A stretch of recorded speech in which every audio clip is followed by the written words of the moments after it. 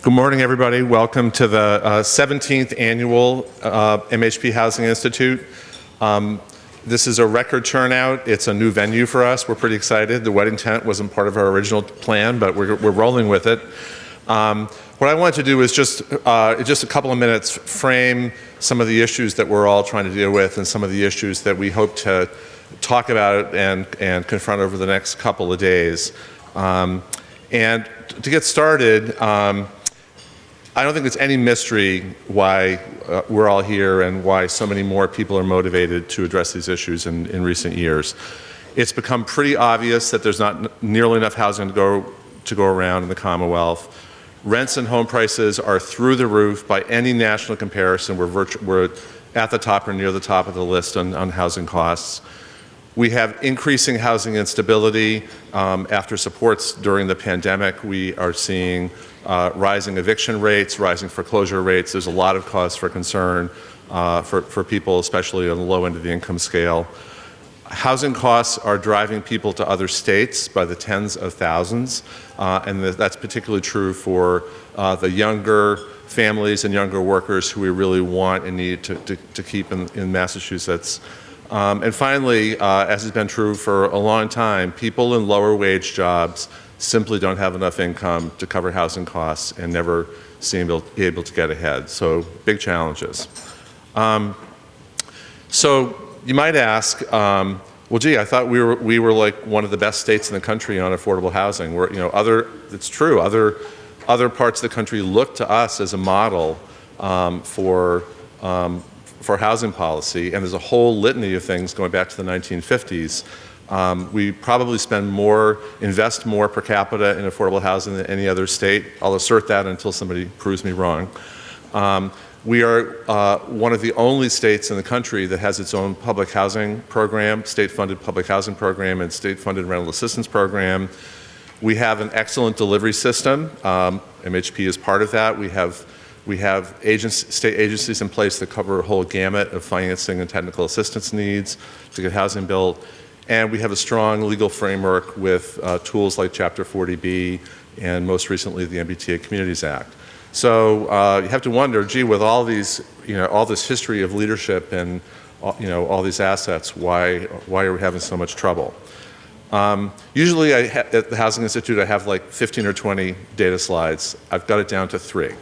Because I think in a lot of ways, the problem is very complicated in some respects and very simple in others. First is housing supply. You'll hear a lot of numbers kicked around. The governor and others talk about needing 200,000 new units of housing by the end of this decade. Different people will sort of cite different statistics. This is one that I find really compelling. This looks at vacancy rates for rental housing and for home ownership.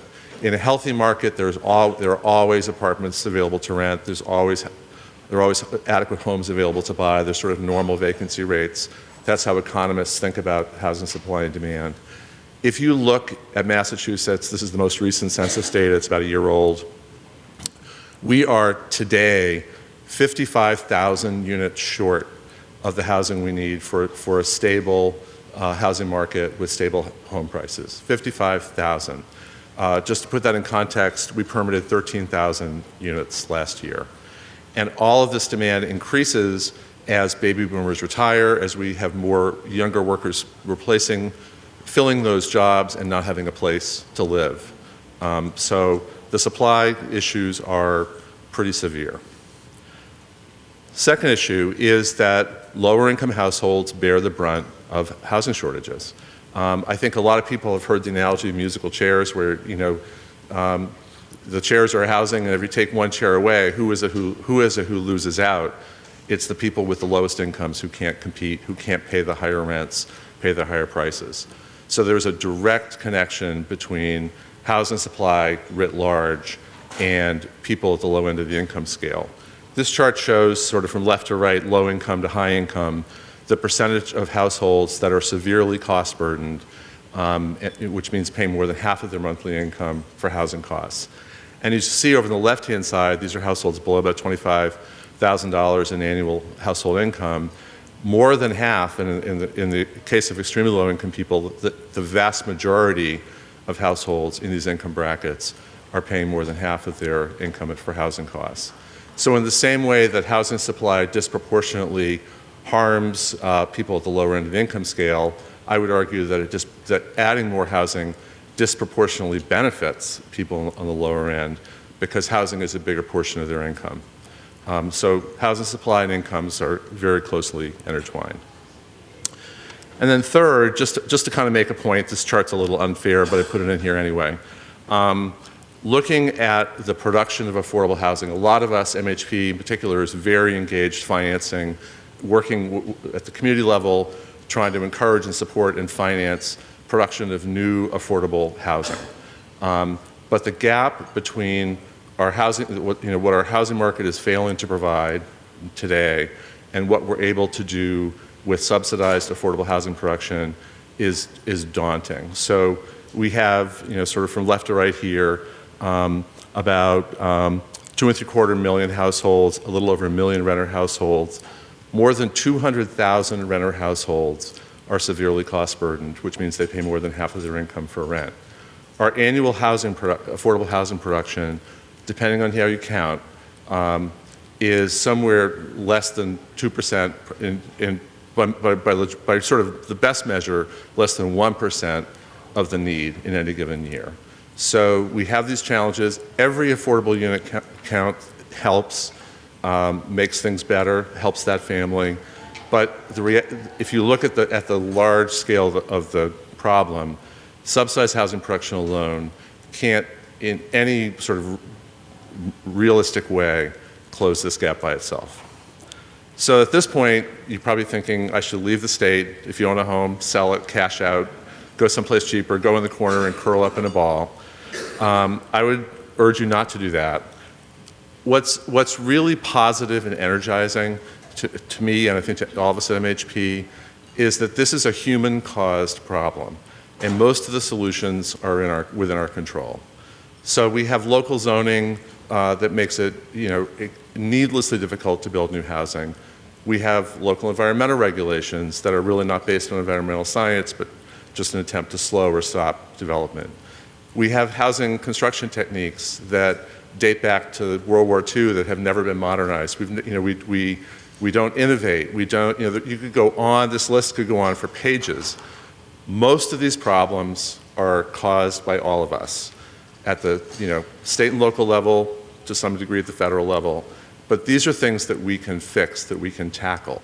And a lot of things that we're going to be talking about over the next 2 days are specific strategies to get at the core problem, to get a market that functions much better so that we can focus much more in a focused way on affordable housing for people at the lowest end of the income scale. So there's a lot we can do. We could talk for hours about this list. There's a lot of things we can do. The governor's been a big leader, in this regard. She's created a commission on unlocking housing production. She stole the name from us. And I'm pleased to serve as a member of that commission. We're already working on a lot of these solutions, but we need your help at the local level. So here's my 4 reasons why you should leave here hopeful, committed, and energized. First is, housing is now the state's #1 issue. No question. In the press, with political leaders, it has emerged. It is clearly identified as our biggest threat, biggest opportunity. Second, there's some really positive things going on. We're going to be talking throughout the next couple of days about MBTA communities. There is a lot of very positive engagement, progress, adoption of districts going on that nobody would have thought was even possible a couple of years ago. Third, for those of you, working in your own communities, I think there's much more sense that you have the state behind you, you have political and business leaders behind you. It's a very different environment. And fourth, there are a lot of new reforms being talked about on the horizon that could really, really make a difference and turn this around. So we're excited, lots to talk about. Really appreciate your interest, your being here. And with that, I would just like to sneak somebody in on the program. Jenny Raitt, who many of you may know, she's sort of a rock star in the planning and housing world, is going to share some information about a new tool available from the American Planning Association and National League of Cities. So Jenny, come on up.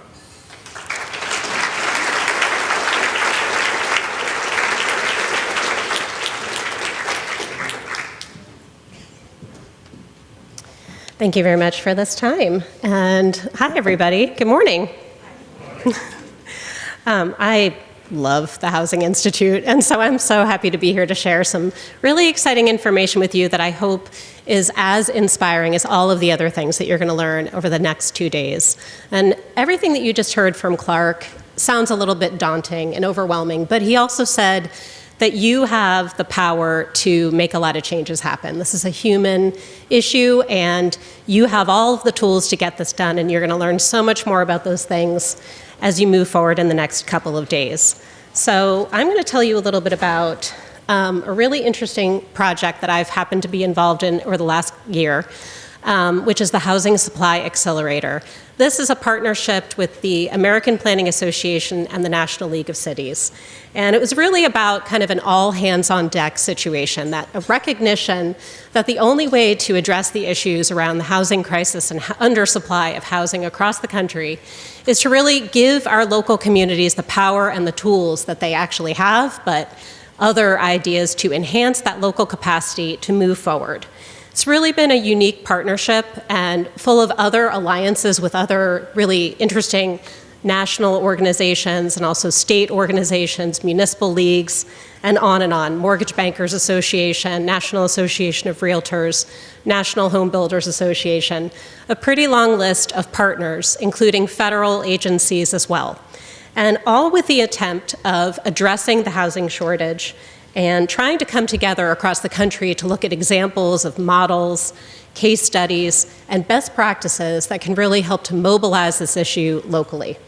And so when we set forth in this initiative, of course, it was a number of different types of people who were coming together, including a lot of elected officials as well from the National League of Cities, as well as folks from the American Planning Association, which included myself. We traveled across the country to look at local case studies and examples, hear from local leaders, visit construction and development sites, look at really innovative examples of what's working, what's not working, and what's challenging. And we had a compass that helped us to carry this forward, which was these guiding principles about the types of housing that we want to advance. Housing that is diverse, attainable, and equitable. And also to put together a number of goals that would basically help to dictate how we were going to look at what we wanted to do, including providing that expertise and insight, elevating the awareness of successful local initiatives, facilitating greater alignment around a number of different types of contributors who are part of the housing ecosystem, if you will. And ultimately what led to the development of this playbook with a set of various strategies to ultimately enhance, or I would say develop in some cases, local capacity. And the playbook, of course, is one of the outcomes, but there is a little bit more that will happen in the future. It is really for all of you, for all of us. It's about people who are interested in boosting housing supply and closing the nation's housing gap, which we absolutely need, again, all hands on deck. And ultimately, the development of this playbook was also an opportunity to showcase the model of the Housing Supply Accelerator itself. Because we were such a unique set of people coming together to talk about this issue and sort of bridge a lot of varying perspectives about what are solutions to these local problems. The Housing Supply Accelerator itself is one of the models that's talked about as an element of collaboration and partnership. And so there's a whole section in the playbook just about how to form a housing supply accelerator at the local level and what that might look like, what you might talk about, kind of modeled after a lot of things actually that the Massachusetts Housing Partnership, MHP, has in place for all of you when you're thinking about your local housing trust or your community preservation committee. But even elevating it to a next level where you engage even more folks in the housing conversation. Additionally, over the course of the year, we explored construction and development, finance, and of course, land use and regulation. You can't have a conversation about housing without talking about that. But we wanted to dive in very deeply to construction issues, workforce issues, and of course, housing finance. So just as a quick teaser here, because that's all I'm here for, is to show you that this is sort of an example of one of the chapters in the playbook talks about land use and regulations and the various strategies that you can click on and look at and advance yourselves. And of course, there's more to come, including through the National League of Cities and the American Planning Association if you would like to learn more in the future. You can scan this QR code, and I believe there's one more hanging around somewhere on the front table or in the materials. You can always contact me. I'm happy to help any of you with any of your local housing issues. It's one of my favorite things to do. And also, American Planning Association, the website listed right here, has all the background information about the Housing Supply Accelerator itself. So thank you very much for the time this morning. I really appreciate this commercial opportunity. And to all of you for all that you're doing locally, I greatly appreciate that effort. And so now I have the delight of turning this over to Leslie Raitt, who is going to kick off the next session. Thank you so much.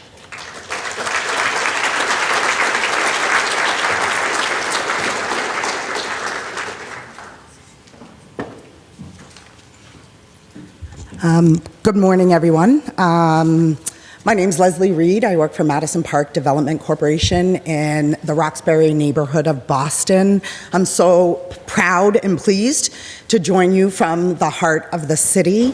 I want to start by thanking MHP and acknowledging the important role that they have played here in Massachusetts in terms of elevating the importance of housing, advocating for the resources needed, providing the data to make rational cases. And so I want to take a moment and express gratitude and appreciation for the organization, its leadership and staff for the work and for bringing us all here today.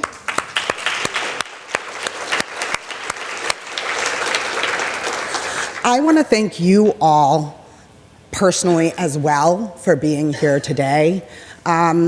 We talk a lot about this crisis, and we know when we're in crisis, action is needed, and there's something really powerful about collective action. That we have people who are learning and advocating and valuing housing coming together to foster collective conversations about this important issue. And so I am deeply grateful and hopeful for the future to see so many of you in this room today learning about this really important issue. As you can see, there's a lot of data and knowledge about the nature of this problem. And that's all fine and well, but how did we get here? What is the problem? And I think that I've been really proud and pleased to be part of this work recently because I think the level of critical thinking and understanding of policies that got us here today and therefore the changes we've had to make has been really emerging and really becoming more well-known and more accessible. How many of you here have read The Color of Law by Richard Rothstein? Okay, and then now I like to ask, and who's read the follow-up, Just Action, by Richard Rothstein and his daughter, Leah? So we identified the problem pretty well. We know that policies that prevented the development of housing and also excluded certain members of our community from housing has just rippled into the present and is causing a lot of the challenges we're facing today. Just Action is a roadmap for a way forward that is across all lines, racial, intergenerational, partisan, suburban, urban, rural. We have to come across all those lines to form a new movement that acknowledges the importance of housing. You know, a lot of us are here because we're housers, right? And I'm really proud for the past 30 years to carry that label, you know, housing first. We know that home is the basis for everything. It's the basis for health, education, employment, becoming an athlete, becoming a musician, being a member of community is about home. And housing is infrastructure. You know, I always thought that growth was good. Like I came up and I took economics when I was in college, and it was a basic tenet, right? Growth is good, stagnation or shrinking is bad. And we are growing. And so with that growth, we need the infrastructure of housing, and we've neglected it for a long time. And I come back to this special moment. With the data that organizations like MHP provide us, with the narrative that the color of law has provided us, we're poised at this moment to start treating housing as infrastructure.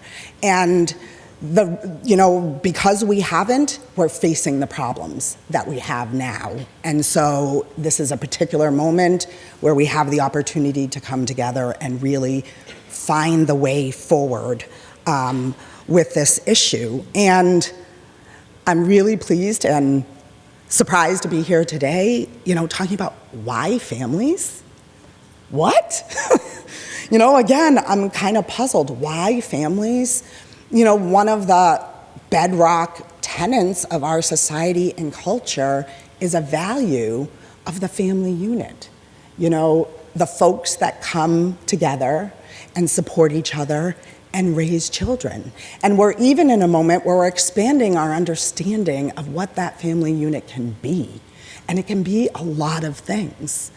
And it's amazing the disconnect from that core value, that core commitment to supporting the family unit, to making sure that our communities accommodate those family units. There's this disconnect, this artificial conflation of families and children with problems that communities face. And I'll be honest, if you've read The Color of Law, we know where a lot of that comes from. And this is a moment also of equity and understanding how we got to this place. If you haven't read Amy Dane's Exclusionary by Design, it really enumerates very specifically how we got to the place we are in Massachusetts. The intention and the impact of exclusionary zoning is a large piece of what has brought us here today. So I do think a lot about equity. And I think we need to engage in that conversation here as well and ensure that there is an equitable and inclusive future as we rise to redress wrongs and to look forward with growth, acknowledging harms that have been done, and redressing those are an opportunity to make us all stronger together. This problem is hurting all of us, and the solution will equally help all of us. So I am really, again, pleased to be here today.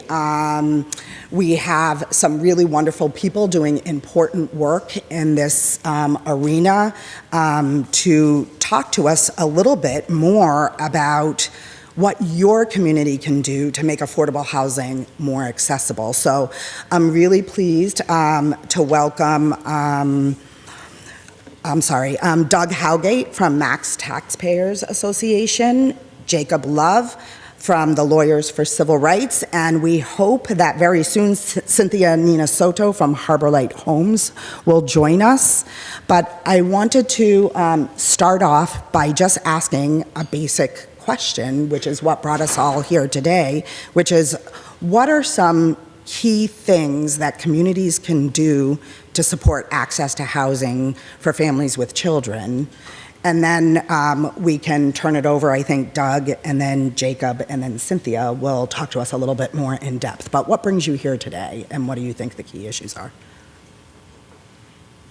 Sure. So first of all, thank you so much for having me here today. My name is Doug Howgate from the Mass Taxpayers Foundation. And I think what you'll hear from me in a minute or so is really a look at so our organization looks at the long-term economic health of the Commonwealth and what are the policies that can advance that. And really what we've been looking at recently is what is, you hear these long-term kind of concerns about housing growth and the pressures on municipal budget, pressures on school budgets, pressures on property values and things like that. Let's try to debunk that, right? Let's try to look at what is actually happening in Massachusetts demographically. And when we look at communities who've made the choice to grow compared to those that haven't, I think the there is a pretty clear picture that emerges, but it's not a picture that's consistent with kind of those long-standing, I think, concerns that are thrown up to act as a barrier. And so that's one of the things that I'll talk about in a minute.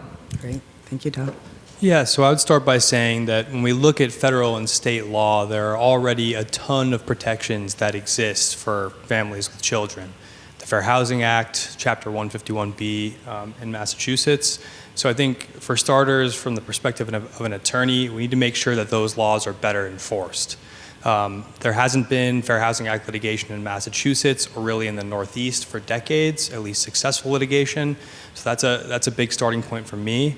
And then for advocates in these local communities, I think taking a more in-depth look at municipal land use policy, finding the restrictive zoning ordinances that are preventing families with children from moving to those municipalities, and really urging local officials to change those policies is a good starting point for non-lawyers. Thank you. And when Cynthia joins us, one of the things that she brings to the table is a really powerful personal narrative, the face of this issue, and how she has taken her story into her work, working with Harbor Lights Homes and delivering housing into communities in Massachusetts. So I'm going to turn it over to Doug now. Thank you. Thank you so much for that. And I apologize, I actually can't be a part of the panel after this because I have to go to another presentation on the Affordable Homes Act. But I am going to just go pretty quickly through what I just talked about. And we're really excited to be asked to present here today because this is some new research we're doing that this is kind of a sneak preview of, which is looking at, okay, let's look at some communities, let's look at growth decisions over the last 15 years. What do we see in terms of the impact on municipal finance, school finance, property values? We are a wonderful organization that does many things. I'm not going to bore you with the slides to tell you that, but just know that it's true. And we are doing more on housing. This is, as it's become such a critical issue in Massachusetts, we're doing a lot of analysis and summary work on the Affordable Homes Act. So anytime we can be a resource on that, please let us know. But so I'm going to start with kind of the theoretical case against growth at the local level, right? And this is kind of what you've heard really for 30, 40 years in terms of, okay, if I build a lot of housing, it could negatively impact the property values of the homes that are already here, right? So it's an economic disincentive for folks who live there. It's going to add more cost municipally than we're going to generate through property tax revenues from the new housing. So it's going to be a net budget loser for the town. It's going to bankrupt our schools because we're going to end up with a lot of kids that we can't pay for, right? That's kind of the 1, 2, 3 of the negative that's going to happen. So what we're starting to do is, so let's look at some towns over the last 15 years, both individually, but we'll also combine them together and see what we see. Let's look at communities that have grown, communities that haven't grown. And I'm going to start with some kind of one-on-one comparisons, and then we'll combine some communities together. So let's start with a very simple one. So and if you're from Dartmouth, you're from Shrewsbury, it looked too weird to say Community A and Community B all over the time, so we eventually just named them. So why'd we pick Dartmouth and Shrewsbury? Because in 2007, they had effectively identical populations, and they went in different directions, right? Shrewsbury's population grew significantly for a variety of reasons, by the way. I'm not here to speak to the zoning decisions made in these individual communities. We're just trying to get some directional guidance about what happened. So Dartmouth's population went down, Shrewsbury's went way up. Not surprisingly, total property value in Shrewsbury went way up compared to Dartmouth, right? But that's not necessarily surprising given that they added a number of units, added a significant population. I think the thing that we found that was kind of, again, none of this stuff totally debunks anything, but it gives you an indication. When we look at the change in the assessed value of a single family house, what do we see? We see that it increased in both communities, as it increased in every community in Massachusetts. That increase was significantly greater in the community that had the greater population growth, that had the greater pro-growth policies. And again, this is just a one-off. We're not saying that this is dispositive, but these are the kind of analysis we're starting to do to take a look at unpacking kind of what we see actually in action. And what I would ask you after this fact is we're going to expand this work. Please talk to me about comparisons you'd like to see, things like that. So we didn't want to just do one-offs. So then we said, you know what we're going to do? We're going to look at all the communities in Massachusetts that had population between 20 and 40,000 people in 2007. And then we're going to divide them into two groups, those that grew the most and those that grew the least, right? And so, again, as we go forward on this, we'll probably come up with additional categories, but we wanted to use this again as kind of a diagnostic to see, do you see things that support some of those long-standing kind of critiques of growth, or do you not? Oh, sorry, that was the pointer. So that's so 57 communities that we found. So 29, I believe, 28 grew the most, 29 grew the least. So let's just divide them up and look at their tax levy, home value, taxes as share of income. So first of all, tax levy in the communities that grew higher grew by more than those that didn't. Not by a ton, though. I think what you're going to see in a lot of this is there are few and far between metrics where you're going to see a huge difference in terms of some of the public finance impact. But think about that for a second. To me, that is such an argument for growth, right? Because the concern on the other side is that if you have growth, you are going to see clear and irrefutable negative impacts on your local economy. All the impacts we see are either slightly positive or very positive. You don't see any of those negative ones. So we see a greater growth in tax levy. Again, you see a greater growth in assessed single-family home value. So the communities that grew more saw greater growth in their home value. This one I thought was really interesting. So this is property taxes as a share of income, right? So again, what would you expect to see if you kind of listen to the anti-growth arguments of years past?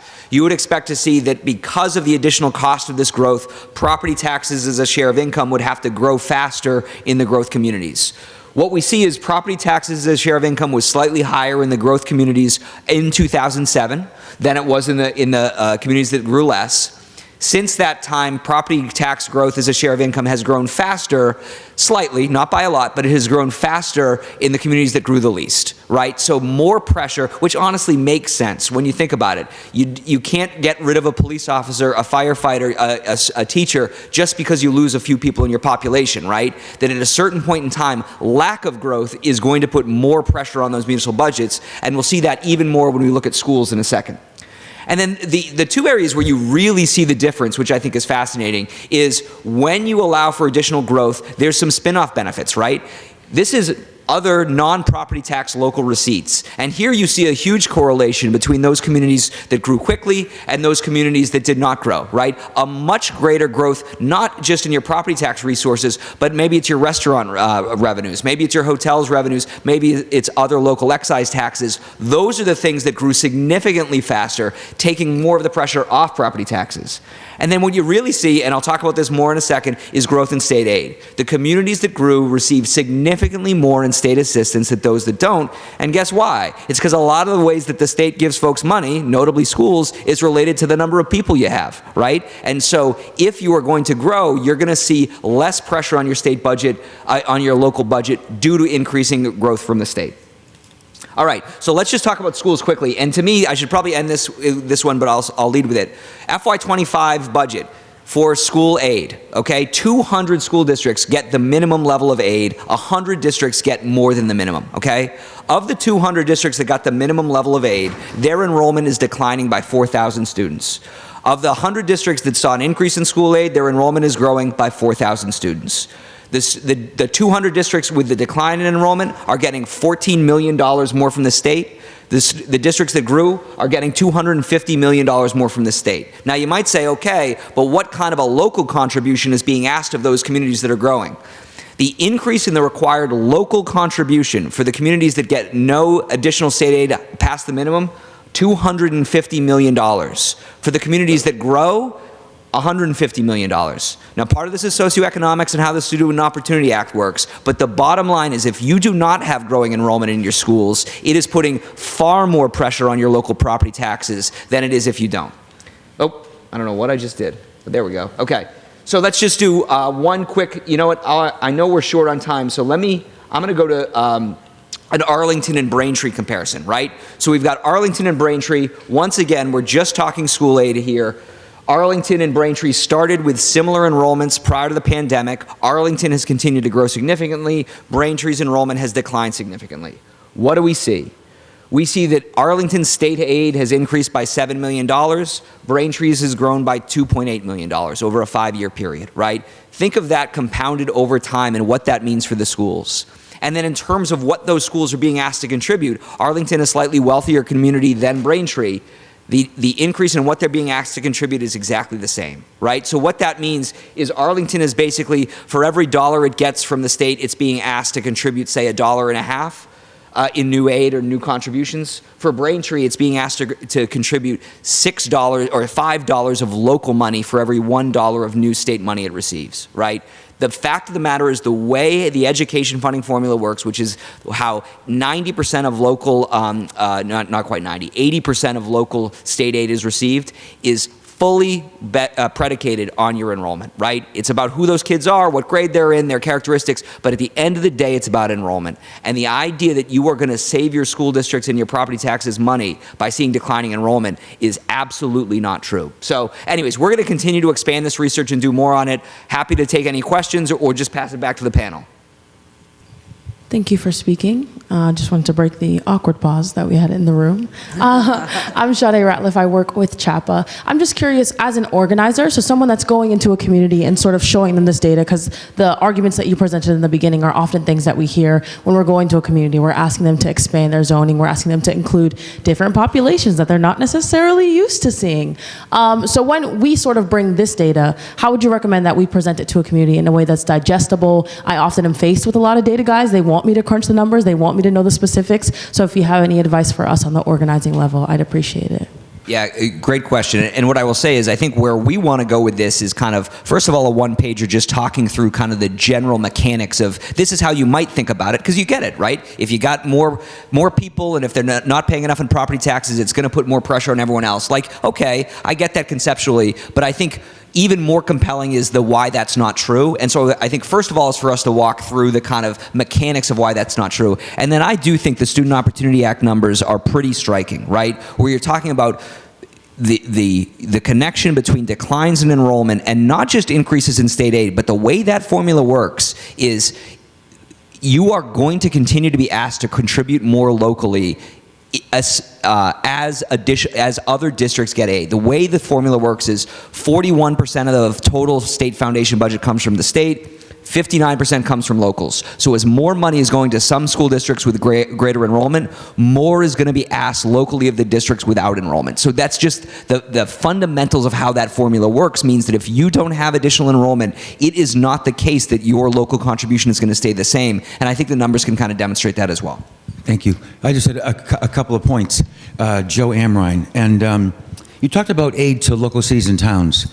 And one type of aid besides the D schools is like lottery aid. For instance, my town gets $2 million from the state from the lottery, but primarily most of the people that buy lottery tickets are on the lowest end of the income scale.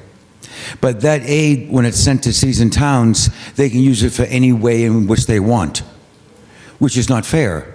It could have been used specifically for affordable housing. But the problem with Section 40B is it has many loopholes. Like if like half a dozen of units are affordable in a complex, the whole complex qualifies as affordable housing, when it's only a few. And that's based many times like on 80% area median income. And the formula really is rigged because 80% area median income is not affordable. That is market rate in most cities and towns. And so I just wanted to mention that, maybe things to talk about over the next couple of days. And even with our transit-oriented development, that's not affordable housing development. And so, I mean, I've been on the planning board for the town of Canton, and I can tell you how the local towns are very clever at preventing affordable housing, and it has to come from the state.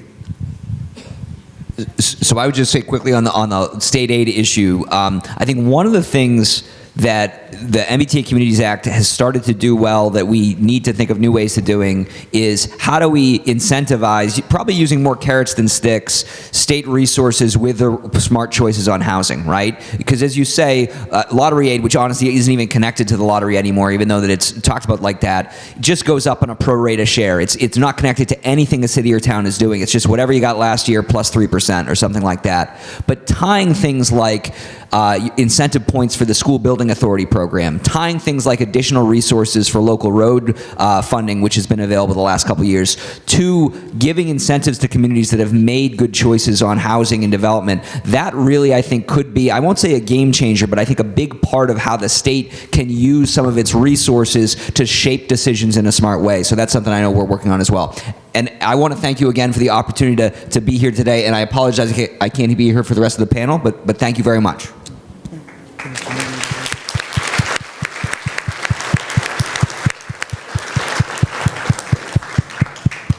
So now we're going to turn the mic over to Jacob Love from Lawyers for Civil Rights.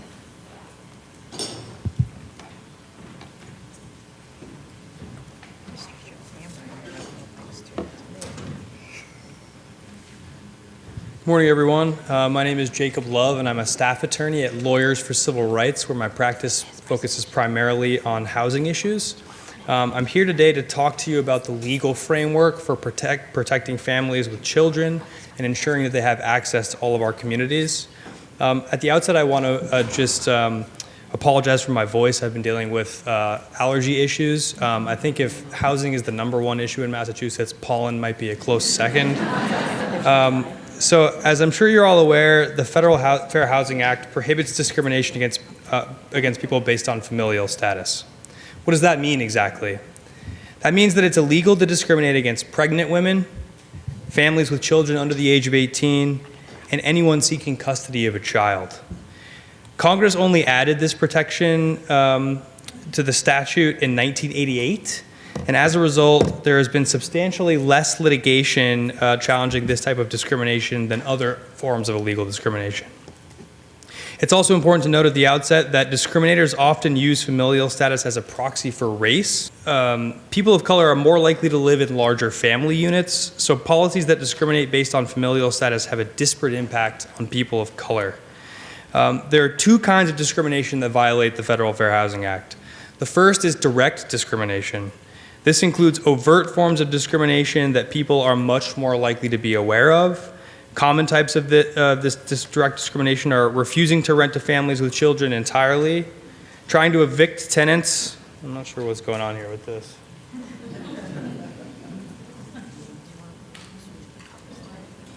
Trying to evict tenants upon discovering that someone is pregnant, advertising that children are prohibited from housing, segregating families with children to certain floors in a multifamily development, and only applying noise rules to families with children, and prohibiting children from using common spaces, etc. The list goes on and on.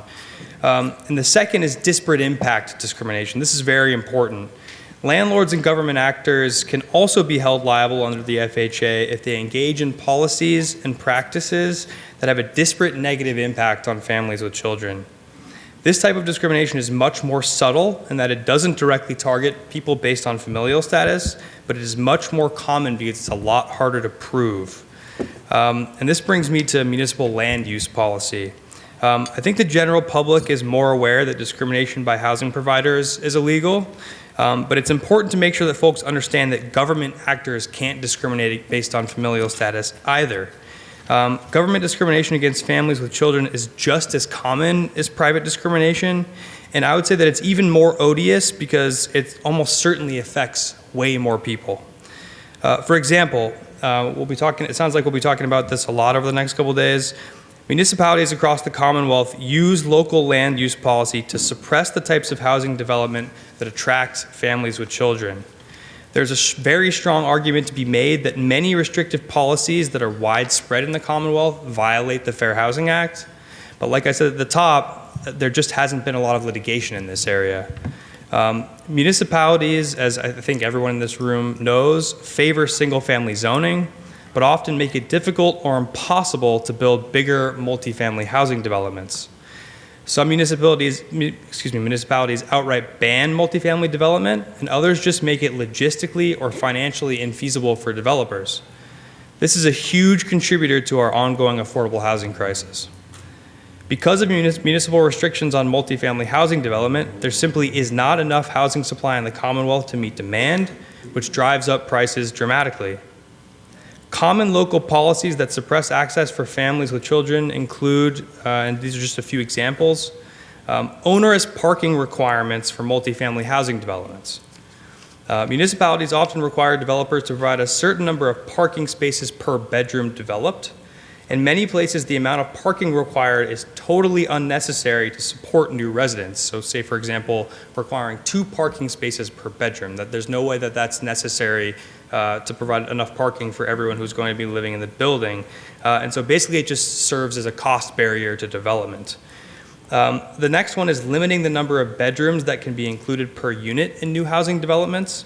Often in mixed-use zoning districts that allow for commercial space and residential space, municipalities impose restrictions on the number of bedrooms that can be included in housing, and this prevents families with children from living there. If you're only including one-bedroom apartments, then families with children are very unlikely to be able to live there. And the last one, and I think this is a lot less known, is only providing subsidized housing for the elderly. Many municipalities in the Commonwealth restrict huge proportions of their subsidized housing based on age. And some cities and towns only provide subsidized housing for the elderly. Age-restricted housing favors older, whiter residents, so these policies have an exclusionary effect on families with children. Now, federal law actually exempts age-restricted housing from FHA coverage, but municipalities have weaponized this exemption to the extreme detriment of families with children. Federal law allows age-restricted housing, but it does not justify municipalities placing age restrictions on all subsidized housing to keep out families with children. And now I want to talk a little bit about the disparate impact of these policies on people of color. As many of you all have probably read in Amy Dane's amazing report, many suburban areas began implementing restrictive zoning policies following white flight from urban areas to suburban areas in the 50s, 60s, and 70s. Restrictive zoning ordinances essentially pulled the ladder up behind these white families by limiting the housing available in the suburbs and making it more expensive to rent or buy in those cities and towns. This had a segregative effect that continues to this day in Massachusetts. The Massachusetts suburbs remain disproportionately wealthier and whiter than the overall population, while people of color are disproportionately concentrated in low-income urban areas with fewer public resources.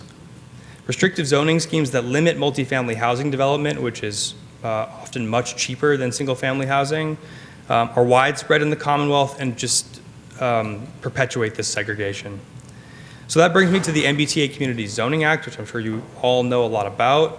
The Massachusetts legislature enacted the MBTA Community Zoning Act a few years ago to reduce exclusionary zoning in the suburbs.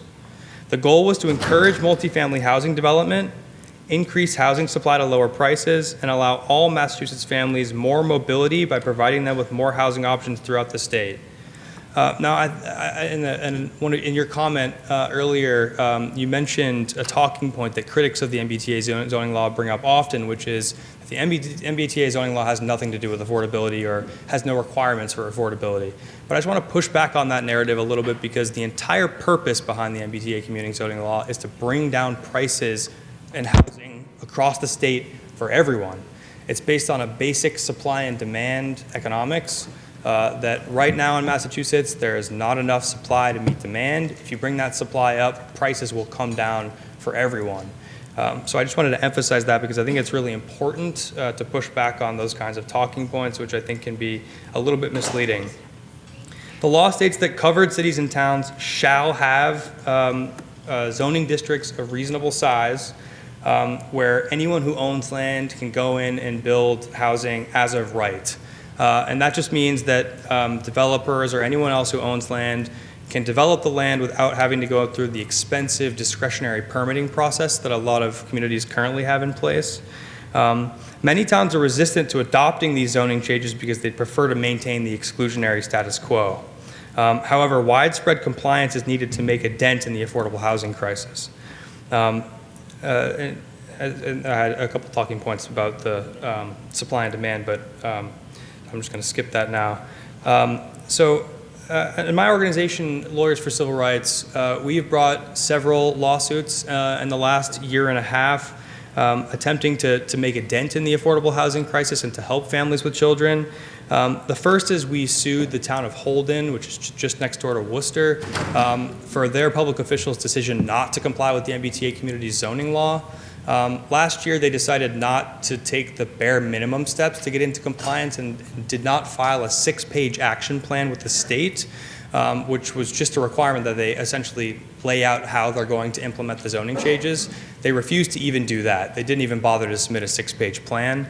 And their public officials took the very loud and public position that compliance with the MBTA community zoning law is not mandatory, but rather it's optional. So the second part of the MBTA zoning law says that cities and towns that don't comply will lose access to discretionary funding grants. And essentially, public officials in Holden have interpreted that to mean if we don't comply, we lose the funding grants, and that's the only penalty that applies. That's incorrect for a lot of boring legal reasons that I won't get into now. But essentially, we brought that case in the summer of last year because what we were worried about is that the longer Holden was allowed to maintain that position, a domino effect would follow. I think as a lot of you have seen, there has been widespread protest of the MBTA community zoning law, public officials openly talking about not complying, and I think there has been sort of a tidal wave, especially in the last 6 months or so, of public officials and residents in town saying, we want to maintain our exclusionary status quo, and we don't want to comply with this law. So we sued Holden in the summer of last year in an attempt to prevent that domino effect. That litigation is now stayed because of the Attorney General's lawsuit against Milton, which has gone all the way up to the SJC, the Supreme Judicial Court.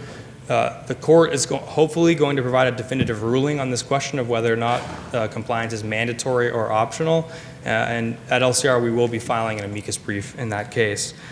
We also filed a case challenging the Healy administration's decision to start restricting, placing caps on the emergency shelter system, which, as everyone in this room knows, is essentially a program that allows us to keep families with children off the streets and in homeless shelters. And we also filed a case challenging widespread discrimination against housing voucher holders in Boston. Housing vouchers are held, I think, close to 50% of people with housing vouchers. I think it's like 43% are families with children. So discrimination based on a source of income has a huge impact on families with children. And just lastly, things people can do to protect families with children. Study your local land use policies and identify restrictions that affect families with children. Urge municipal officials to change those policies. If you're aware of discriminatory policies, make nonprofit legal organizations like LCR aware of them so that we can litigate those issues.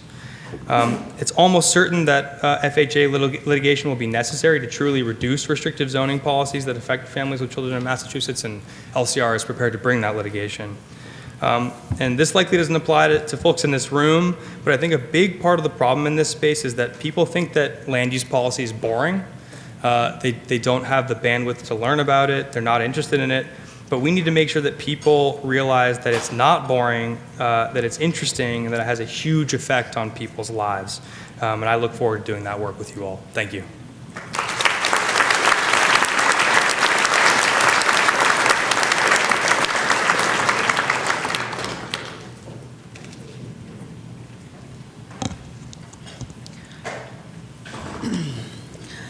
So now it's my pleasure to introduce Cynthia Nina Soto from Harbor Light Homes.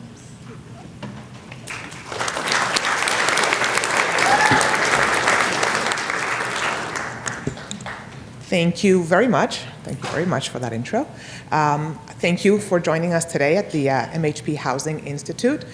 Today, we're all united here by one common goal, and that is to foster stronger, more inclusive communities. We're here because we believe in the power of community. We believe in the strength of unity and in the necessity of inclusive housing. Today, I'm just going to tell you a little bit about me. I'm going to tell you a very personal story, a story about the transformative power of community support and the foundational role that stable housing can play in people's lives like mine. So here we go. Yours truly. I'm the tall one over there in the bikini. I'm also the one that's crouching down here with the white jacket. So let me take you back to a very, very chilly day back in February of 1989. That's Boston Logan's Airport.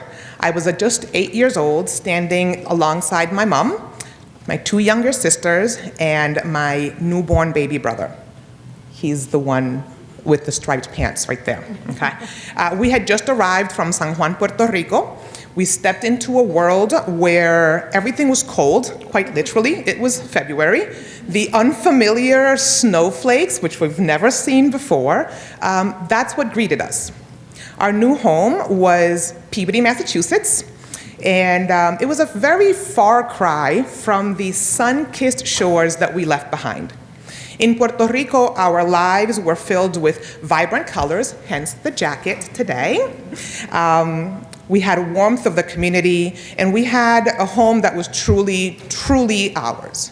Here in Peabody, we had a cramped little apartment, and instead of hearing the waves crashing and the birds chirping, we heard cars and horns and firefighters, and it was very, very different. So the distant sounds of the cars and the buzzing city lights, that's what replaced the gentle sea breezes that we once enjoyed.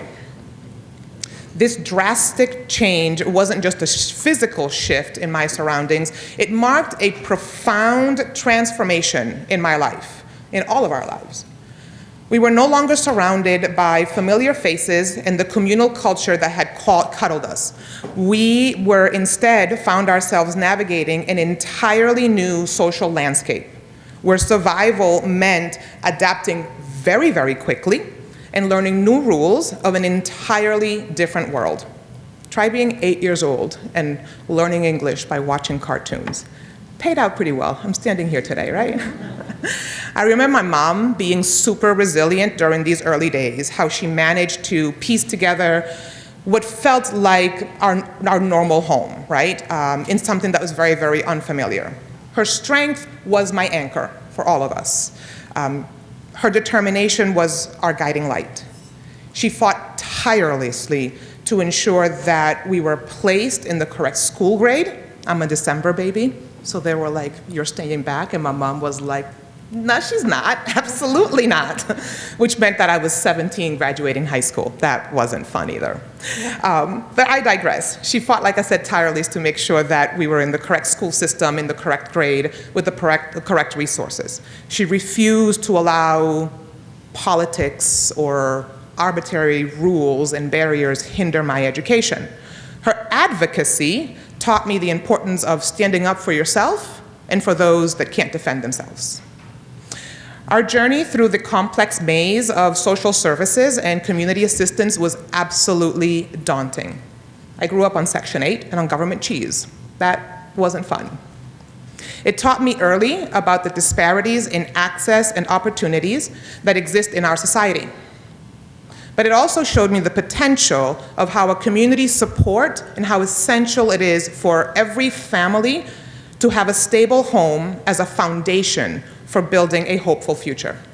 The complexities of navigating social services, Section 8, community assistance, were absolutely immense. It's like they were meant to be confusing so that you couldn't gain access. Wonder who came up with that. It was a maze that was it was daunting. We encountered a myriad of challenges from I always say this wrong, bureaucratic, thank you, bureaucratic red tape that sought to label and limit us. The stark realization of how disparities in access and opportunity could shape one's future were blatantly in my face. Yet, through these trials, the role of a community began to reveal in itself for us. Initially, people that were just strangers became friends, that were our neighbors. Gradually, they became the pillars of our new life. We had neighbors that helped us navigate the grocery stores and how to clip coupons and which one was the government cheese so that we didn't have to pay for it at the register. These little things actually made an impact for us. We had a neighbor that actually also helped us to insulate our windows, because, you know, New England windows are drafty. When you've got 4 kids, that means cold season, right? So neighbors showed us how to navigate this new world. During the holidays, when the absence of family was super heavy, it was the neighborhood potlucks. It was neighbors coming by and just bringing us over to their dinner table that made us feel the warmth that we left behind. So each act of kindness helped us to ease our transition and embed a very deep appreciation and power for the power of the community that's in us. This journey taught me about the silent struggles of many faces and the transformative power of community support. It underscored the need for stable and supportive housing, not just as a basic human necessity, but as a foundation upon which we build our hopes and our dreams and our futures. A stable home became not just the dwelling place, but the launching pad for my family's aspirations and achievements. As we reflect on the profound impact that supportive community and stable housing can have on individuals and families, let's shift our focus a little bit and concentrate on some of these examples and principles in action. Granite Street Crossing in Rockport stands as a testament that to what we can do to what we can achieve when we come together to build more than just buildings. We build communities. Developed by Harbor Light Homes, Granite Street Crossing exemplifies how early and ongoing engagement with the community can lead to successful, innovative, and community-driven development.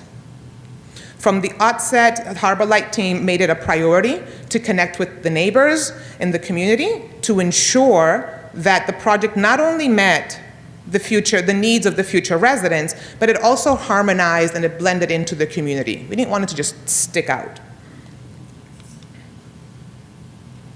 This intergenerational living space integrates 17 affordable homes for seniors and 6 for families. Now it's fully occupied and it buzzes with vibrancy and energy and the shared experiences and mutual respect.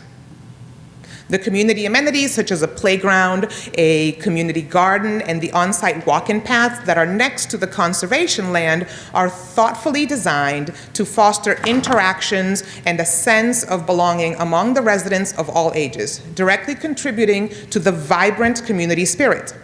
It's strategically located near downtown Rockport, close to the MBTA commuter rail and all other major routes, making the site very practical and accessible for anyone. It's a great living environment, and it significantly enhances the quality of life of the residents. The robust support from the community truly, absolutely set Granite Street Crossing apart. Recognizing the value of this development, neighbors actively participated in the zoning process and in planning meetings with the board. How often do you hear actually neighbors going in for support of developments like this? So we were blessed to have that. They voiced their support in helping to navigate the project through the critical stages. Their involvement was absolutely pivotal, turning potential obstacles into opportunities, and opportunities for dialogue and for cooperation. A poignant example of this community spirit is one of the neighbors graciously donated part of her backyard just so that we could make this development happen. That's actually, that every time I hear that, I'm just like, wow. The sad part, it was to be able to comply with parking. Yeah, yeah, but kudos, right? Without her, this would not have happened. So this development stands as a beacon of what is possible when we commit to building inclusive and supportive environments that nurture and sustain collective well-being community. Granite Street Crossing is more than a collection of homes. It is a vibrant, living example of the power of community collaboration in creating spaces where everyone feels truly, truly where they belong.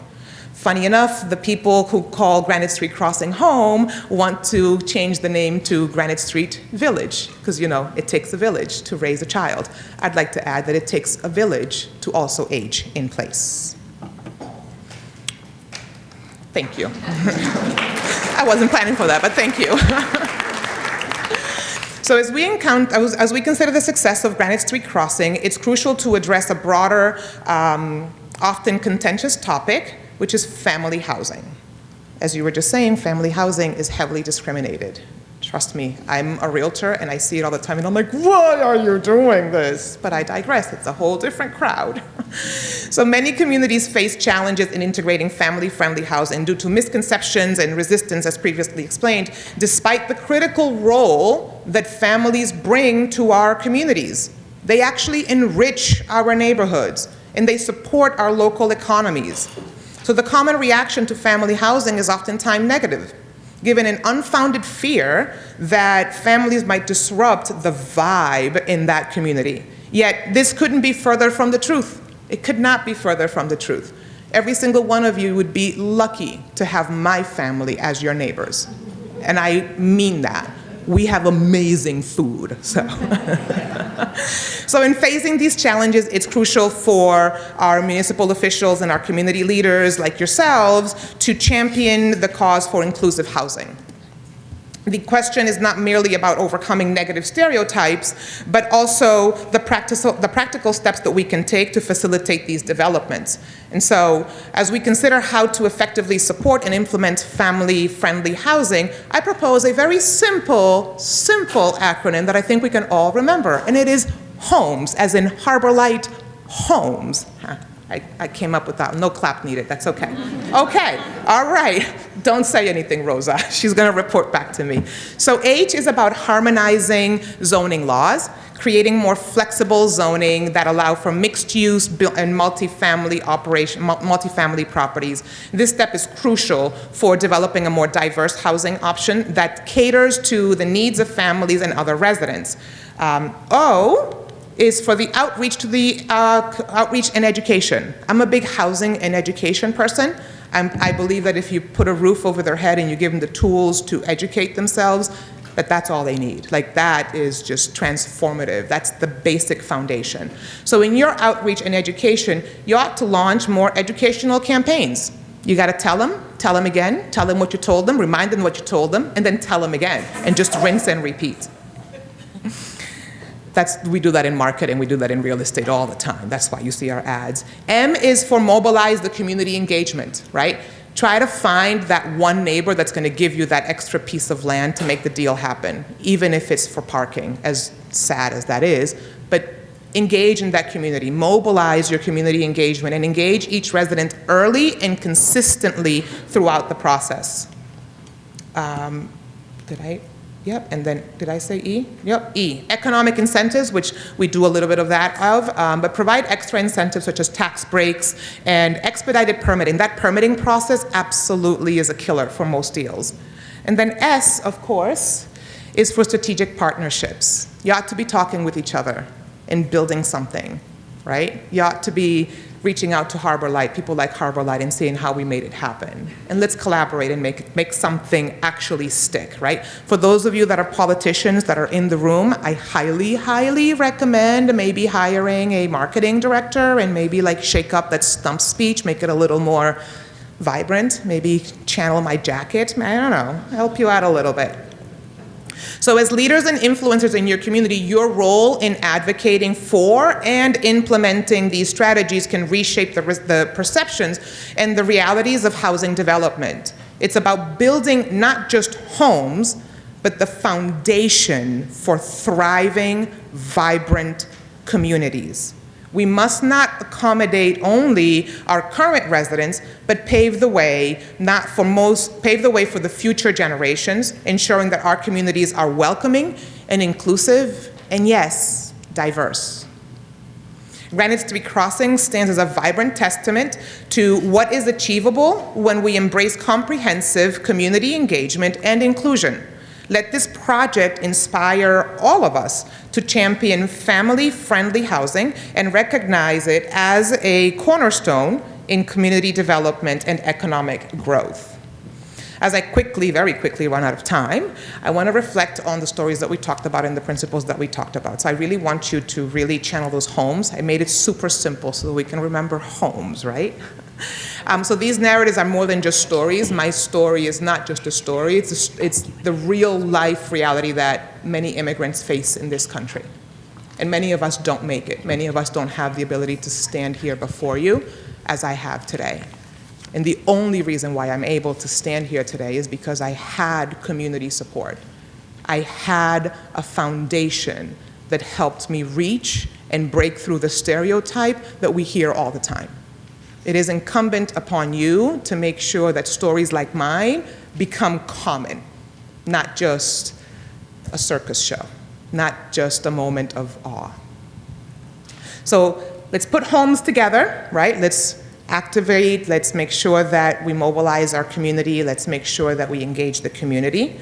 And I am going to leave you with one final comment, and that is, oh, it's cut off, but that's okay, I'll read it to you. So let's commit to building more than just housings, more than just houses. Let's create vibrant homes and communities for today and for a better tomorrow. And I'm gonna leave you with the words of the amazing Nelson Mandela that says, there is no keener revelation of a society's soul than the way in which it treats its children. Thank you very much.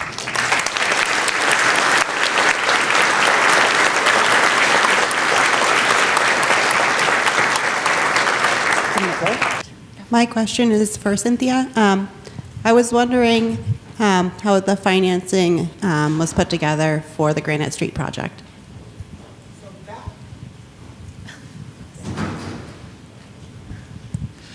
The financing, that one, I wish I had the answer for you. I should have been prepared for that answer for you. But there is a rep here from Harbor Light, Rosa Ordaz, who'll be able to guide you more with that. It was very creative, I can assure you of that. It took a lot of doing, and it took a lot of trying to make sheets work and flow, but it had to be very, very creative. So I will defer that question to either Rosa or even Andrew to help you. And Rosa, she just raised her hand right there. She'll be able to help you with that. So I'm here for my community through Community Preservation Commission. I've attended from the Affordable Housing Trust, but I'm also here as a local realtor, and I'm looking for help. So I have two different communities. One, I have a developer. I know we have a backlog of buyers. We have financing. There's an 8-acre parcel with 2 units on it. It's definitely buildable. And the community is telling us that you need 12 to 15 acres for 1 unit. I have another one that's an 8-acre parcel.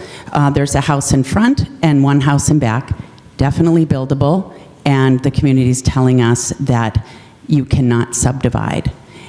Where do I go? I mean, I'm here, I'm in my community, I'm on the boards, I'm here today, but I have parcels in the immediate future that could be buildable, and I don't know where to go to get the help. Yeah, so that's a very good legal question. I just want to say that this is not legal advice. I'm not going to do that in front of this many people. But yeah, I mean, the easiest thing that I can say is that you need to go to a land use attorney and have a conversation with them. I assume, based on what you just said, that you've been speaking with public officials and that they haven't been particularly helpful to you. Yeah, I mean, those are just examples of the kinds of restrictive zoning ordinances that we're seeing all over Massachusetts and that have been in place for many decades, which is why we're so far behind on housing development. One of the things that a lot of these municipalities do is that they require a large land area to build small houses. And so we're just not using, we're not building density that we could be building in Massachusetts because towns don't want us to be building density for all the reasons that have been discussed so far today. So I wish that there was a simple, easy solution. Most of the time I just urge folks to gather together, go to Board of Selectmen meetings, go to town meeting, make sure that your public officials know that you're not going to accept this going forward, that all of the data, all of the experts who talk about this think that building denser housing will be good for Massachusetts. Low-income people, high-income people, will be good for the economy, it will reduce inflation, all of these positive effects. So I would say make sure that you're advocating to your public officials and maybe speak to an attorney if that's not working. I'm going to give you some realtor advice now. in true realtor fashion, make some noise. Get in their face, and I mean that very politely, right? And let them know what the need is. No change is going to happen until you actually put a face to what the problem is, right? And usually the face that they see is the face of a minority that unfortunately has been designed to not live there. But show them the face of the people that actually are going to benefit from this. And then you're sitting in a room full of people that want to build housing. So maybe create a partnership with somebody here that has the political clout or has that legal team to seek out the spot zoning necessary to rezone those spaces and create the housing needed. You, as a realtor, have a community platform that some of the people in this room do not have. Leverage that and partner that with your community advocates to create the housing that your community needs, that you see is just not being addressed. So make some noise. I'm Stephanie Danielson. I'm the planning director for the town of Easton. I work with Meredith. I appreciate her question, and she and I have talked about this issue in the past, and I know she's looking for an immediate response. I want to echo what you just said. We are actually going to be working on our zoning to try to come up with some of the solutions to the problems that Meredith is facing. I am sure Meredith is going to get involved. We want to involve and reach out as part of our public outreach to the real estate representatives and professionals in the industry. But for those of you that don't work for a planning department and aren't trying to get zoning, but you have towns that are trying to do that, if you're working for your CPC, please reach out, participate, be part of that voice and expressing the real need. Thank you. And I'm just going to pause and give a plug for MHP's excellent community assistance programs, professionals that are available to municipalities and others that really can explore. So I would say something you could do in the immediate future would be to talk to Shep. So, do we have another question? Yeah. Oh, sorry. Erin Kokinda from the town of Wakefield. Really intrigued by the Granite Street crossing. I know here at the town of Wakefield we have some municipal land that we're trying to get creative with. Can you talk about the affordability with that project, what that was and other projects? I looked quickly on your website and looks like that's kind of your thing, and how you've done that with others of seniors, families, and other populations. Thanks. So with all of our units, they're all of them are affordable. So we don't have any market rate units, especially at Granite Street. They are 30%, 60% affordable. So we don't even touch the 80% area median income because that's not affordable for the areas in which we're building. So yeah, that's the affordability makeup, and we have, like I said, that's senior housing or senior living, and then family living as well in there. The beauty of that place is that, like I said earlier, it takes a village to raise a child, and it takes a village to age in place. We're seeing these children actually learning from the older residents there, and we see these older residents having a whole new life to them, like a whole new pep in their step, because the little kids are like, hey, like my daughter, she'd be like, hey, Charlie, no smoking, and that's actually a true story from when we used to live in affordable housing. She'd say to Charlie, no smoking, and then we moved out and Charlie started smoking again. So this type of community really helps as a whole, right? It helps you age in place, but it also creates laughter and joy where oftentimes it's not. You know, we think as aging as this really yucky thing, and Granite Street Crossing really gives life to and respect to being able to age in place. I have a question. I wonder if either of you, there's been a lot of conversation about how increasing supply of housing will make it more affordable. And I'm skeptical about that because I've taken economics and I know that housing is actually an inelastic need for many people.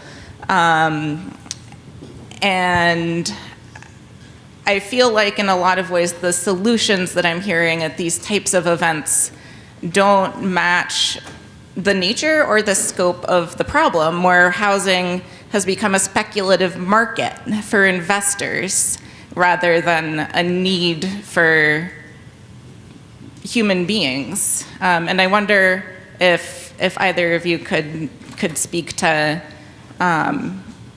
whether you see that, or whether you think there's something about increasing supply, that whether we see evidence that that's the answer. The evidence, there's a lot of academic research specifically on this question that shows that increasing supply in the housing market to meet demand will bring down prices for everyone. It's not just speculative sort of like hit and hope legislation from legislators. This is based on a lot of academic research that shows that building more housing is good for everyone. There's also a lot of academic research out there showing that reducing restrictive zoning makes it easier to build, which in turn brings down prices. There's research that focuses exclusively on urban areas. There's research that focuses exclusively on suburban areas. And essentially the experts agree that increasing the amount of housing will bring down prices. I know it's a lot more complicated than that. I'm not an economist, so I can't give you a true expert opinion on this. But for the expert opinion, that's where you go to the academic research, and I would highly suggest looking around for that, because it's relatively easy to find it. Can I just add to that? So just to give a real life example, and on the sales side of it, again, speaking as a realtor, does everybody remember when the market correction happened in 2006, 2007, 2008, when everything crashed? We had an oversupply of homes available for sale throughout the country, and prices dropped drastically. When buyers or tenants have options as to where they want to live, they can be a little bit more demanding on what those prices look like. The problem that we're facing here is that we have a huge deficit in the amount of housing that needs to be built, and we cannot build fast enough. So in order for us to be able to address and balance what you're saying, right? And it feels like we build it and they disappear. We build it and they disappear. And it's because we're not building fast enough. But as you mentioned, to be able to build faster, we need to address zoning. We're literally building housing on a foundation that was created during Jim Crow. Let that sink in. We're building housing with zoning rules that were enacted when Jim Crow was fashionable. It's a faulty foundation that needs to be addressed so that we can create the type of housing that we need today and that we're going to need tomorrow. And I just want to add one more thing. So as of right now, given the state of the rental market, there is essentially no competition between landlords for tenants. There is, especially in urban areas like Boston and Springfield and even Worcester now, which according to the Boston Globe is the third most competitive rental market in the United States of America.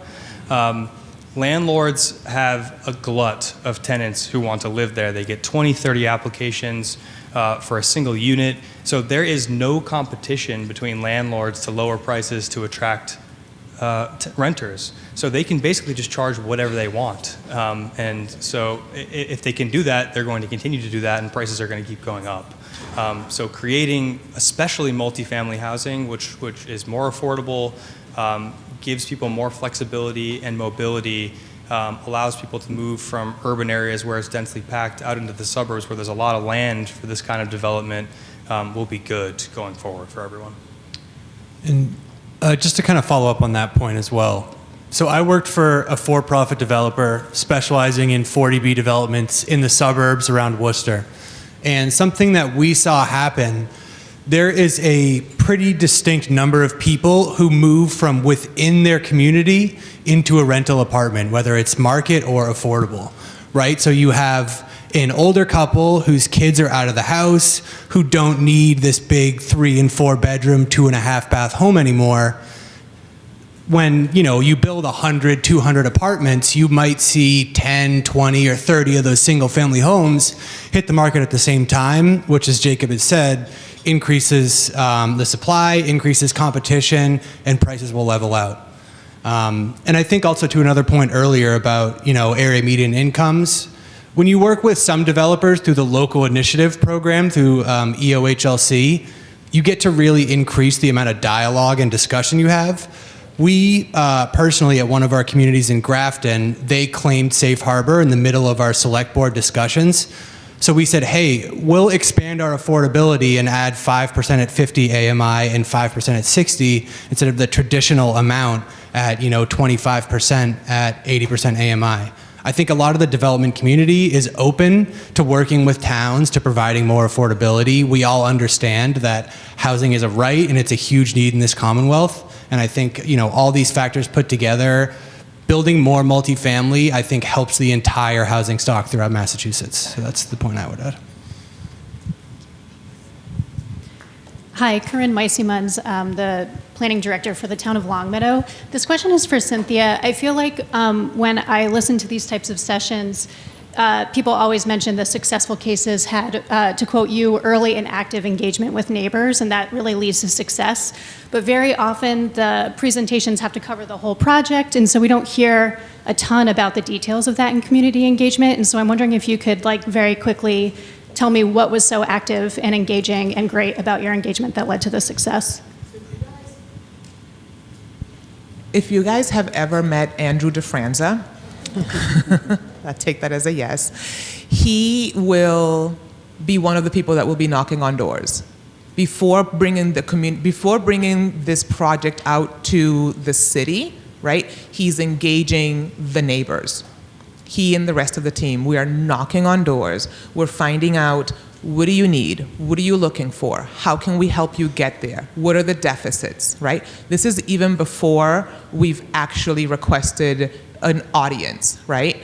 And then in that same venue, we're also discussing what the city is needing. So we're reaching out to the planning department as well to make sure. So it's a dual outreach, right? It's the political outreach, but it's also the grassroots effort that needs to happen. It is gruddy work. It is hard hearing the stories. Sometimes they're offensive stories, right? As to we don't want these types of people here. And being able to humanize that. He and the team are phenomenal at doing things like that. And so that's what needs to continuously happen. It needs to be humanized. It's not enough to call for a meeting at, town hall or an open forum meeting and have these conversations. It's about the small group, intimate, let me talk with you face to face, let me address your specific questions and bring you on board. And it's creating those allies along the process. And because he did that and the rest of the team did that early on, they were able to actually create these advocates that to this day, they're like, Harbor Light, yep, those are my peeps. They keep their promises. They deliver on what they said they were going to do. And that's clutch right there.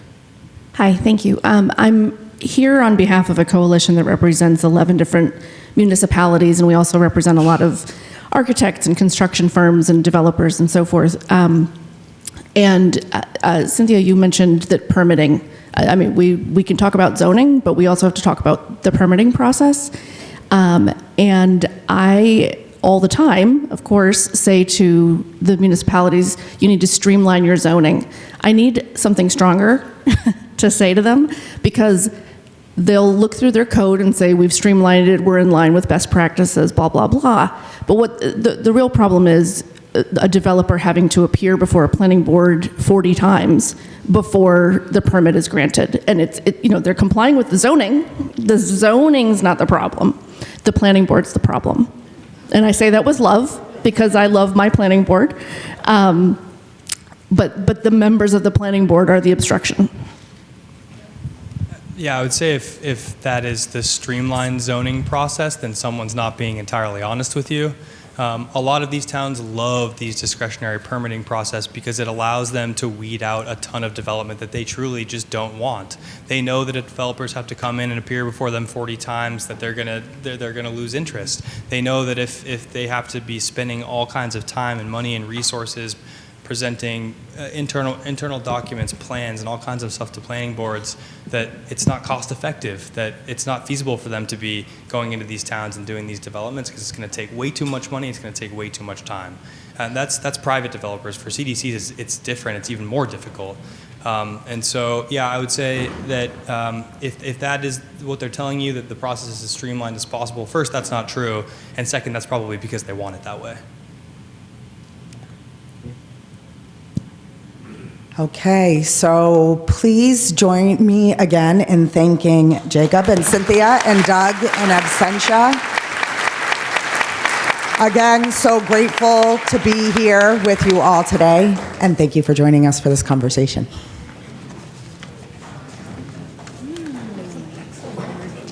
Thank you, everyone, so much for joining us for this panel. Thank you to the panelists. My quick takeaway from that session, which was excellent, I maybe had a couple tears in my eyes listening to Cynthia's story, is if we want housing for families, there are so many reasons why it's good for our communities. There are fiscal reasons for it, there are legal reasons, and there are human reasons for it. And I love when Cynthia said, you all, everyone in the Commonwealth would be lucky to have her family as a neighbor. I love that message. We should take that back to our communities. Think about who could be our neighbors. Who are we keeping out of our communities and who we could be welcoming in. Hi, for those of you who don't know me, my name is Karsten Snow Eichelberg. I'm the Senior Real Estate Development Officer at MHP on the Community Assistance Team. And I am very lucky to introduce Lori Gould, who we have with us today. We are very fortunate to have her doing our affordable housing finance session. Lori is from Viva Consulting, and she has a very extensive bio in the binder, so I don't want to take up too much time, but I will say she has structured nearly $1 billion in financing for housing over the years. So she has a wealth of knowledge to share, and with that, I will pass it over to Lori. Great. Thank you, Karsten. It's great to be here. We heard from Cynthia how it takes a village to raise a child and to age in place. It also takes a village to raise a building. And everybody here, in whatever your roles are, is a really critical part of the very broad team that it takes to make any kind of housing development happen. I'm here to talk to you today about the crazy ways that we finance affordable housing.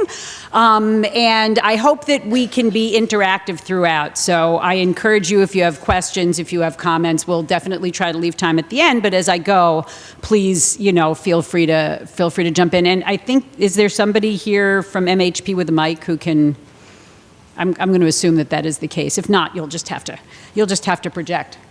So here we go, affordable housing finance. So when I say that I've structured over $1 billion to build a lot of units, it sounds like a big number, but in fact, building housing is crazy expensive right now. And I'm going to start out by saying a new unit of affordable housing can cost $600,000 or more in Massachusetts. I will tell you that in the Boston metro area, I've seen in certain circumstances very recently numbers in the nines. And the first thing I want to ask, show of hands, does that surprise anybody? Is anybody here shocked by that? Yeah.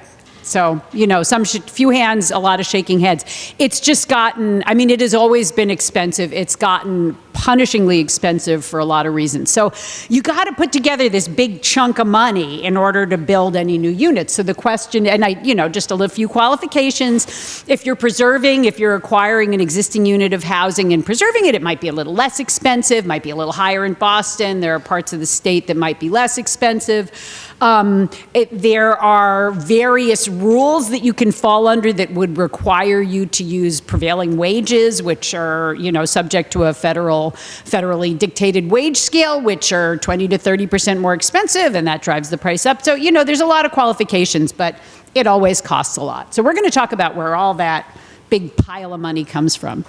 And in order to think about what it takes to finance affordable housing, I just want to stop a minute and talk about how conventional real estate is developed and why, right? Because real estate is an industry and things get built and people make money from it. So how does that happen? Well, conventional real estate, you basically have two kinds of money, right? You have equity. It's what, I as an investor or I as a developer working with investors, it's what they've got in their bank account and they're going to write a check for it, right?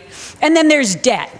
There's the money that you go borrow from a bank, right? And that's kind of it. Debt equity, put it together, that gives you the cost of building the housing. When you start operating the housing, then you collect rents and you pay operating expenses and you also pay the debt service, and that repays the debt. And hopefully at the end of the day, after you've repaid that debt, you've got some money left over, and that's your profit, right? So you collect the rents, you pay the expenses, you pay the debt, you make some profit, which goes to reward the equity that the investors put in. So that's one important piece of how people make money in real estate. There's two other ways that people make money in real estate. One is by properties appreciating over time, right? Especially if they're in communities where more housing is built. We learned that this morning from the Massachusetts Taxpayers Association. Thank you for that research.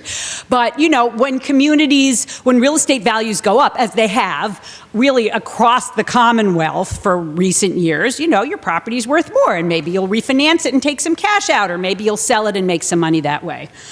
There are also some tax benefits associated with owning real estate, which I will not go into, but they're there and they help people make some money, okay? So that's how people finance conventional real estate. So why can't we do affordable housing that way? Well, it requires some subsidy, and it requires subsidy for a number of reasons. The biggest reason is that you're charging lower rents, right? That's the point. Rents are affordable. They're not going to be at market rates. So what does that mean? That means you can't borrow that much because you don't have that much money. Maybe you hardly have any money in which to pay your mortgage. So you get a whole lot less debt. The second thing that happens is, remember, our real estate developer was making some money from cash flow? Well, they're not going to make that much money from cash flow because there's not that much cash flow because the rents are low, okay? So that's the first reason why affordable housing can't pay for itself in the ways that regular conventional housing can. The second thing that happens with affordable housing is that it can actually be a little bit more expensive to run. Well, why is that? You got to ask people a lot of questions, and you got to fill out a lot of paperwork. And that paperwork is largely associated with the sources of funding that come in to pay for it, because those sources of funding want to make sure that the housing is affordable to the people it's intended to serve. They want to make sure that the rents you're charging are the rents that are intended to be charged to those people, right? So there's paperwork associated for compliance, and that is human beings, and human beings' time costs money, right? So it can be a little bit more expensive to provide. The other thing that happens with many of our affordable housing providers is that they are committed to providing a higher level of supports for the folks who live in their housing. So they may be providing a level of supportive services that is not provided in a conventional rental apartment. I mean, a conventional rental apartment might provide all sorts of services, but, you know, it's not usually providing financial coaching, for example. You know, they might not be providing after-school programs, which an affordable housing provider may be committed to providing and paying for, particularly if that affordable housing is targeted for a population that needs support, right? For seniors aging in place, for extremely low-income families who might need a little bit of extra help with their financial stability, with people who may be clients of the Department of Mental Health, for example, who might need some extra supportive services to help them maintain their stable tenancies. So that's another reason why you can't really make a whole lot of money in affordable housing. The final thing is that, you know, we talked about cash flow, and we just talked about why you don't get cash flow in affordable housing in large amounts. The other thing is that resale is not really an option. The sources of financing that you get for subsidy lock in the affordability of that property for a very long term. It kind of starts at 30 years, and then it goes to 50, and sometimes it goes to 99, and sometimes it's forever. So it's not like at the end of the day you're going to sell it and make a whole lot of money. You're not going to sell it, and you're not going to make a whole lot of money from the resale. So, there are some exceptions about things that can happen that let you take some money out of a refinance in affordable housing, but it's really not comparable to market rate housing where the sky is the limit. So that's why we can't just say to developers, you'll just make a little less, you'll build something a little less fancy, and it'll be fine. It really, the money is just not there, especially at the cost levels that we see in the current world, and especially in Massachusetts.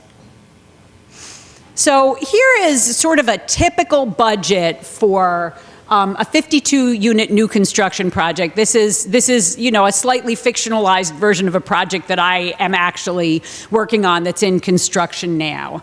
And this gives you sort of an idea of what it costs and how those costs break down. So land acquisition in this case was not super expensive. There are parts of the Commonwealth where you'd pay $100,000 per unit to buy land, sometimes even more. This was not one of those places. Construction at $450,000 a unit, I'm afraid that's kind of what we're seeing now, and sometimes it's even more than that. And this is a new construction building. There are all the other kinds of paraprofessionals and professionals that you need to pay in order to figure out how to build this thing and build it well, right? There's the architects, there's the engineers, that's about $1.5 million. Other soft costs, there's just a whole lot of other people who get paid in there and other costs that you run into. There's the costs of paying for attorneys who are going to get you through that zoning process, right? There's the cost of accounting fees. There's a lot of kinds of reports that have to go through. There's the cost of borrowing the money between procuring the property and eventually starting to build, and maybe borrowing the money that you need to pay $1.5 million to the architects, right? And as interest rates go up, all of those costs sort of roll into even more.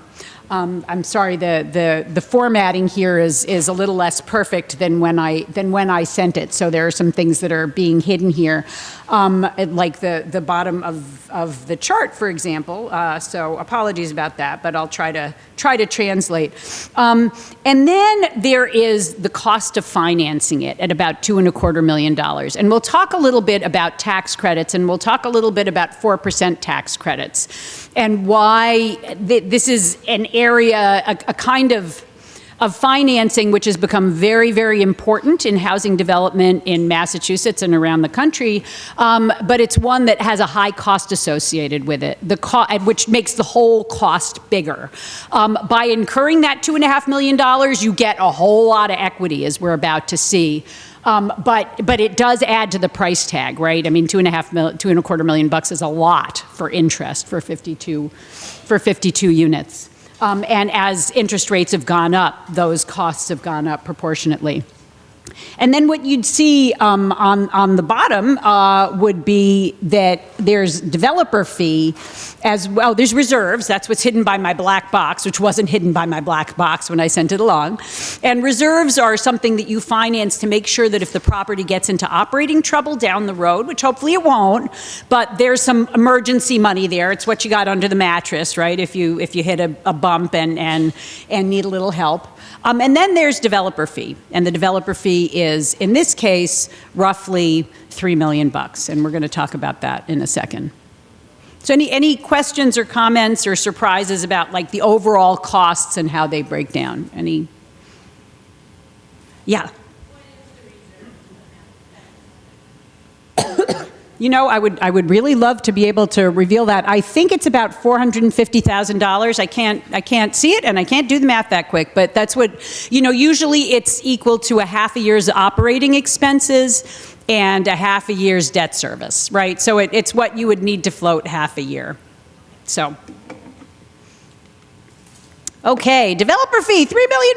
What's that about? And let's just pause a moment about that and why developer fee is a cost and why it's in there. Developers of affordable housing, as we said, are not getting much from cash flow. They're not getting a lot from resale value. And there are tax benefits, but the tax benefits are going to someone else. They're going to an investor who is not the developer. So typically you'll have a developer, a sponsor. It could be a private developer. It could be a community development corporation. It could be a public housing authority. It's some entity that's actually taking on the role of creating the housing. And in affordable housing, typically there are other investors who are just in it for the tax benefits, and they get all the tax benefits. So the developer isn't getting them, and the developer might be be a nonprofit anyway, in which case tax benefits don't do them any good. So those normal ways of making profit are not available to developers. The way that they get money is through developer fee, right? It's that $3 million in developer fee that compensates them for spending what is usually something like 4 or 5 years in the process of creating the housing, going through all the permitting, doing the design, applying for funding again, applying for funding a third time, negotiating through all of the hassles to get to construction start. That's a process that can take 3 years, 5 years. 3 years, you're doing great. 5 years is kind of typical. It can take 7. I will tell you, this is a private developer that I worked with on this particular project. He bought his property in 2005 and worked on developing it that whole time. So it can be a very lengthy process, during the course of which, remember all those soft costs and those architects and design fees? You're paying the architect, you're paying the attorneys, you're paying the accountants, you're paying interest on the money you borrowed to buy the property. So developers, for a project like this, a developer might well be $2.5 million in the hole when they start construction. Right? And that'll get reimbursed from permanent costs, assuming they get there. But, it can take a lot of years, and you're often not sure of when it's going to happen. So this developer fee is what gets people into the business. It's what rewards people for their patience and their stick-to-itiveness. And it's also risk capital, right? Because what happens if we go over our $52 million budget, right? What happens if we hit a hiccup in construction and we run into some ledge that needs some much more complicated excavation project, or we find out that the soil is much more polluted than all of our initial borings told us, and we need to pay to remove it to some expensive off-site place. Or, and this has happened to a lot of projects in the past year or so, the switch equipment for the electricity to be able to turn it on is back ordered for 18 months, and it takes 6 extra months at the end of construction to get through it. Well, that's 6 extra months of construction loan interest and 6 extra months of paying the construction manager, right? Their cost overruns happen for all sorts of reasons. What covers those costs? It's that $3 million of developer fee, right? And your lenders and investors who are involved in the project, they will insist that there be some significant chunk of money there, because that's how they know if things go south, there will be some place to tap into. So if the developer's lucky and everything goes great, they might get that $3 million. If they're not so lucky, they might get less. So that's what that's all about. Any questions about the fee thing? Yeah. A quick question on the risk that you just mentioned. Most of these developments for affordable housing, all risk borne by the developer and not like risk plus. The cost of this development is a risk plus if you're working with a municipality. I'm sorry. Could folks hear that? Or could you maybe just repeat the question?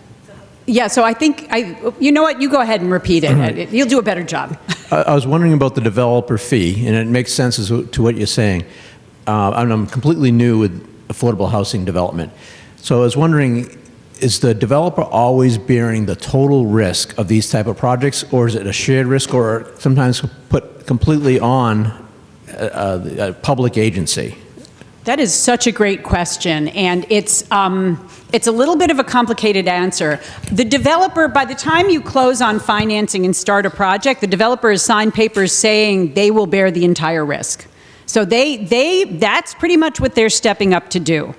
Practically speaking, down the road, if there really is and the electronic switchgear equipment is a great example. I mean, no developer that started a project in 2021, switchgear equipment used to not be an issue at all. That was a total surprise. Interest rates, I have one project that I worked on that closed on construction financing with a conservatively modeled construction loan interest rate of 3.5%, right? Because really everybody was paying 2 3/4, and it had been that for a long time.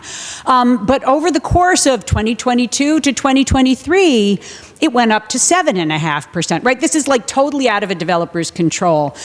In that case, the public sector was generous and was able to step in and offer this nonprofit developer some relief, some extra resources. So while the developer inevitably and invariably does sign papers, a lot of them, by the time you get to construction closing saying, we will bear the full risk of this, in practice, when the forces of the world step in ways that are demonstrably beyond a developer's control, the public sector does sometimes step in to provide relief, but it's not guaranteed, and it's another process.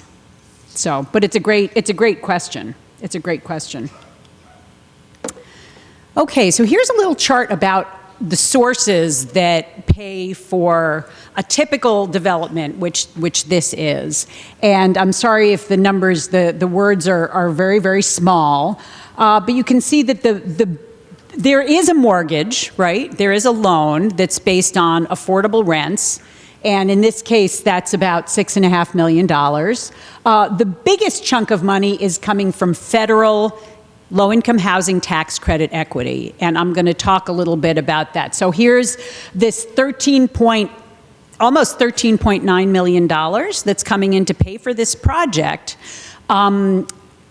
which is more than worth the $2.25 million in interest and fees that we had to pay to get it, right? So there was that big number in the development budget, but here's the payoff for it. Here's why we're willing to take that on, because there's no way to get this $13.8 million otherwise, and you're still over $11 million to the good if you pay all that interest and fees, but it's a big cost. The city is putting in money, about $4.25 million. The state is putting in a bunch of money, about $5.2 million.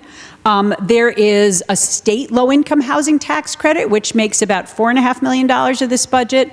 And then there's some little bitty energy incentives, which are available in much greater amount these days for deep energy retrofits, and that's a whole other topic, and it's a really good thing. There are some very modest incentives that are available, which don't make up a big piece of the budget, but about $100,000, and every $100,000 helps, right? And finally, you'll see deferred developer fee. So remember, I talked about that $3 million. If there's not quite enough to get you all the way through, that's the first place that it comes. Starting out with a deferred developer fee of close to $400,000 means that really what the developer will get is $2.6 million, assuming everything goes well. So we're going to talk about each of these sources. But this is a pretty typical mix for an affordable housing project. Oh, yeah. Hi, sorry, apologies if you mentioned this already, No, great. but what is the percentage of affordable units in this project? And 100. 100, okay. Yeah, it's fully affordable. I will say that this is a property that has 80% units and 30% AMI units. And in this market, the 80% AMI units, the rents that are charged from them are significantly below market rent levels. So it is providing, I know that it's controversial, and there were some comments this morning that 80% affordable housing is not really affordable housing. It depends on the market. In some places that's absolutely true, and in some places, you know, those limited rents really are, in this case, I think they're $600-700 below market rents, which is a lot. That's a big difference. So but it is 100% affordable. Thank you. Thanks. No, and I didn't say that, so thank you for. And would you expect the source mix to be different in terms of private versus public if there were non-affordable units in the project? Yeah, you would expect there to be more debt because the rents would be higher, and it would qualify for less in low-income housing tax credits. So yeah, both of those things are true. You would have more debt, less tax credit equity. Yeah. So let's talk about mortgage debt, because this is, this is great exercise for Dana running around with it.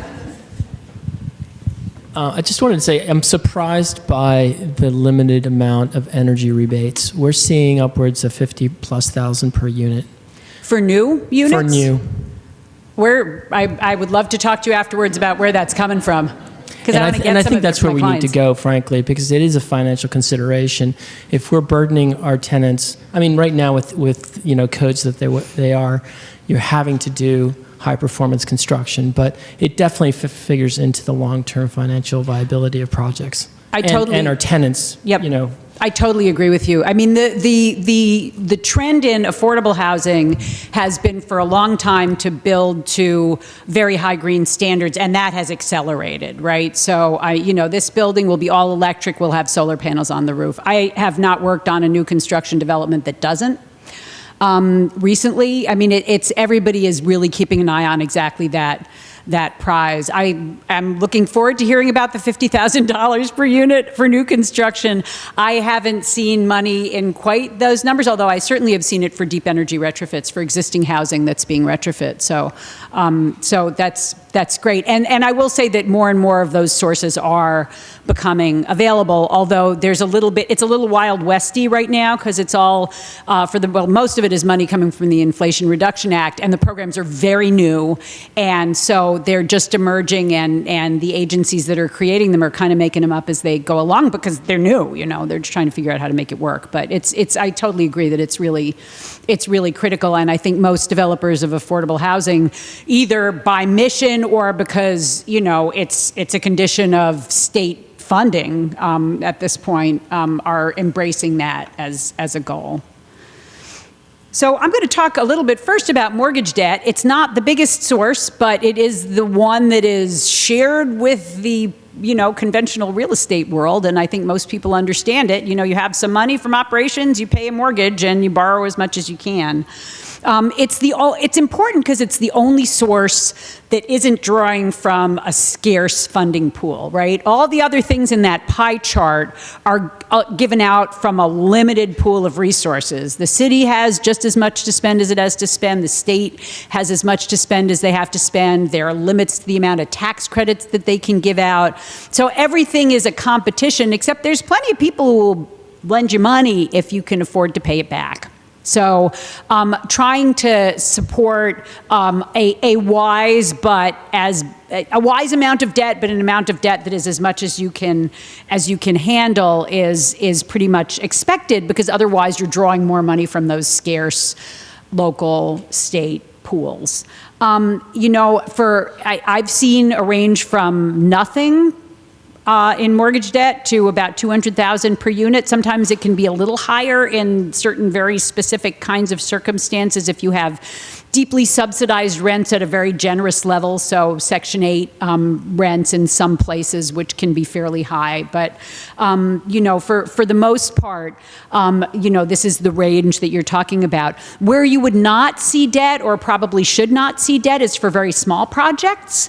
For projects that are serving a community of residents that has high special needs, right? So if you're paying a lot for supportive services in order to sustain the tenancies of the people who are living there, that's a whole extra expense, and you might not have anything left over after really covering those necessary expenses to be able to pay debt at the end of the day. But this is kind of the range. The factors that will drive how much you can support in debt are income mix. So that goes to your question, if it were market rate, right? If you have some 80% units, if you have some market rate units, you'll support a little more because those units will pay more in rent.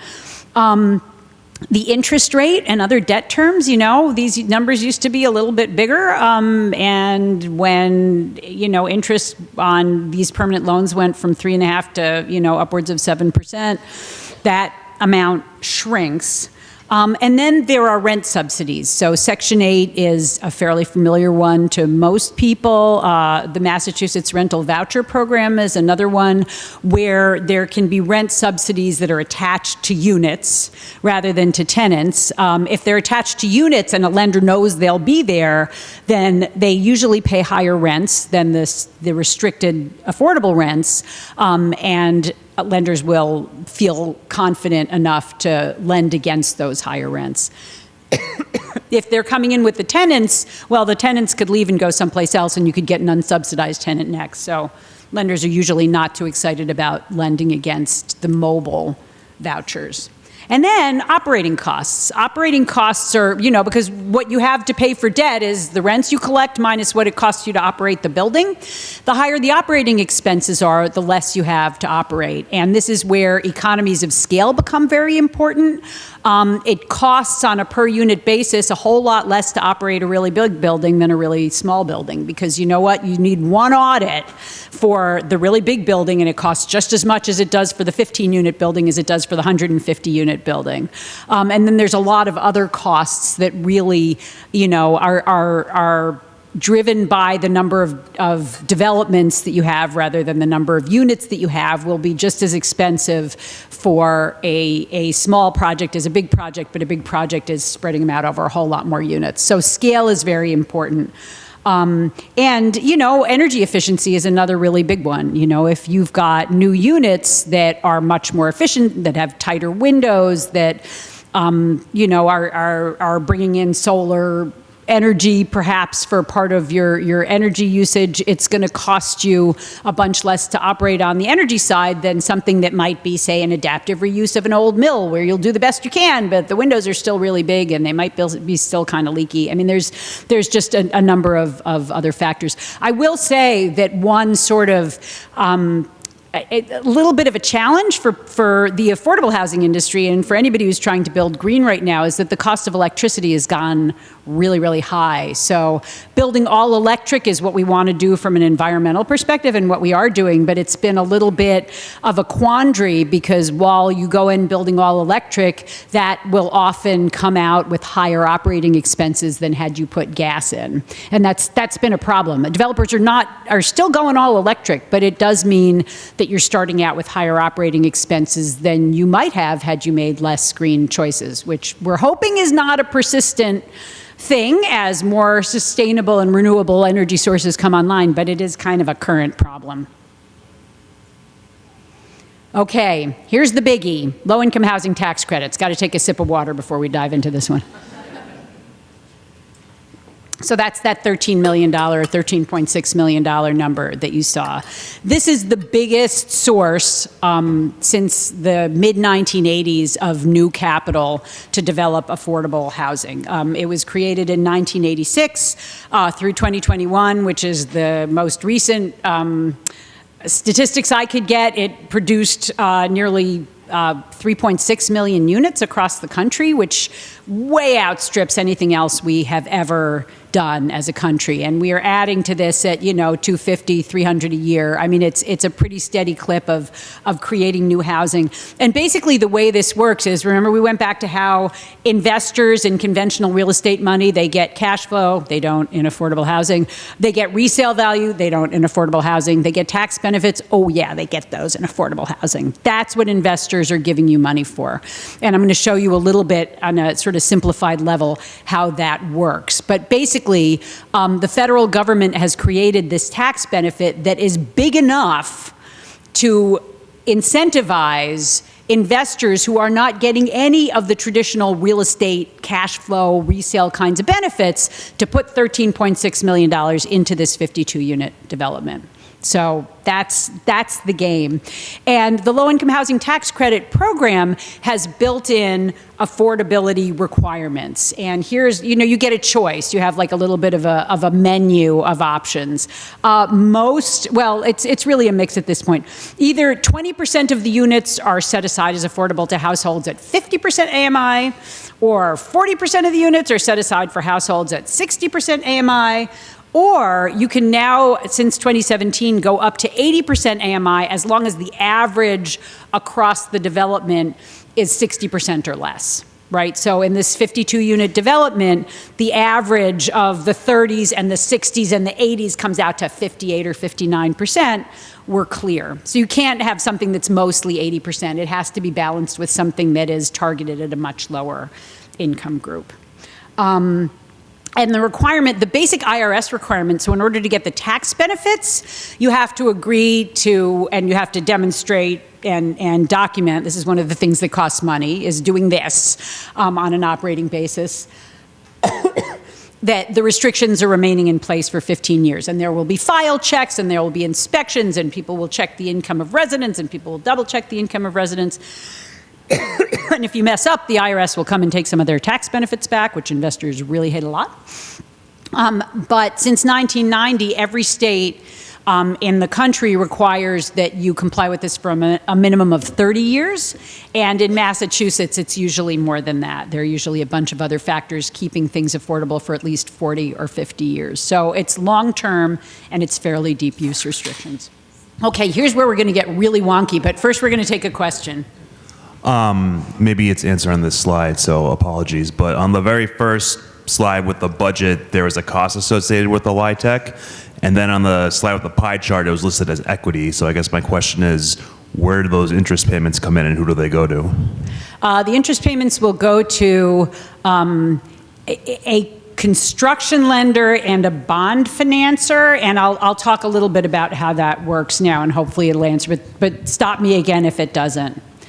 Because we're going to get, I mean, I was kind of jealous of the wedding tent out there, but we're about to show that even finance geeks can have just as much fun as people in a wedding tent.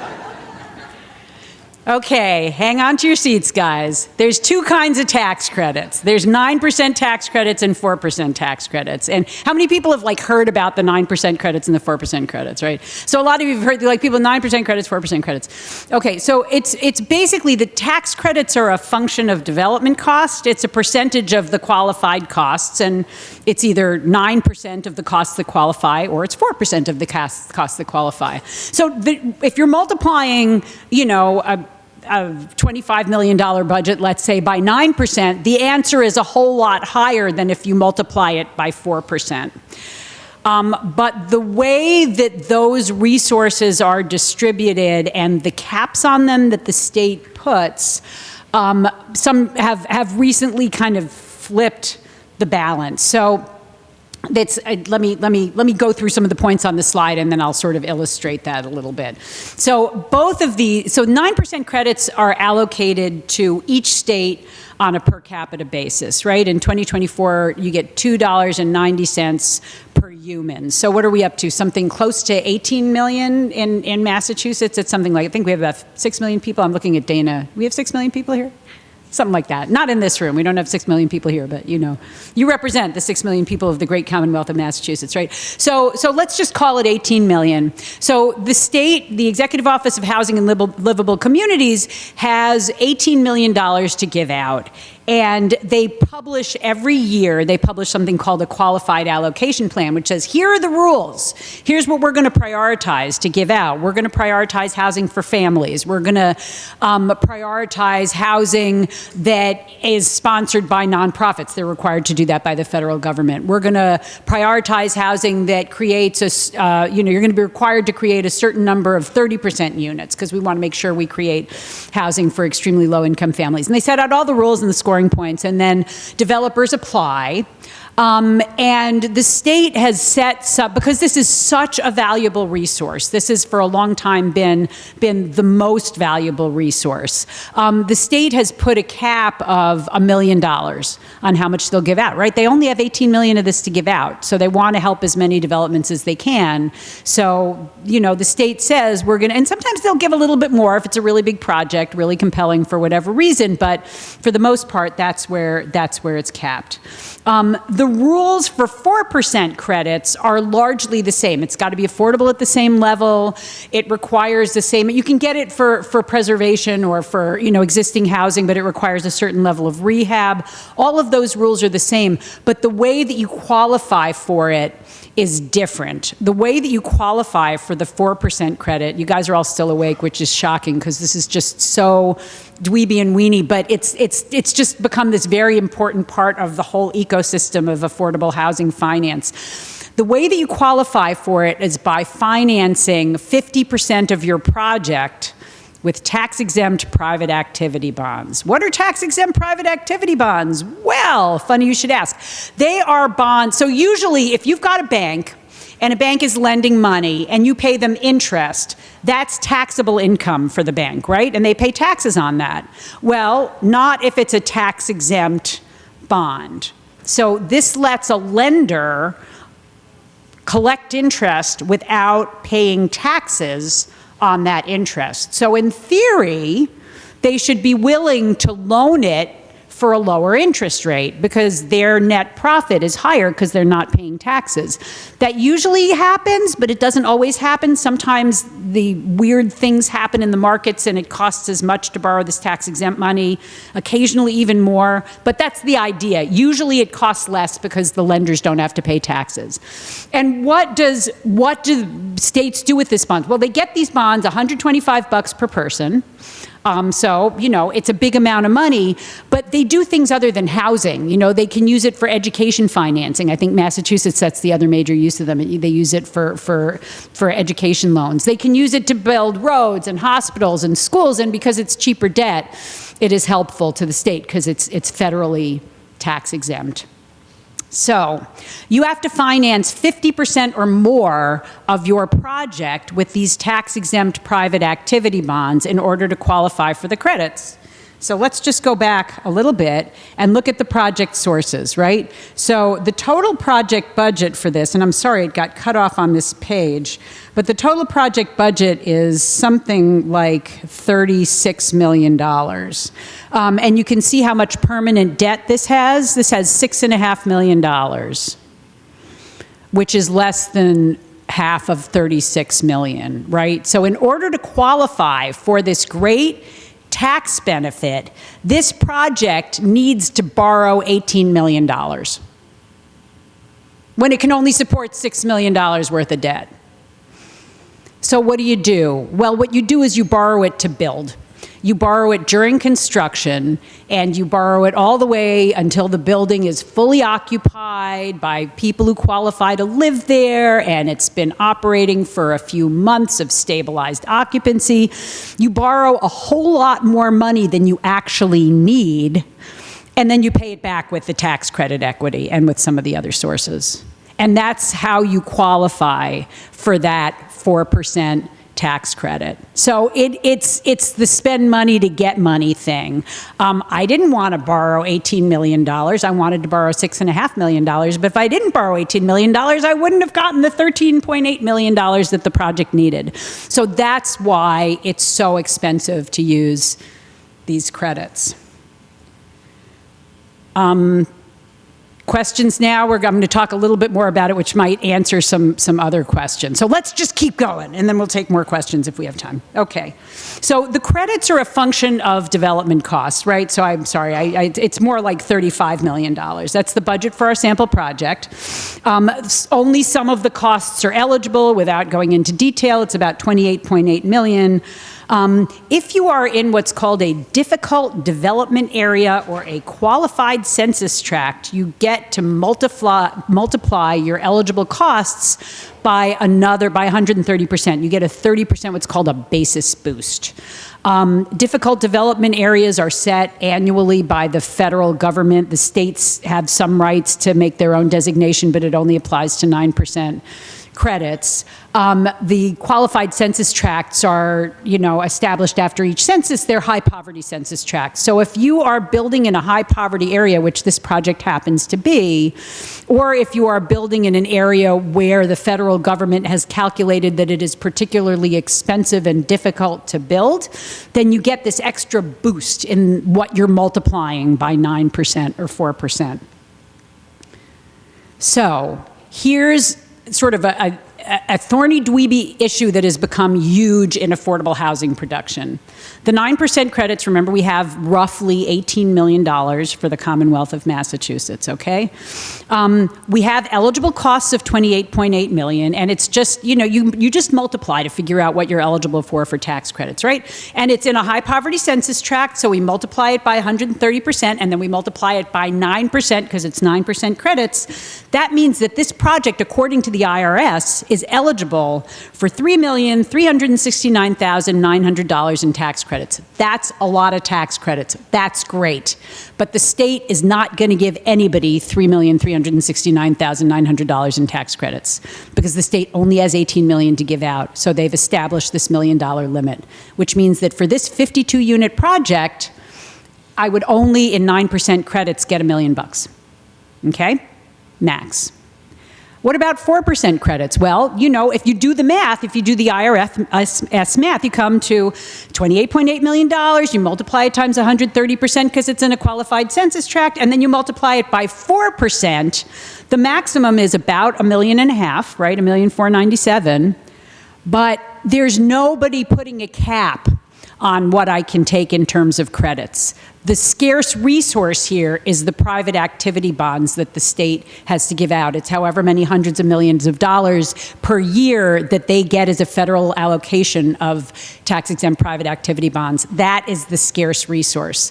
But using the 4% credits here, I can get $1.5 million in credits, which is much more than I could with 9% credits. This balance has totally shifted in the past 4 or 5 years because of some changes in federal legislation and because construction costs have escalated so very much. So it used to be the case that if you could make the numbers pencil with 4% credits, you could just go ahead. You had an expedited path to get through all your resource allocations. Now, because of you would never do a 52-unit project with 4% credits. It's much too small. 9% would always be better. But now that's totally flipped on its head. And the state supply of tax-exempt private activity bonds has become a real sticking point for projects to move forward because it's become so much more advantageous for so many projects, and there's just not enough to go around. So while I just led you through an excessively dweeby exercise that is not at all worthy of the wedding tent, let's face it, it's still, I think it's important to understand because it's just become a really important part of what's gone on in Massachusetts and what we're facing in Massachusetts in terms of resources. So just to kind of speed through how this works so we can sort of look at the rest of the, as we call it, the capital stack, this big pile of sources that people put together in order to move projects forwards. I have $1.5 million in annual tax credits, and that means our lucky investor who buys the equity in this project will be able to write off $1,497,600 from their tax bill every year for 10 years, right? So their total tax benefit over their holding period from these tax credits is $14,976,000, right? Plus there's some other stuff from depreciation and some other kinds of losses and stuff that they can play with. But this is really kind of the heart of it. The biggest piece of their benefit is this almost $15 million of benefits that they get over 10 years. So the question is, what will they pay me for that now, for this benefit that they get over 10 years? And in this sample project and the real project on which it is based, the best price we were able to realize is about 92.5 cents per dollar for each of those $15 million. That's how we get to the $13,853,000 in equity. And just to underline it, really it's only tax benefits that these investors are getting. Yeah. Yeah, sure. That is something that the question was, how do you get to the 92.5 cents per dollar? And that's really, it's something that the investors will calculate. So what I would do, what developers would do, is they would go out to a range of investors who typically buy these kinds of projects, say, here's my project, it's really great, what you going to give me for it? And then you get bids and then you choose the best offer. What drives the 92.5% is that is the number that the successful bidder calculated will give them their required rate of return. It can look really different for different projects. It will be higher in communities where banks have Community Reinvestment Act obligations, and it might be lower in places where the real estate markets are seen as less strong. I mean, it can vary from like 85 cents to 98 cents, and also interest rates and other stuff in the environment. But it's basically it's a rate of return thing. It's an investor calculation. The state low-income housing tax credit, that was $4.5 million. It's basically required to be very much mirror the federal low-income housing tax credit program in terms of, you have to have the same affordability requirements, you have to have the same use restrictions, same, kinds of rehab restrictions. It's more flexible in a lot of ways. One of the ways in which it's more flexible is that you can sort of sell it separately from ownership of the project, which makes it possible to use in a different way, because there are a lot of people who want the federal tax credits who don't owe so much in a state tax credit benefit, and there are companies who owe a lot in state taxes in Massachusetts who aren't necessarily, looking at the same kind of federal tax liability. So it's a little bit easier to use, and the state has left itself more flexibility in terms of how much they're able to allocate per project. So they often use this as a gap filler. To be able to handle, challenges in making project finance work. So, a question? Okay. Hi, so I just want to make sure I understand this. So, the 9% tax credits, you can't do both. You have to choose one or the other. And the 9% tax credits in this project didn't work, and so it would have to be a fairly small project. Is that what you're saying? When did the 9% get used, I guess? It's shifted. So first of all, can you not combine them? You can combine them if you split the project in half, which is what more and more people are doing. You have a 100-unit project and you do 40 units with 9%. You create 2 condominiums, you do 40 units with 9%, 60 units with 4%. They can't legally be part of the same entity, but that's called twinning. And that's been, one of the popular strategies to deal with these crazy high costs. And also because really, if you can do 100 units, you want to do 100 units because it's so much more efficient. So those 9% tax credits go much further in a place with lower construction costs. Exactly. And there are not that many places with lower construction costs anymore is the problem. Oh, because I was just wondering if the government was considering a different way of allocating them. Because if we don't, they're almost useless in Massachusetts. Well, they're not useless. They're still really, really valuable. It's just that when an individual project is making its calculus, if you're choosing between one or the other and you're not thinking about doing the condo thing. So more and more, the bigger projects are doing condos. The bigger projects are doing both by creating, drawing a line through the middle of the building and using them both. It's still a really, really valuable resource. It's just not enough to get you over the finish line for a project that's beyond something like 35 or 40 units anymore. Yeah. There we go. Can you speak to nonprofit developers versus for-profit developers, and also partnerships between the two, the benefits and liabilities specifically when it comes to nonprofit developers? That is a really big question, and I'm going to give you a very short answer, and then we can talk about it more offline. I've been doing this for a long time. Most of my clients have been nonprofit developers, and I've also worked for the project on which this is not the 52-unit real project is sponsored by a private developer. This particular one, there are so many different kinds of actors. I will say that many private developers who are in this business are very mission motivated and very committed to creating really high quality housing. I have worked with partnerships of nonprofit and for-profit developers, and sometimes they're great and sometimes they're difficult. And I don't think that there's a real simple answer to either the partnership question or to the who's better at it question. Most of my clients are nonprofits, and I love working with nonprofits, and they are almost invariably committed to doing the right thing. They sometimes don't have as many resources at their disposal as a private developer may have, and there are wonderful nonprofit developers and wonderful private developers, and some less wonderful of each. So, but we can talk offline. So, municipalities, as you probably very well know, because many of you work for municipalities, have sources that they can provide. Here's a little laundry list. The state also has sources as well. Here's a laundry list of those. These are usually provided as what's called soft loans. And what is a soft loan? Well, we looked at the mortgage debt, right? We looked at that $6.5 million of mortgage debt. If you don't pay that $6.5 million of mortgage debt every year, the same thing happens, as if you didn't pay your home mortgage, right? The bank's going to come foreclose. You've got to pay it. You've got to find a way to pay it no matter what's going on.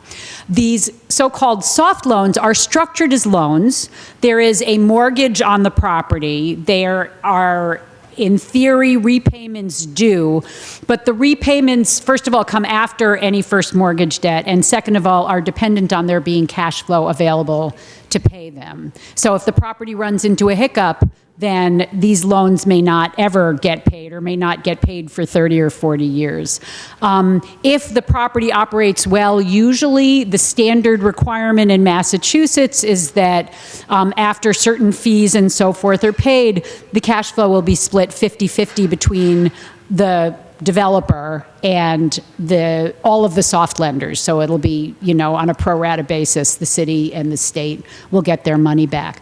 But structuring it as a loan provides a number of things. It provides a way for the cities and states to get paid back if things go really well. It serves some tax purposes. You can't really give a grant to one of these tax credit things, but it also provides some regulatory teeth, right?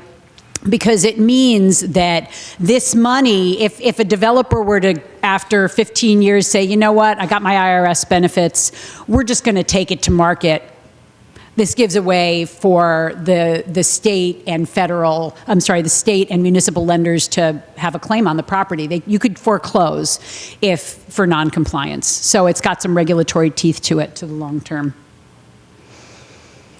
I want to just make one last point, and then if we have any time left, we'll take some more questions. But I just want to come back to this idea that real estate is really sensitive to economies of scale, which is again another one of the challenges where to make a 9% project feasible, like the feasible size has gotten smaller and smaller over time. A lot of the costs are the same regardless of how many units you have, and that's true on the operating side and on the development side, right? You got to pay the attorney just as much to close the 25-unit deal as you have to pay them to go through the exact same paperwork for a 150-unit deal. So you'd really rather spread that cost over 150 units. There are some costs, obviously, if you're building, 150,000 square feet, that costs more to build than 25,000 square feet. But, it's not a square foot per square foot, unit for unit reduction, even in construction, right? The building still needs a roof. You still need to do excavation of the ground. I mean, there's stuff that will just cost what it costs, even if you shrink the building. So I just wanted to, and we're just totally missing. Let me see if I can get into the PowerPoint and alter it around. But the punchline here is that if you were, this is really not helpful. Okay, I'm going to have to stop this. If you were to take this project from 52 units to 45 units, you would go from about a $660,000 per unit cost to about $720,000 per unit cost. So just to be aware on the planning side of things, communities will often want things smaller. There may be a lot of reasons why it feels like it's responding to public pressure to reduce from 52 units to 45 units, just in this example, but just know that all of those reductions make it more expensive and make it more expensive to operate, make it more expensive to build per unit in the first place. So, yeah, so we might have 30 seconds for questions. I don't know. Somebody will stop me when we have to stop, but. I just heard you say something that makes me think that a 40-unit max, that my community is under pressure to not exceed for a 3.2-acre site that for which we are issuing an RFP soon, would not be eligible for LIHTC? Oh, no, it'd be totally eligible for LIHTC. Okay. Yeah, no, absolutely. Yeah, no, any unit that meets the affordability restrictions is eligible for LIHTC. And actually, something in the 40-unit range is almost kind of in the sweet spot for 9% credits at this point. So yeah, no, absolutely. There is no minimum size necessary.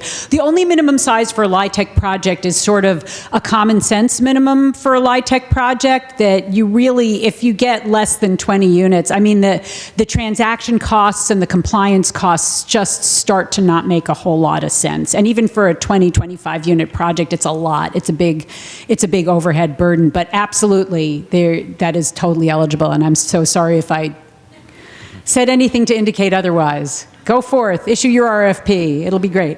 Lori, we got one over here. Thanks so much. Are there any advantages to project-based vouchers, Section 8 or otherwise, besides lenders being willing to lend more money, like interest rates, or any other advantages? Not really an interest rate advantage. I mean, there's a number of advantages for projects, because the Section 8s will do two things. The first thing is that they'll guarantee a place in the property for very low income people, for extremely low income people, right? So that's, there are people who will not ever be able to come near those 60% rents. So this makes a portion of that housing available to them, and that's really, really critical. In most places, but not all, in Massachusetts, those rents that will be paid by the Section 8s will be higher. And so those help with any kind of operating expense, not only what you can pay in debt service, but also what you can count on having to pay all of your other operating expenses as you go forward, to paying for your utility bills. If you're trying to pay for supportive services, what's going to pay for the supportive service, the resident services staff? It's more money, and more money is helpful. It's also, it's not the case in 100% of Massachusetts that those rents are higher than the 60% rents. They're always higher than the 30% rents. But yeah, somebody else just... We have time for one more question. One more question, okay. Could a developer do a scattered site if the town issued multiple RFPs? Can they do one LIHTC deal for all of them? Absolutely, yeah. It's complicated. There's some additional complications, but yes, it's frequently used for scattered site developments, and that's absolutely possible. There's some little regulatory blips. What is very hard to do is mixed income scattered site, but 100% affordable scattered site, absolutely. And with the changes in the LIHTC law, that could go up to 80%. I was just informed we do have more time, actually. So I have another question right here. Thank you. I was just curious if you could talk a little bit more about what the current legislative process is, or where it is in the process, because I know the previous administration had reduced the LIHTC program, and I was just curious to see where we were at trying to get back to where we were before. Yeah, that's a really great question, because there's a lot of activity on the federal front. So there were a number of changes that happened actually during the Trump administration, some of which have carried through. A big change happened in 2020 where the 4% rate became 4%, but I won't go into that now. The history of why the low-income housing tax credits are lower than they were a couple of years ago is that after the 2017 tax bill passed, remember the corporate tax rate used to be 35% and then it went down to 21%. And Congress, the low-income housing tax credit program serves every state in the country on a per capita basis. So it has a lot of support on a bipartisan basis. And so this fairly dramatic tax bill passed, and all of a sudden everybody realized, oh my goodness, if we drop the tax rate from 35% to 21%, all these corporations are going to be willing to pay a whole lot less for these tax benefits. So prices fell. And in order to make up for that, they said, okay, well, what we're going to do is we're going to create a temporary, I think it was a 4-year increase in the amount of affordable housing tax credits. We're going to bump it by 12.5%, the total volume. And then that expired, and Congress tried to renew it at various points, but hasn't yet. So that's, the downside. The upside is that there has been a pretty consistent effort that we don't know when it'll pay off, but we're all very hopeful that it will pay off, to make a number of changes in the tax credit program which would stretch it much further. So a big one that we're all really hoping for is changing that. You have to finance a project with 50% private activity bonds. So remember, for this roughly $36 million project, I was going to be borrowing $18 million, even though I really only need $6. It would change it so that I'd have to borrow only $9 million, even though I really need $6, which is better, and is better because then the state supply of tax-exempt private activity bonds goes twice as far, right? So that change, it was actually 30% rather than 25%. There was a tax bill that passed the House a few months back, and we're all like, oh yes, it passed overwhelmingly bipartisan support. This is gonna go through the Senate, no problem. And then it didn't. It's just sort of stuck, and we're just sort of waiting for the Senate to act, which we're told may not happen because it's an election year, which is all to say that I think many people in the affordable housing industry and all of us should remain hopeful that the federal government will act on these changes, because it could make a really, really big difference, and it could double the resources in this very, very important category. So pay attention, call your senator. We'll take one more, and then we'll let everyone get at lunch. Is there any way to do mixed use? Yeah, absolutely. This project is a mixed-use project, actually, the one that this is modeled on. Yeah, you can. You can't pay for any of the commercial costs with any of the residential sources, right? So this whole laundry list, what you have to do is you have to say, okay, so 5% of this area that's represented in the ground floor commercial space, for example, it's 5% of the costs, and you have to make sure you have some other way of paying for that 5% of the costs that's not drawing on, all this state home funds and the ARPA funds and the whatever else you've got rolling into it. But it's absolutely possible, and a lot of, in the spirit of creating livable, walkable communities, there are many, many developers that are trying to do exactly that. Everything adds another level of complexity, but it is absolutely doable. All right, I think we have asked you enough questions. We could probably do this all day, and I know you've been saying this isn't as exciting as what's happening in the wedding tent, but all these folks from the wedding tent have trickled in and are listening, so thank you so much. You missed the fun when we went through the whole 4%, 9% tax credit thing. That was a blast. Thank you, Lori.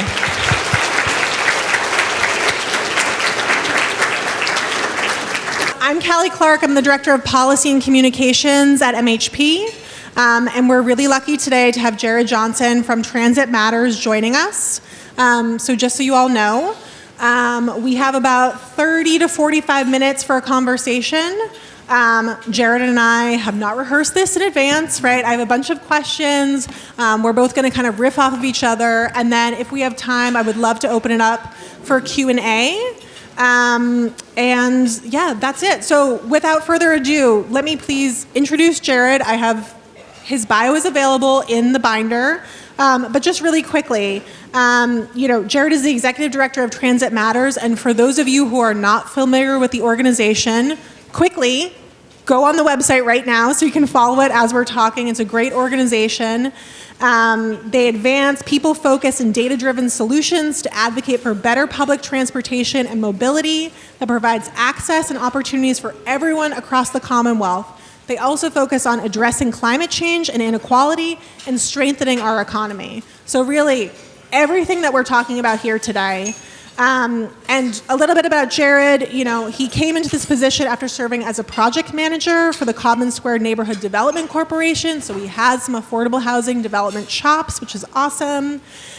He's managed a variety of complex affordable housing real estate projects and has also supported organizing efforts for better service on the Fairmont line. Before that, Jared was involved in a volunteer plan as part of the Civic Engagement Office at the City of Boston. And his area of interest is in housing and transportation in that intersection for advocacy and organizing. So with that, I want to say hi to Jared. Thank you for joining me.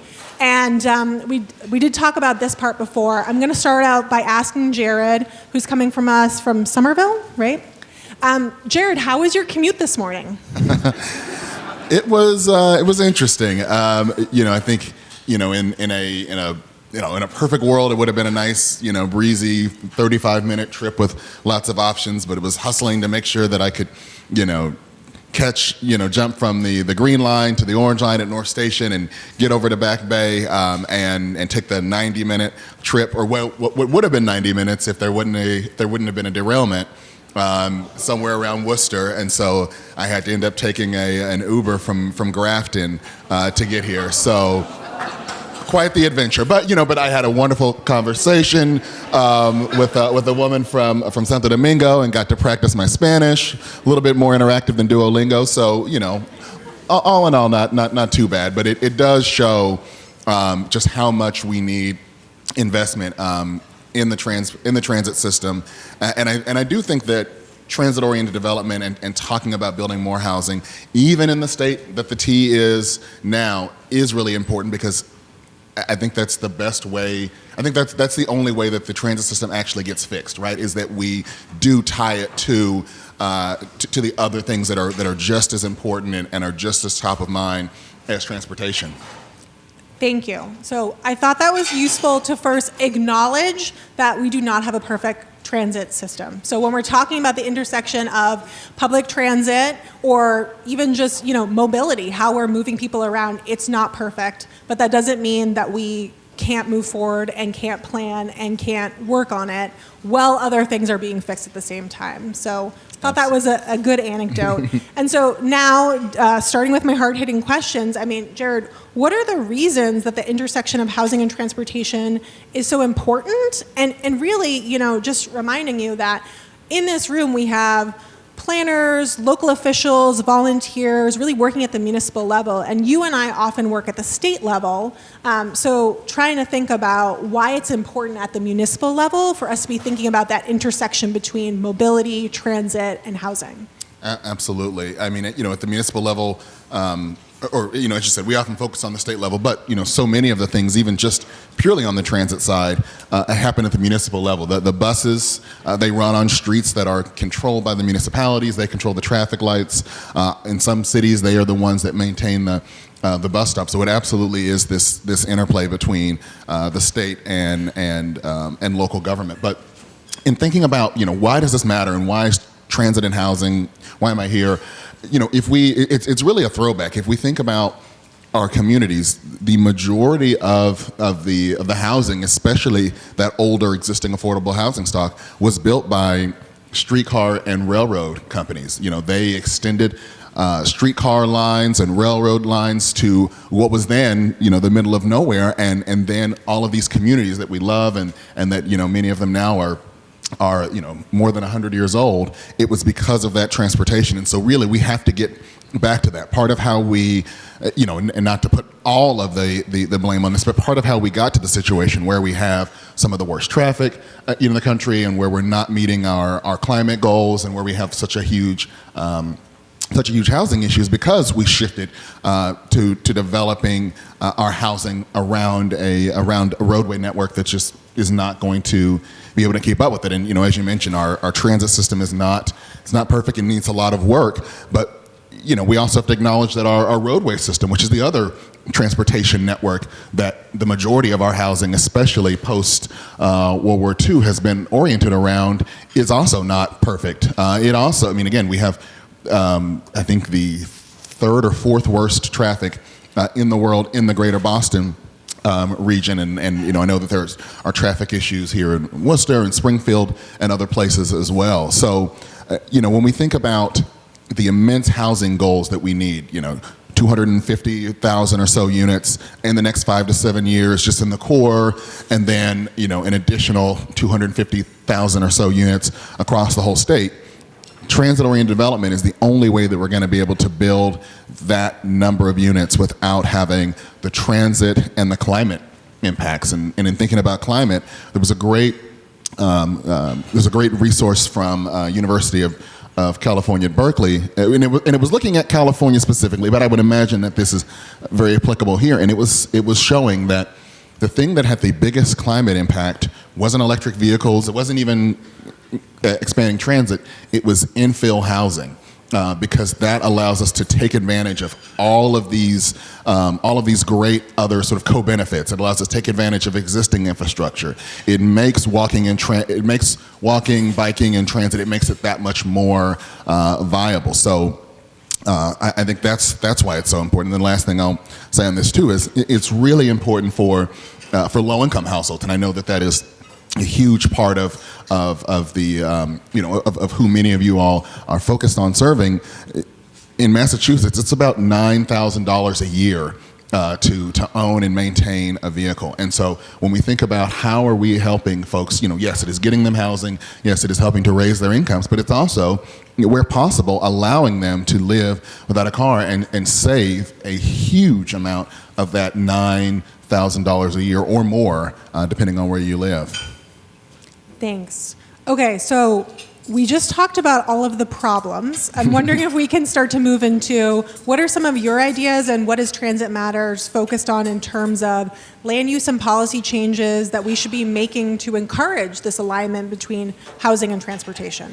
Absolutely. Well, I mean, one of the biggest ones, and this is one that's squarely at the municipal level, and that is parking minimums, or as people have started to rebrand it, parking mandates, right? I mean, that adds a significant cost to developing housing. I was talking to someone, and this is in the Boston area, so it's more of an extreme example, but it just shows you how much this can get, or how expensive this can get. There's a project that they're looking at $200,000 per parking space for the underground structured parking. And so that gets added on. I mean, you all know that gets added onto the cost, and so we really need to look at how are we right-sizing this. And a lot of folks will, oh my God, where's everyone going to park? And it's like, well, we do the market studies. I know that many of you, specifically in development, there's a back and forth between the banks.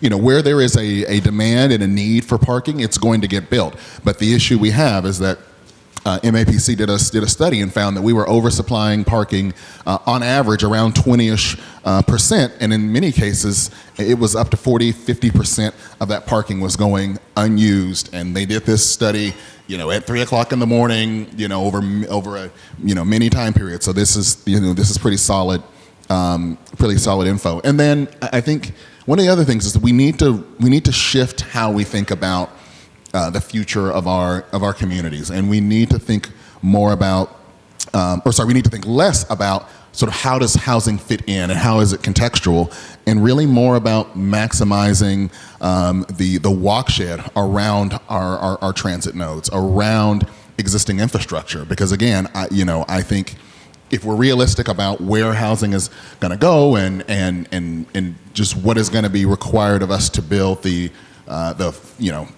500 or so thousand units that are needed, it is going to require us to accept that there will be some change in our communities. But I think if we think about the benefits that can come from that, more inclusionary zoning units for cities and towns that have that, more money going into our transit system, I think that is on balance good. And then I think the final thing is, this is less of a specific policy, but more of how we think about it in a set of policies that come from that, is how do we have the bold visions for both transportation and housing? How do we think about dramatically increasing the amount of subsidy that we have for affordable housing? How do we think about things and tools like social housing, or allowing, giving more money for cities and towns to expand their housing authority? And then on the transit side, how do we think about having a vision that the majority of people across the Commonwealth are going to have access to trains and buses that are coming every 15 minutes or better? How do we have that bold vision? Because from there, the policies and the plans all follow from that. Wow, a lot there. So I have a few things I want to grab onto there. So first, you kind of talked about our existing transportation infrastructure and how we can maximize what's happening around that. Given that, I would love to hear some of your thoughts about the impacts of MBTA communities, which many of you are working through right now. And what you think the impacts are of MBTA communities, but also really how do you think it's changing the conversations we're having around, again, that intersection of housing and transportation, for better or worse? Yeah, I'll start with the second part of that because I think that is the biggest impact. It is changing the conversation. I think when we really dig into it, the number of units is going to be pretty modest, and it's only going to be part of how we get. Part of how we get to that solution. There's some great work happening with Amy Dane is doing some great research. Amy Dane and Boston Indicators, they have a great blog where you can follow the progress. And there are a lot of communities that are complying, and that's great. But there is a lot of what's called paper compliance, where it does meet the legal threshold, but again, it's not going to produce as much housing. But to your point, to the second point, it is changing the conversation, and I think overwhelmingly in a positive way, right? I know there's a lot of focus on Milton or on a handful of communities, but even within that, even within Milton, I have met so many people who are really upset at how things have gone down there, and are talking about that. Please don't let the relatively small turnout and the loud voices, don't let that represent our community. But again, I think in so many communities, it has gotten them to say, well, we do need to build. We do need to acknowledge that we're a growing community, and we need more housing. We do need to acknowledge that we need to have a housing mix that allows the folks who are pouring our coffee, who are teaching our kids, who are police and fire, for them to actually live in our communities. And so I think on its own, it's not enough on its own, but it is a big start. And I think more importantly, it's a paradigm shift in getting the state to clarify the relationship, and that zoning is something that is delegated to local communities, and there does need to be there needs to be a conversation about how the current paradigm, or the paradigm before 3A, was not working, and we need to shift that. And so I think the conversations that are being had, the way that local residents are starting advocacy groups, the way that counselors and select boards are engaging with this issue is a positive. So it's just, where do we go next, and how do we build on this? Yeah, and we're going to get into local advocacy a little bit later, because Jared is part of the board of Abundant Housing Massachusetts that's been working with a lot of local advocacy organizations, specifically geared towards 3A, but on all types of things. So I really want his perspective on that too. And he did mention, I believe, the report that is produced on a weekly basis coming out of Boston Indicators with Amy Dane is called the Upzone Update. So please check it out if you haven't had a chance. It's really valuable. Okay, so now let's get into the weeds, maybe on transit. And tell us from your perspective, what do we need to be doing with the T, and in general with all of our transportation infrastructure in terms of access, investment, cost, reach, in order, again, to really open up that housing opportunity? Absolutely. I mean, I think it's a broad, suite of things that need to happen, from short term to things that are going to take us a while. But starting with the short term, one of the biggest things is lowering commuter rail fares. And it's funny, this is something that even the secretary has talked about. She lives, Secretary of Transportation, Monica Tibbetts-Nutt, she lives in around Acton. What's the? I think she lives in Air. Air. Thank you. Yeah. Thank you. And so the commuter rail, again, which still had to pay an extra $17 plus tip to get here, but that base commuter rail fare was $12, whereas if I had driven in, it would have been closer to $5. And I know that there's depreciating costs and yada yada, but most people are not thinking about dividing their insurance by 60 and and carry this. It's about what am I paying both at the pump and in terms of the toll. So that's a huge and a relatively, in the grand scheme of things, relatively easy shift. And the T does have a low income fare program, that finally is going to include, that it is going to expand low-income fares to able-bodied folks who are older than 21-ish, but not quite senior age yet, and that's great. And it's going to be a roughly, I think, 50% discount, and that's great. But for a lot of low-income people, $6 each way from Worcester or more from Fall River, New Bedford, Providence, other places is still too much. So that's an easy one. And then I think it is. I'm glad you mentioned, not just the T, but other systems. We also have to really dramatically change the conversation about our RTAs, our regional transit authorities, or the agencies that run bus service outside of the core of Boston. We need to dramatically rethink what we think is acceptable, right? I mean, communities like Springfield, who have really dense neighborhoods, for example, why should they have less service than Somerville? Same in Brockton. Why should Brockton have less service than Brighton? And so I think this is an area where we definitely need the voices of municipal leaders. We need the voices of folks in the housing sector to talk about, that we need better service, right? We need the kind of service that can allow us, to convince funders and partner agencies, or even just local communities, to build housing without transit, to build housing without parking or with lower parking ratios, not just in the Boston core, but how do we have more of that outside of the Boston area? Again, how do we think about that vision of the majority of people across the Commonwealth should have access to that turn up and go, that life-changing freedom service, that service that's 15 minutes, all day, including on weekends. That's the kind of service that really opens up opportunities for people. And then I think just, thinking about the T, and again, the entire Commonwealth's transit system, we need to talk about how do we have that vision, and how do we expand that service, both in terms of expanding service hours and adding more frequency, but also looking at how are we expanding the MBTA? How are we adding service to Cape Cod year-round? How are we adding service on what's called the Northern Tier, going from Fitchburg to North Adams? How, this is a state that is smaller than the greater Houston area. There's no reason why we shouldn't have a really robust, well-connected system where you can get from Pittsfield into the city with just one pass, and with an easy and coordinated schedule. Woo!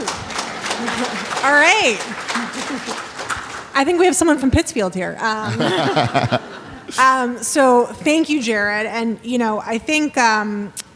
For those of you who have not been on TransitMatters website, they have a ton of really cool data tools, and tomorrow we're having a plenary session where our Center for Housing Data is going to talk about our residency and data town data tools. Yay, Center for Housing Data. But I want to make sure that in addition to checking those out, you look at TransitMatters website, because I was playing around on their Regional Rail Explorer tool last night, which, as you said, what is it? The transportation... A trip planner from the future. A trip planner from the future. So anyone who has ever used the MBTA's trip planner, you put in where you're starting and where you're going, and it tells you this, and it gives you some estimated times.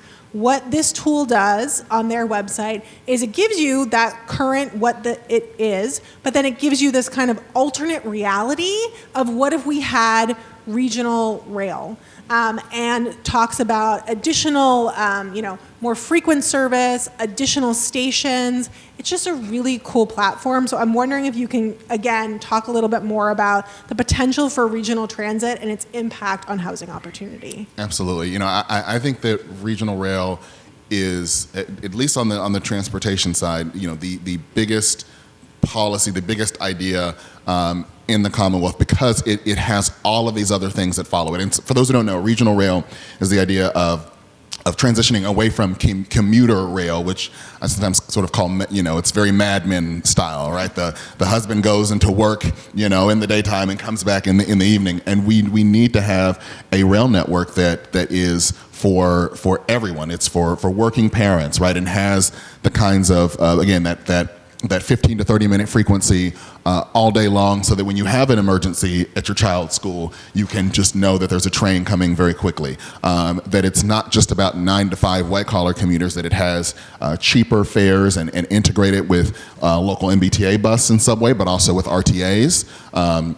It has those cheaper fares. It's more reliable trains, faster trains, and again, talking about doing strategic upgrades to fix bottlenecks and also to add in stations to expand the reach of it. But again, I think why regional rail is so important is because it can spur thousands more units across the Commonwealth by really adding something that is akin to subway-like service across more than half of the state, geography-wise, but over the majority of the state in terms of population-wise. And I think it also will push our regional transit authorities and the legislature to better fund them, so that those regional transit authorities can be better connectors towards regional rail. And it's also going to be a huge job creator. So again, that's why I'm really so passionate about regional rail, because I think it has the potential to fundamentally reshape the region. And again, just using this as an example from my trip here, it's 3 hours to come here. And luckily I've got a job with a lot of flexibility, and I make my own schedule and yada yada. But for folks for whom time is money, whether that's on the low income scale and they're an hourly worker and that's time out of their day that they're not paid for, or whether you're talking about folks in medical research and high powered business world, spending huge amounts of time in transit, whether that's literally on public transit or stuck in the highway, has a huge negative impact on the state's and the region's economy. So I think regional rail is huge, and I'm glad that the T is slowly starting to move towards that. But this is another area where having the support of folks in the housing community to say, look, we need that faster service so that we can deliver more homes. We need the state to look at how are we adding in new commuter rail stations, new regional rail stations, so that we can expand access and so that we can shift our local transit networks, our local buses, to better serve the community. And I'm so glad that you just included at the end that call to action, because when Jared and I were talking before, I said, you've come to us, and we want to think about after this how we housers can come to you, and make sure that the relationship goes both ways. So thanks for those examples.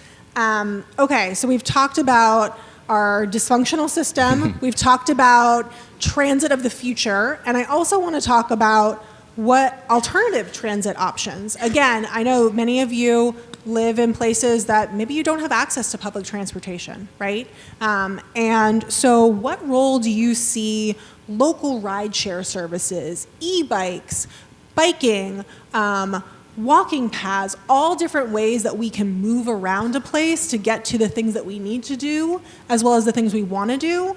Where is that in this conversation? Absolutely. No, I'm glad you asked that question. And, I think e-bikes are one of the most powerful tools, and we don't talk about it enough. The majority of trips are less than 3 miles. We spend a lot of time talking about the commute, and while that might be one of the more important trips, it only makes up about 17 to 18% of a family's weekly trips is the commute. And so when we think about going to just get some milk because you ran out, or a quick appointment to the local doctor's office, some of those are trips that could be made with e-bikes, and for all of the energy being put towards electric vehicles, which we do need, they're an important part of the pie.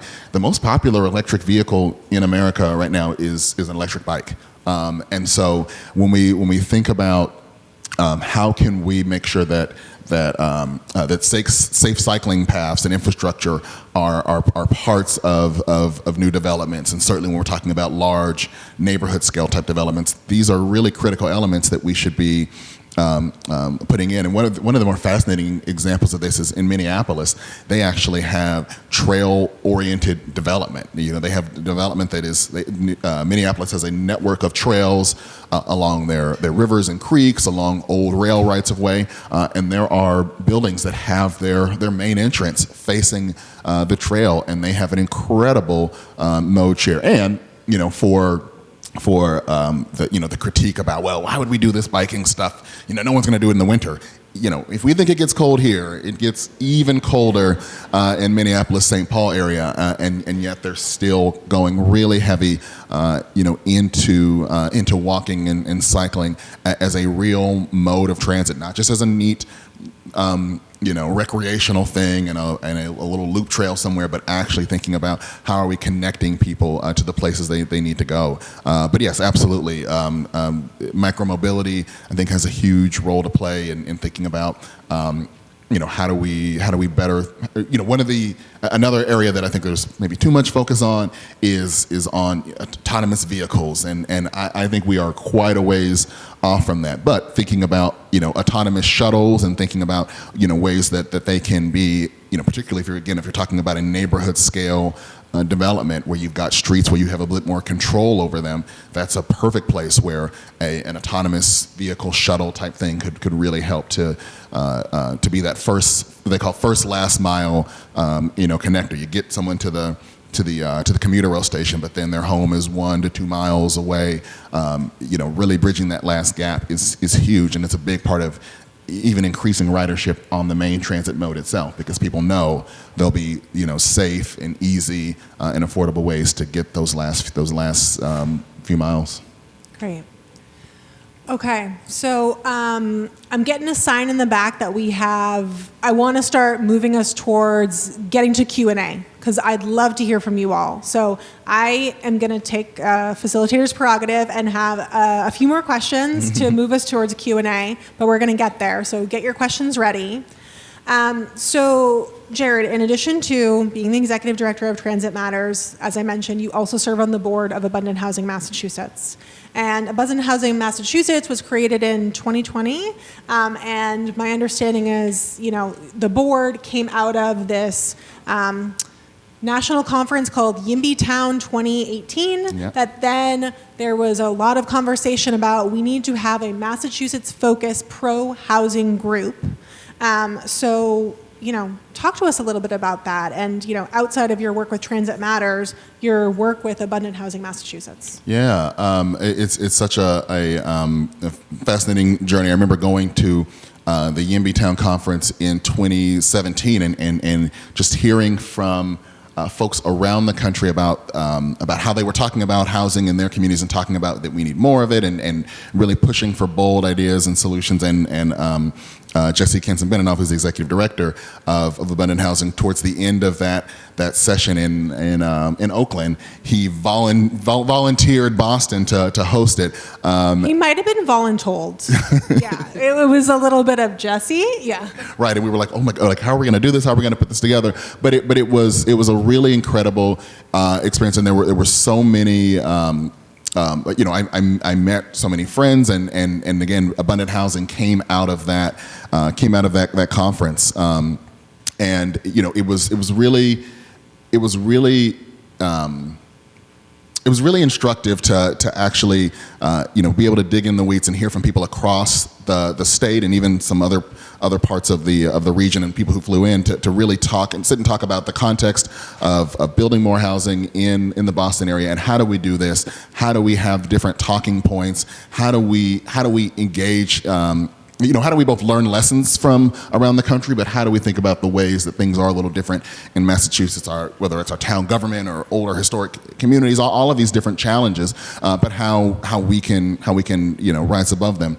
And I think one of the interesting things too is there was a protest there from some tenants' rights activists and affordable housing folks who felt like there wasn't enough listening, and I think there's arguments on both sides. We had folks from the National Low Income Housing Coalition who were there, but I think there were ways that we could have done more. And from that experience, I think we really listened more. And there's a reason why abundant housing Massachusetts is abundant housing and not necessarily Massachusetts YIMBY, because we wanted to make sure that we were building a broad tent and really bringing folks in. And so it's been great to see abundant housing grow from that and be able to support local organizing efforts, and again to take that same approach that we had when we were figuring out how are we going to be different from California YIMBY or from other statewide organizations across the country. We've been able to think about, okay, well, what's our approach? How are our local organizers, how are they tailoring their approach in different communities, and how are they listening to the local housing advocates on the ground to support them in the ways that are best, because what folks need in Western Mass is totally different than what they need in an inner core suburb of Boston versus in an inner core suburb of Boston that has an MBTA subway service versus one that doesn't. Yeah, and we'll be hearing more about Abundant Housing Massachusetts tomorrow, as they're one of our recipients of the Housing Hero Award. So just wanted to congratulate Jared in advance, since he won't be able to join us tomorrow. And before we go to Q&A, I just want to also ask, we have a lot of folks here today from all across Massachusetts, and I think this is our biggest turnout we've ever had, which is really exciting. But who do you think is often missing from conversations about housing and transit? And how would you encourage us to, again, leaving this session with you, what's your call to action for us in terms of involving those that aren't here today? Yeah. I think, we could be here all day trying to, think about exactly which groups, but, I think a great example of a group that should probably be here and is really top of mind for a lot of folks is folks in the childcare space, for example. We know that childcare is a really crushing cost for a lot of working parents, and there is a housing angle to that, just as much as there's a housing angle to most of the issues that we're facing. Having affordable housing for the folks who work in childcare, being able to think about how our restrictive zoning that also keeps us from building the kinds of housing mix that we need also keeps us from being able to expand or to build new childcare facilities. And so that would be an example of who should be in the room. We should also have more general contractors and small local developers of color, some of the folks who are doing some of that hard work in local communities, in local Black and brown communities, and trying to do development in a way that fits into that context. What are the ways that the expertise in this room can support them, and then what are the lessons that folks in this room can learn again from folks who are doing that work in communities where there sometimes is a challenge in terms of building new housing. Great, thank you. All right, I want to open it up to some questions. So I believe we have a roving mic. Emma has the mic. What do you got? All right.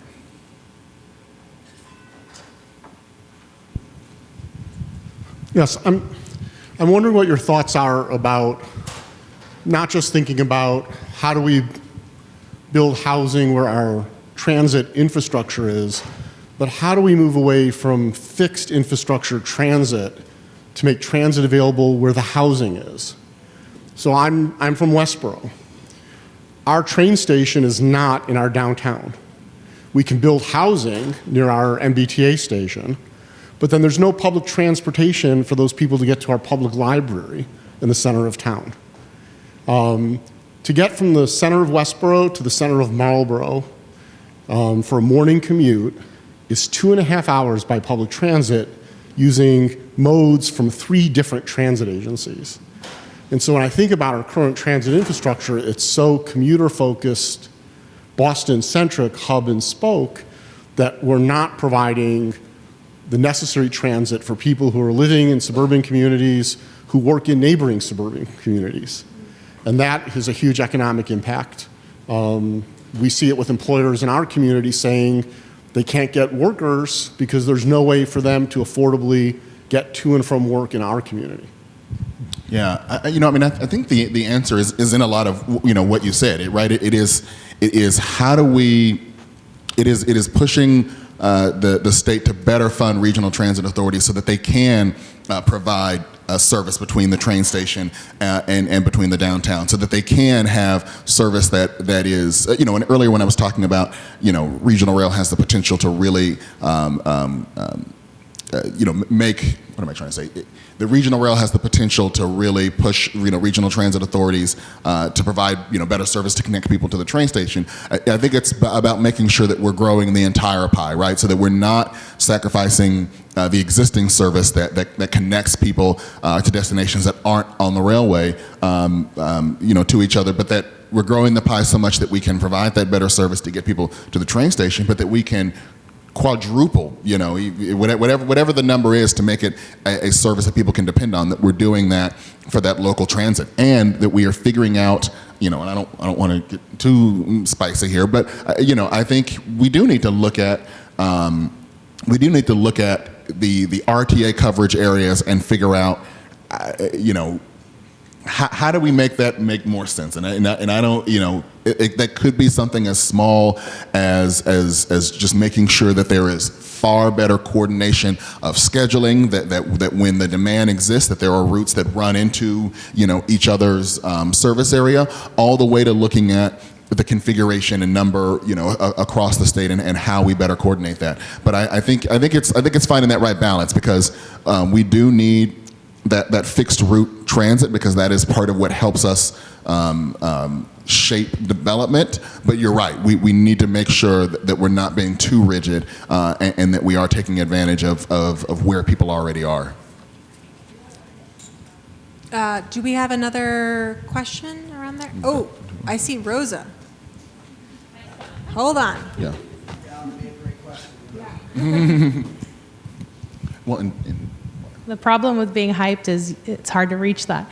So Jared, I have a question that kind of, you work in transit and you also serve on the board of Abundant Housing. So in relation to the MBTA law, one of the things that we're hearing from some of the communities are, complaints about the inefficiency of the MBTA system as it is now. And frustration around now having to zone for development, right? And the argument of like, the system's broken, it's not working, and then we're gonna add more commuters, we're gonna add more demand on the system, the state doesn't have a plan to improve it, yada, yada. Even though that's not like a legal reason to not comply with the law, I'm curious about how you give some validity maybe to some of that, and if you have any suggestions around like the advocacy piece on how to work with communities that are expressing that.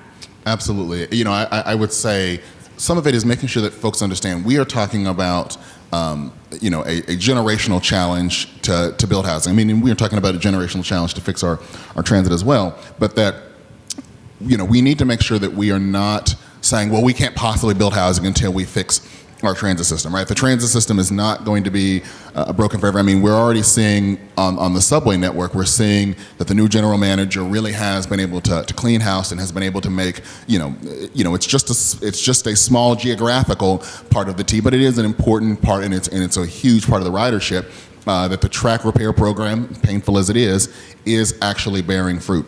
And so we don't want to be in a situation where in 20 years the housing problem has just gotten worse, and then we do have a good transit system and we don't have the people to put on it. And then I think to one of the things you were saying earlier about we're going to put more people on this system that's having trouble, I think that actually is the only way that we make the system better, right? It is that right now the T is irrelevant to a lot of legislators, and I think part of how we get them to really focus on it is to understand that our state's economy can't grow just by relying on our incredibly overcrowded roadways, and that we're not going to meet our climate goals just through vehicle electrification alone. And so we have to better tie public transit to all of these other challenges that we're trying to face. Traffic and congestion, the environment, meeting our housing goals, So I think that those are really the key things that we have to dig in on. And again, yet another call to action. Yes, there is credence to the state needs a better plan. And right now, the state has just the MassDOT has just wrapped up their long-range transportation plan, the public comment stage. But there's still, I think there's still room for us to push on that, right? And so I would encourage folks to talk to Secretary Augustus. I think he'll be here tomorrow, and say, look, we really need. We need to make sure that the housing plan is better engaging with transit, even if that means calling for more service or calling for new for new lines, new stations. That has got to be a really critical part of it. And then the T itself is going to start their long-range transportation plan this fall or this winter. And so again, making sure that that housers, that municipal folks, not just the folks in the transportation or traffic department, are at the table saying, look, we are zoning for this housing, we are building this housing, or look, here's this existing housing node that is not served. We need you to make sure that this is written into the plan. I can't think of a better way to end. I'm sorry, we are out of time. So I just want to thank Jared for joining us today. And like I said, we're a bunch of housers and he came to us. So I really appreciate his call to action about how we can come to him in the future. Jared, where can we find you besides Transit Matters? I see you on GBH, Commonwealth, Beacon, WBUR. How can we follow your work and your organization's work to make sure that we're showing up for you? Yeah, we're at transitmatters.org, online, Transit Matters on all the socials, and then I'm on I'm still going to call it Twitter, but at JARJOH. Please definitely feel free to if you've got questions that we can get a chance to answer, connect with Callie, and definitely would love to connect with folks. Please join me in thanking Jared. Thank you all. Good afternoon, everyone.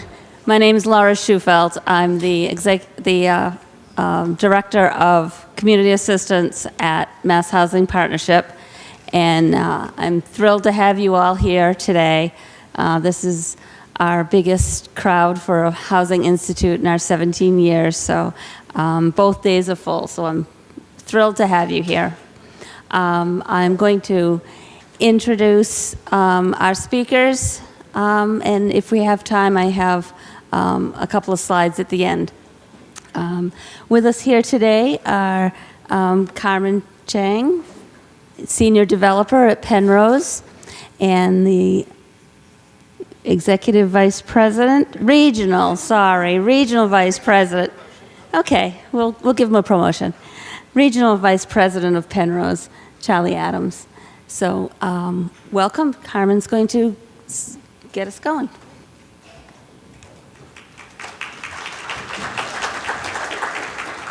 Thanks, Laura. So I just want to say this is my first time attending the MHP Institute, and I've really enjoyed all the sessions thus far. I think it's pretty invigorating to be in a room full of housers and transit. I myself don't own a car and have never owned a car, so all the conversations about how do we increase transit accessibility is actually very exciting to me. And we work on projects from the Cape all the way out to the Berkshire, so every time I'm like, how do I get there? I look at, okay, Google Maps, how do I take transit? And then if I can't get there, I'm like, Charlie, are you going too? Can we carpool? So I'm thankful that I didn't take the commuter rail today because Charlie and I carpooled and was able to make it here without much ado. So today, before I launch into the discussion about how do we go about having a successful RFP, request for proposal, or RFQ, request for qualifications, I wanted to introduce Penrose a little bit, tell you about what we do, and why we're kind of qualified to talk about what we think will set us up for success. So we are a private affordable housing developer. We do projects all across the nation, but Charlie and I are from the New England regional office, which covers Massachusetts as well as Connecticut, Rhode Island, and at some point New Hampshire, Maine. We dream to have more projects there.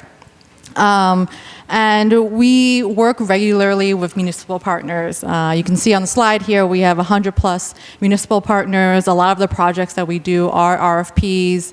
We do a lot of projects that are highly energy efficient with renewable energy, solar. We're even thinking about geothermal right now. And we close about 15 new developments a year. Here's just a slide showing some of the different type of projects that we do. And 4 out of these 5 images are projects that resulted from RFPs. So the top right is a school in Auburn, which is not very far from here, Mary D. Stone School, which was one of the affordable housing projects of the year in 2022, time flies. Another 7-story project in Boston, in a very urban area. We have a project on the bottom left on the Cape, which is a more village-style development. So a lot of these projects came out of partnerships of learning what the community wanted and building that. So this is a map of our projects across Massachusetts, and the ones in dark blue or purple are the RFP projects that we've done, and the light blue, teal is kind of the non-RFP projects. So there's a variety you'll see. In addition to being a developer and owner of affordable housing, we also have a management company. We have about 35 years of managing affordable mixed income housing projects, and they're integrated with us from the development process from the beginning, when we respond to RFPs all the way throughout construction, and we manage almost everything that we build. So today's goal is to talk about how to set up an RFP for success. And what does success mean? It means that developers are interested and respond to your RFP. It means that the selection and designation process goes smoothly. And lastly, it means the proposed project gets built and occupied. I think one of the things that I'll try to stress throughout this presentation is that the partnership doesn't end when the designation happens. I think it's about having that partnership be at the beginning and all the way through to when we cut the ribbon for when residents are moving into these new units. So the question then is, like, where do we start? And as I was thinking about what to say here, I realized I should start with how Penrose starts. And when we start considering a new project, where we start is really thinking about what does the community want? How do we develop a shared vision so that it becomes a partnership? And that means that the community needs to know what it wants. And oftentimes that can be a challenge because there are competing interests. And from the 40B conversation out in the tent there earlier, there are a lot of kind of opposition or resistance or hesitation about affordable housing. So I think the starting point is really working with your community to be engaged, to develop some semblance of a shared vision of this is what we want. So the starting point there is, what are your community's goals for the parcel? So these are some of just the key parameters that I thought was important to define, because when the RFP comes out and it's too wide open, that means that you might get a lot of different projects that are apples to oranges, and you're not really comparing different developers and different and their capacity to bring your vision to fruition. You're comparing different projects, and that becomes a much more unwieldy conversation to compare a condo project that is for 55 plus against the affordable housing project. And if you don't define these kind of parameters, then there's going to be in our experience, a much more long, drawn out process to come to a decision. The key parameters here I've talked about is, what kind of use is it? Ownership? Is it rental? Are you looking for mixed use? And part of that conversation that I'll talk about later is, like, what is also feasible? What kind of density typology are you looking for? What affordability levels? the population they're trying to serve, whether it's seniors or family, based on your community's needs. And then if it's historic, what your preservation goals are. And there could be other kind of parameters, like if you're trying to serve a special population like veterans, there's a big need for veteran population. There can be other parameters to layer on top of this, but these are at least some of the key basic ones to help guide people who are responding, developers who are responding to your proposal, to know what you want. So I think associated with defining the key parameters is preparing for how you engage your community, and some of this kind of fact-finding and due diligence work is needed before I think you get your community together, because you don't want to have these conversations, have everyone come to these meetings and come to a conclusion that is not feasible. And so having that feasibility up front and those guiding parameters will help you guide your community to a conclusion that will be something that can happen.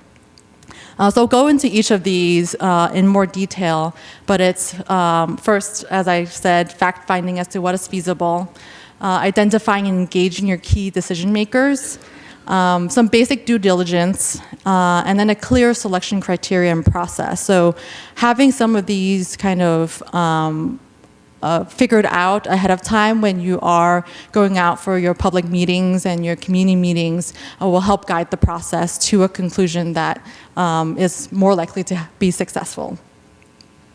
So fact-finding as to what is feasible, obviously I have to give MHP a little shout-out, like technical assistance from an organization like MHP. It doesn't have to be MHP, but I know MHP is an organization that can help guide towns and municipalities to through this process.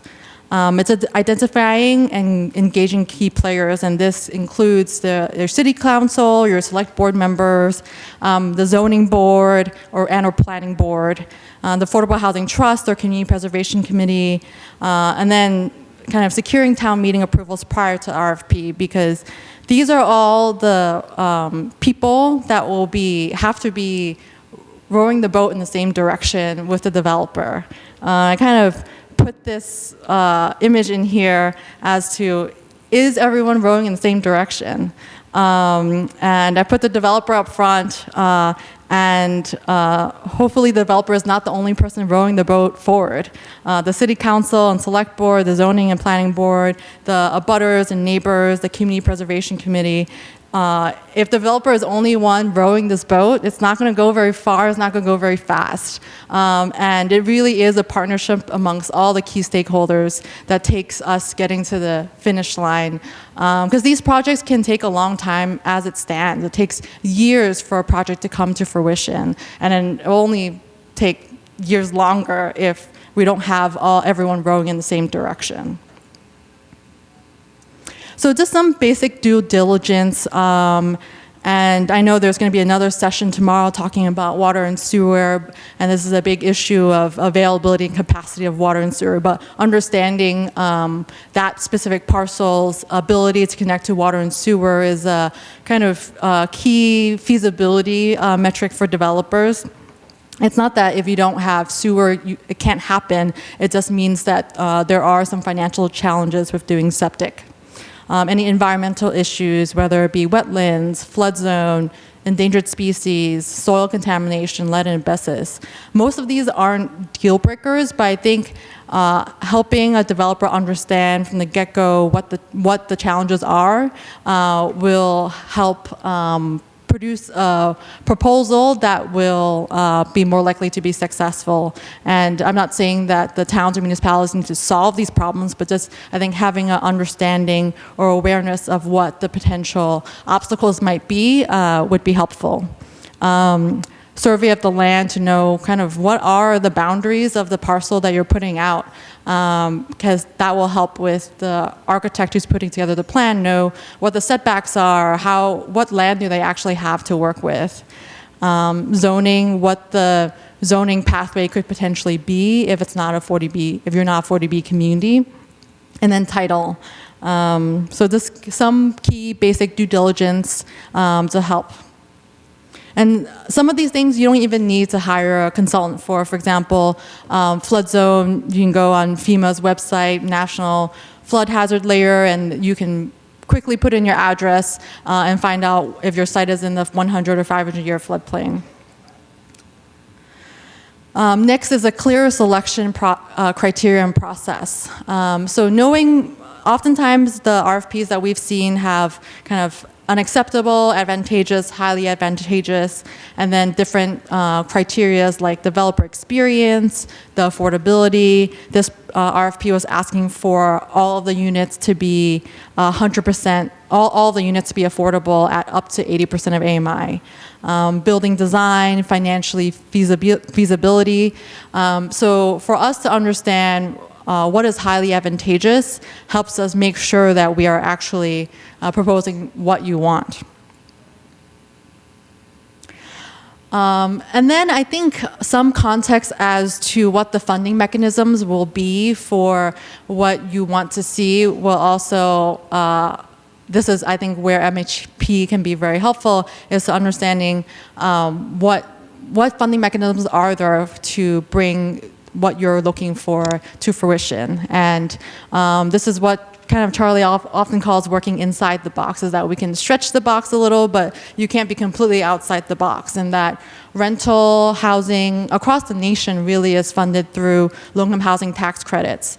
And the state has criterias and goals and requirements for what they need for projects that are under the rental housing funding programs, which means there's a minimum percent that has to be at the 30% AMI, which is the extremely low-income individuals. Most of those units will be at 60% AMI. And I just put up here a chart of what that income looks like for Worcester area.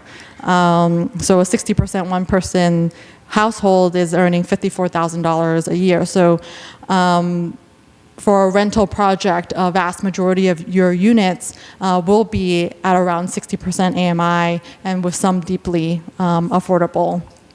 And you'll see for both of these projects, for both rental and ownership, that the state really prioritizes understanding that there's local support for the project. And that can look in a lot of different ways, because not every community has home funding or other sources of funding to provide. But if there is affordable housing trust, if you are a CPA community, if you do have home funding, the state will want to see that there is local support for the project.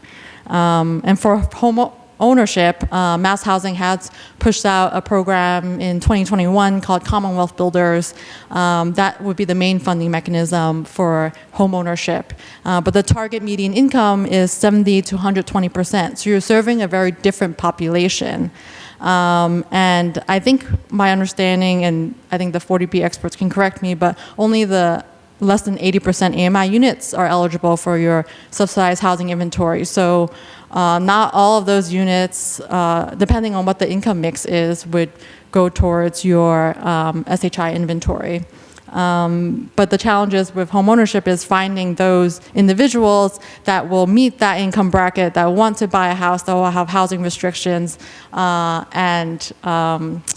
there are different challenges for rental and homeownership. And just going into it with eyes wide open as to what that looks like, I think will help guide you as to what you're looking for also.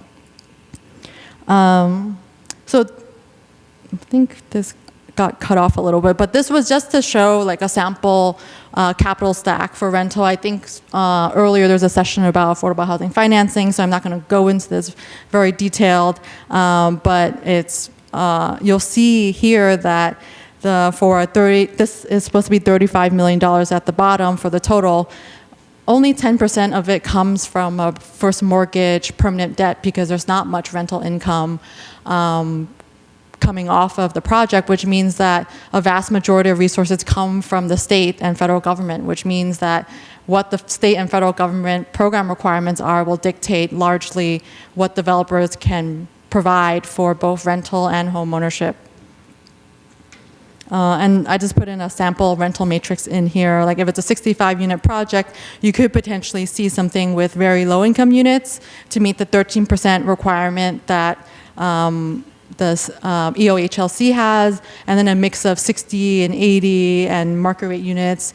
Oftentimes when we look at projects, we usually like to say, oh, we want to create a mixed income community where anyone can choose to live here and has, and there are income tiers that allow people at a wide range of incomes to live here, but it could be your community's goals to make them all affordable. And then I just wanted to talk a little bit about, I know this was when Laura and I talked about this session, we were more focused on RFP, but there are options also to go through RFQ, which is a request for qualifications, where you're really just looking at the developer experience, the development team, and their track record. Whereas the request for proposal is a more comprehensive submission where they have a design, a financing plan, a schedule, and I think it's easy to say, oh, I want the RFP because I want to know exactly what they're going to provide, but the development process is long, and what they propose for the RFP can change through zoning, through financing.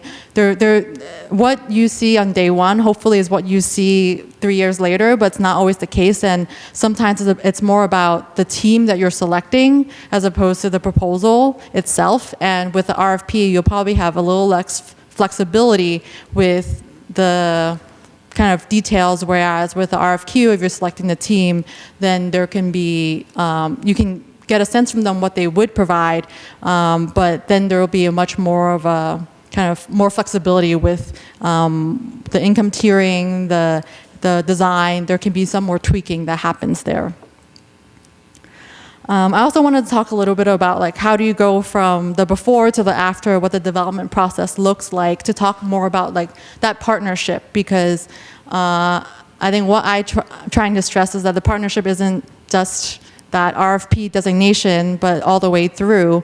This is, again, the Mary D. Stone project in Auburn, not very far from here. And this first 4 steps is where a new municipality helps shape the vision. It's the RFP, RFQ stage, the developer selection, the site control, and development agreement, and zoning approval. And this is one of the things I want to point out here is the reason why is that we need to engage the key stakeholders early is that the zoning approval is a pretty big risk point for developers because you can get stuck in the zoning approval stage for a long time, especially if you have met your 10%. One thing that we always look out for is that, oh, are we going to need a variance in order to get what we are proposing here? And the thresholds for a variance, getting a variance approved and to not be challenged are really high. So this can also be a point where we can be spending a lot of money towards a project that we don't know if it's going to ultimately get approved. Planning boards and zoning boards, if they haven't been engaged ahead of time during the RFP process, and they feel like they need to inject their opinions into the process at that point in time, personally, I don't find the zoning process a very conducive place for conversation. So the earlier we can have those conversations where the town staff is helping facilitate that and making sure that we're all on the same page before we even get to the zoning submission is usually how we like to work, which is why that partnership is key so that we're working together towards a shared vision as opposed to what typically is seen as the developer pushing their vision on the towns and communities. And then the next step from there is a funding agency. They want to see demonstrating municipal support, and usually there's one funding round a year. In the past few years, the state has done something called a mini round, so there's in the past few years 2 funding rounds a year. But if your zoning approval, usually the big funding round that EOHLC issues is in January. If you get your zoning approval in February or March, that might mean that your community needs to wait until next January in order to submit for the tax credits for a rental project in the state. So understanding the timeline there is also really helpful in that there may be ways in which being prepared of when are you issuing this RFP, how quickly can we get the site control documents negotiated, and how quickly can the developer kind of get documents into zoning and get it approved, will help make sure that we're not kind of stuck in a limbo stage where you're waiting for the next round for another 10 months.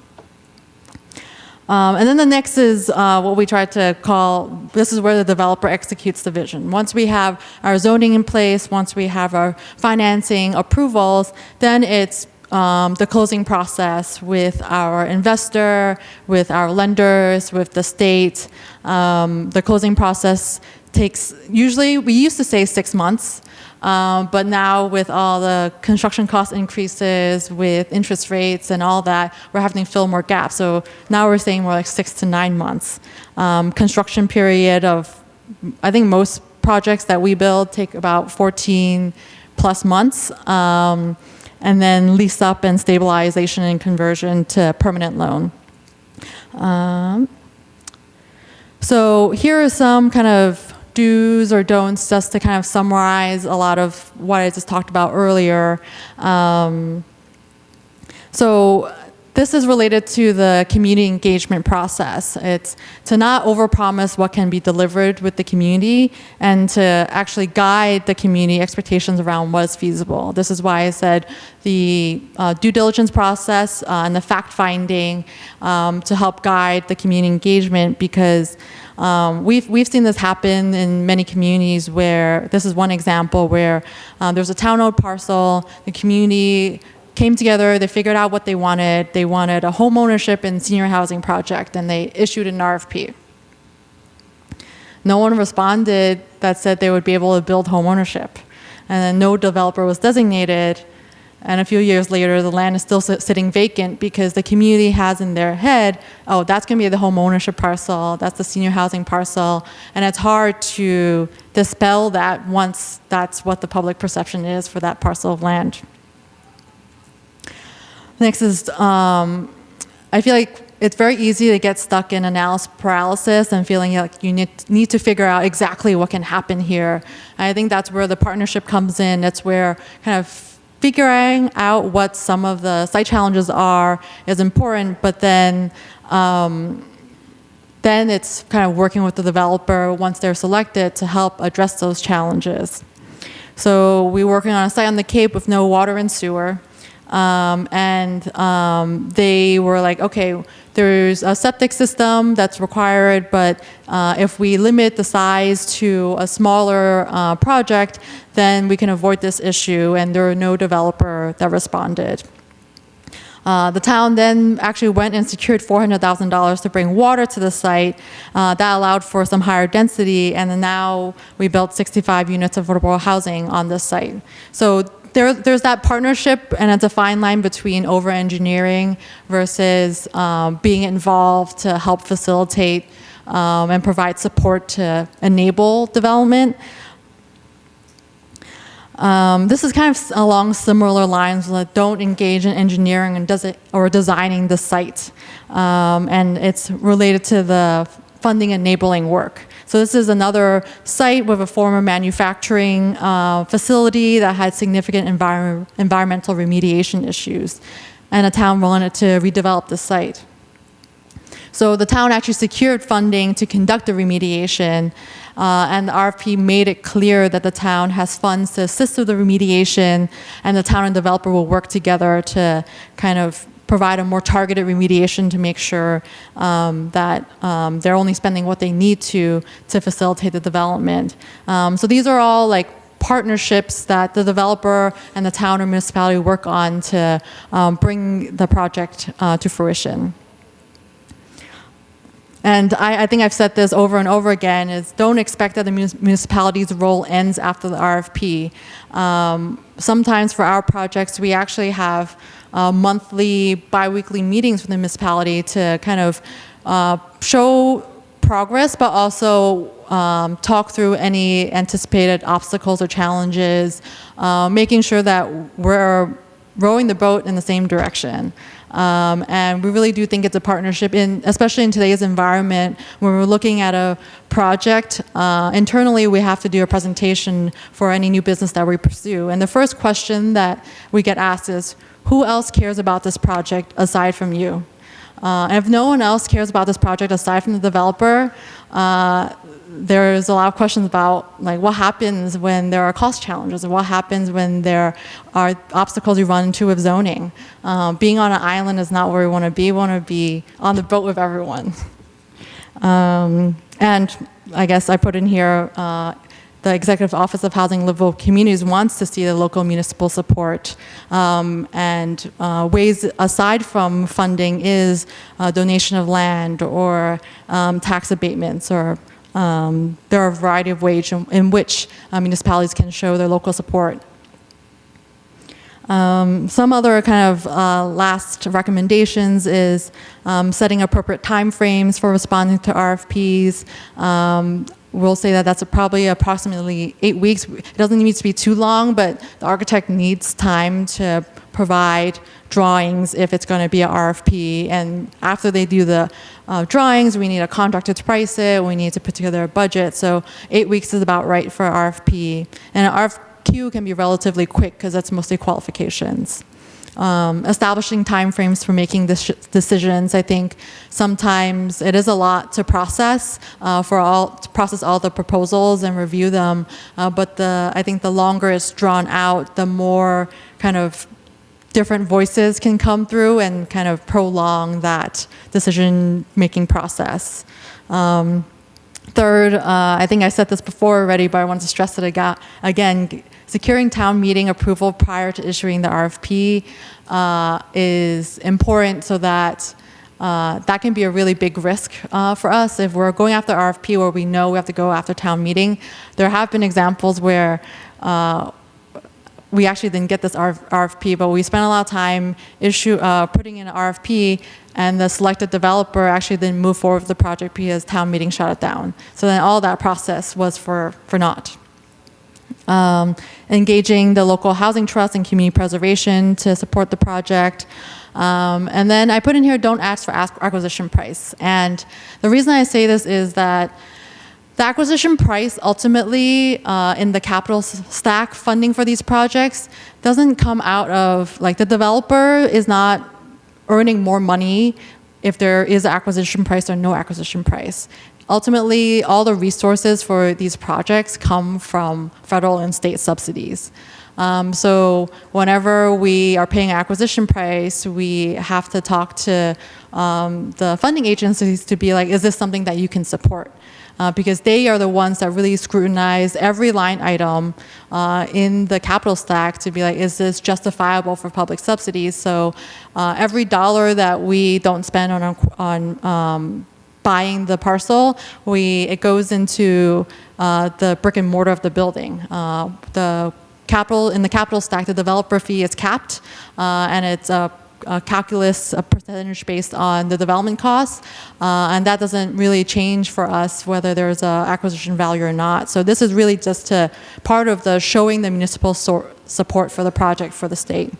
And ultimately, one of the things that we think about is how do we best position this to be competitive for those competitive resources, because there's a long line of projects that are in the pipeline for being built, and how do you demonstrate to the state that your project deserves to be funded now ahead of another project? Because there are more projects to be funded than there is funding available.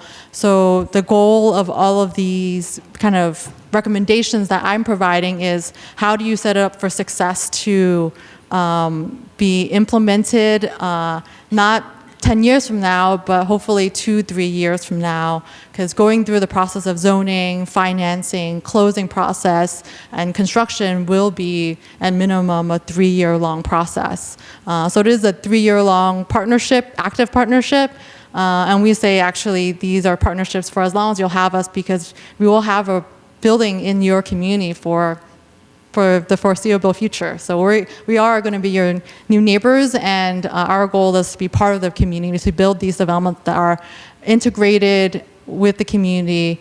So with that, questions? Or Charlie, you want to add some stuff? I just want to add just a couple of quick things to what Carmen said. Well, first of all, I did want to recognize we have Jackie Beebe, who's in the back here, is the town manager for Eastham, and one of the deals that we did early on was through an RFP with them, and they.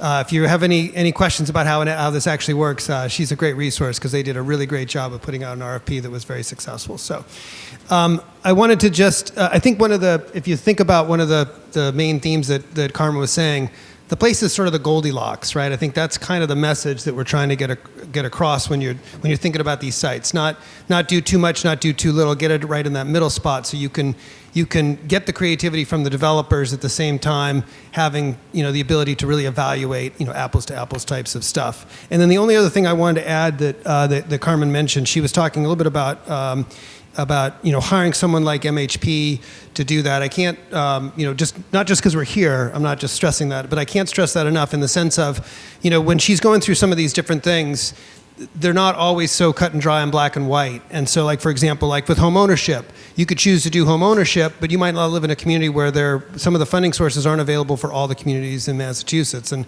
having a group like an MHP can help you figure out to make sure you're not going down the wrong path with some of those things. So that's all I got.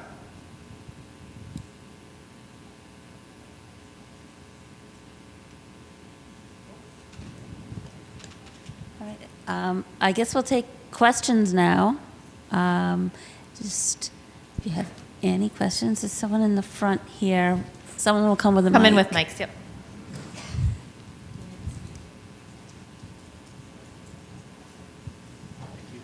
Thank you. And it may be just because I haven't looked, and this is probably a question for MHP. Do you have a template library of best practices, RFPs and RFQ documents? Because it seems like a common theme is communities or subsets of communities have ideas, come out with RFPs that developers or nonprofit partners cannot really effectively respond to. So do you have, like, here's a template of what it should look like? We have MHP, I'll answer it for MHP, if that's okay. I'm good, okay. MHP has a number of successful RFPs that we can share. We don't tend to have a template because every project is unique and they won't all have the same parameters or even the same categories. So we can share successful ones based on, the type of project that you're looking for, or we can just give you assortment if you're not sure. I will say that for the disposition of public land, you have to do an RFP. An RFQ or a RFI, you can start with that and then pick a number of developers, and that's what, I think Carmen was talking about. I just wanted to be clear that for the disposition of public land, you do need to have a request for proposals. Other questions? We'll do that. Yeah. Thank you very much for the presentation.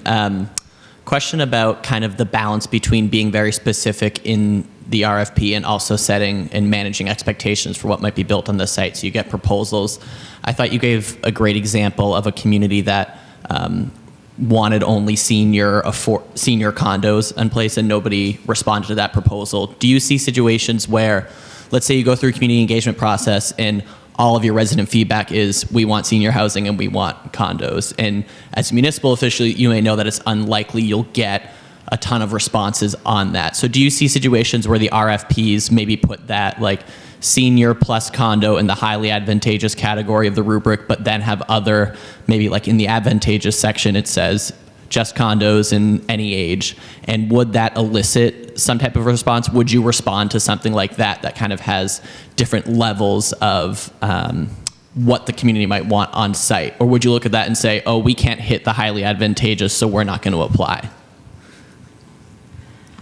So I think the most likely response for developers like us in that situation is we're going to play out, okay, what's going to happen? We propose a affordable project, and the community was like, but we wanted senior homeownership condos. And even if we're the only ones that respond, it's going to be not what the community wants, and it's going to be an uphill battle to get through zoning. So even if we are selected, what does that partnership look like? It's about that boat and rowing in the same direction, and this makes me very anxious as what does that development process look like? What does the zoning process look like? So it is most likely that we wouldn't respond to RFP like that. And I'll just say, when I meet with communities to start the process, or if it's a community engagement session, the first thing I say is that whatever you come up with and you want, we also have, it's a two-part test. It's what the community wants and what's financially feasible. And we'll put that test on anything. And if what they're asking for is not financially feasible, then I won't write an RFP for it. The community can, but they probably won't get any responses. So I had sort of like a two-part question. In my recent grad school research, we sort of had an affordable housing project. So we worked and interviewed developers. And I appreciate the presentation. It sounds like that at first you learn what the community wants. And I'm wondering whether all of those roads lead to apartments, condos, or mixed use. Like, in other words, I saw your photo on the screen. It was all apartments. There was one down the Cape where it was homes, but there were huge homes, which could have been. In other words, is there a way to aggravate the data to make it so that all roads would lead to something like apartments or mixed use? Because you are a for-profit developer, so you have to make a profit. And my other question would be, there's a lot of support for single-family homes, like, cottage communities, and would that go into your business model? So we're a multifamily developer. I think homeownership and condo developers and multifamily, meaning rental developers, have a little bit of a different DNA because even affordable homeownership developers have to act more like market rate developers in that the marketing of those units is so key because it's really hard to find the applicants that can fill that income band but also want a unit that has affordability restrictions. Because when you're thinking about homeownership, you're thinking, oh, I'm buying this and I get the appreciation of all that value, and that's why I'm making this down payment for it. So we're primarily a multifamily rental developer. Sometimes we do home ownership. And I think there are developers that do both, but there definitely are a lot more rental multifamily developers out there because the resources available for the two are so different. There isn't really a federal affordable homeownership program available. The federal programs are mostly geared towards rental. And even in Massachusetts, I kind of looked this up before today, for the homeownership program, which started in 2021, from 2021 to 2024, they have invested about $68.7 million for 14 projects. In 2023 itself, the rental program had $246 million in federal and state subsidies. So just in 1 year, it's almost 4 times larger and that was supported 27 projects. So the kind of amount of projects that get funded from a rental perspective, there's just more resources out there to make those projects happen. You want to say something? Oh, okay. No, go ahead.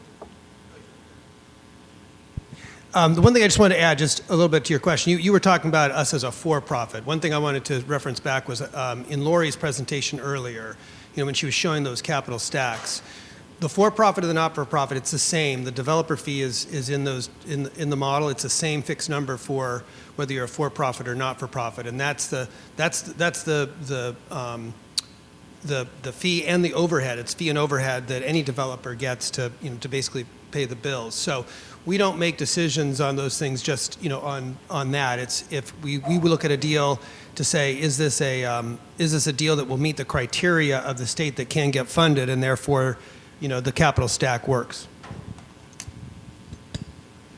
And if I could just add, the project on the Cape was multifamily. So those buildings weren't single-family homes, they were multifamily. And I think they're 4 units, 3 units? 3 or 4. Yeah, 3 and 4. Other questions? Yeah, thank you so much for the presentation. My name is Nate Robertson. I work with Mass Development.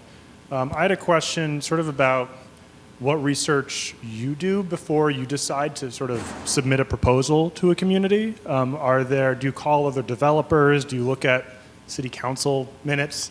Sort of, what are the green flags and red flags that you look for before deciding to submit a proposal? I think usually our first stop really is the planning department. To get their feedback on, okay, has there been community support for this? Does the select board or the city council support this? Because we're not on the ground everywhere, and I think it's really the town staff that can give us the best kind of understanding of what conversations have happened and what is the level of support for this project. So that's usually that, or the economic development department usually would be my first stop to understand the community better.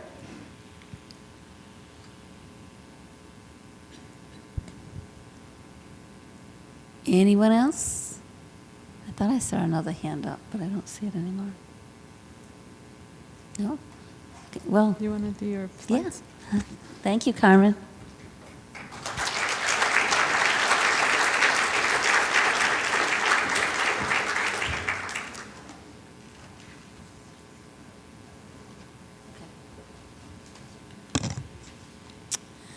And since we still have time left, I'm going to give you just a brief overview of MHP's Technical Assistance Program for the disposition of public land. First, I'll tell you a little bit about community assistance. We are our hosts here today, your hosts here today, and this is our big 2-day training that we do. So that's our workshops and trainings. We also do trainings on 40B. We have consultants that will work with, okay, sorry. So we have 40B consultants that will come and work with your zoning boards if you get a 40B request application in. That's a program that is just about to hit 20 years old, so very successful. We also do trainings on fair housing and gateway cities. So we have our technical assistance in pre-development, site feasibility, request for proposals, you can read the rest, online resources. We have a housing toolbox, and our Center for Housing Data has Datatown and other resources. Whoops, I went backwards again. I'll get it right. So disposition of surplus municipal land. MHP has a technical assistance and grant program that can help communities identify surplus public land that's suitable for housing. Once the land has been declared surplus, that's what Carmen was talking about, getting those town meeting votes. If you are a town meeting, a town with town meeting or a town, then you have to have the land declared surplus, usually by the select board and then by the town meeting. It's typical, most charters are set up that way. If you don't do it in that order, if you do a request for proposals and then try and take that to get surplus land, town meeting turns into a referendum on the proposal rather than on whether the land should be dispose of for affordable housing. It makes the process really long, and it also dissuades developers from responding. So that's job number one, get the land declared surplus.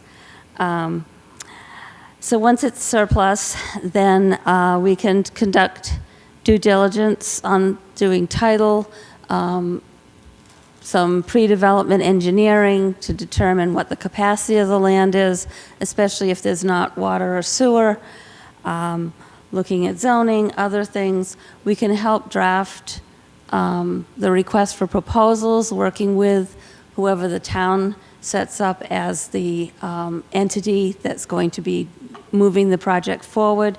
And then we can assist with the evaluation of the RFP responses, and that is facilitating the review committee. We don't actually vote or give opinions.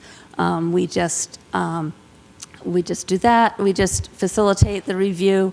We also can pay for a consultant that can look at the financial pro formas that have been submitted, so that the town has an expert looking at it.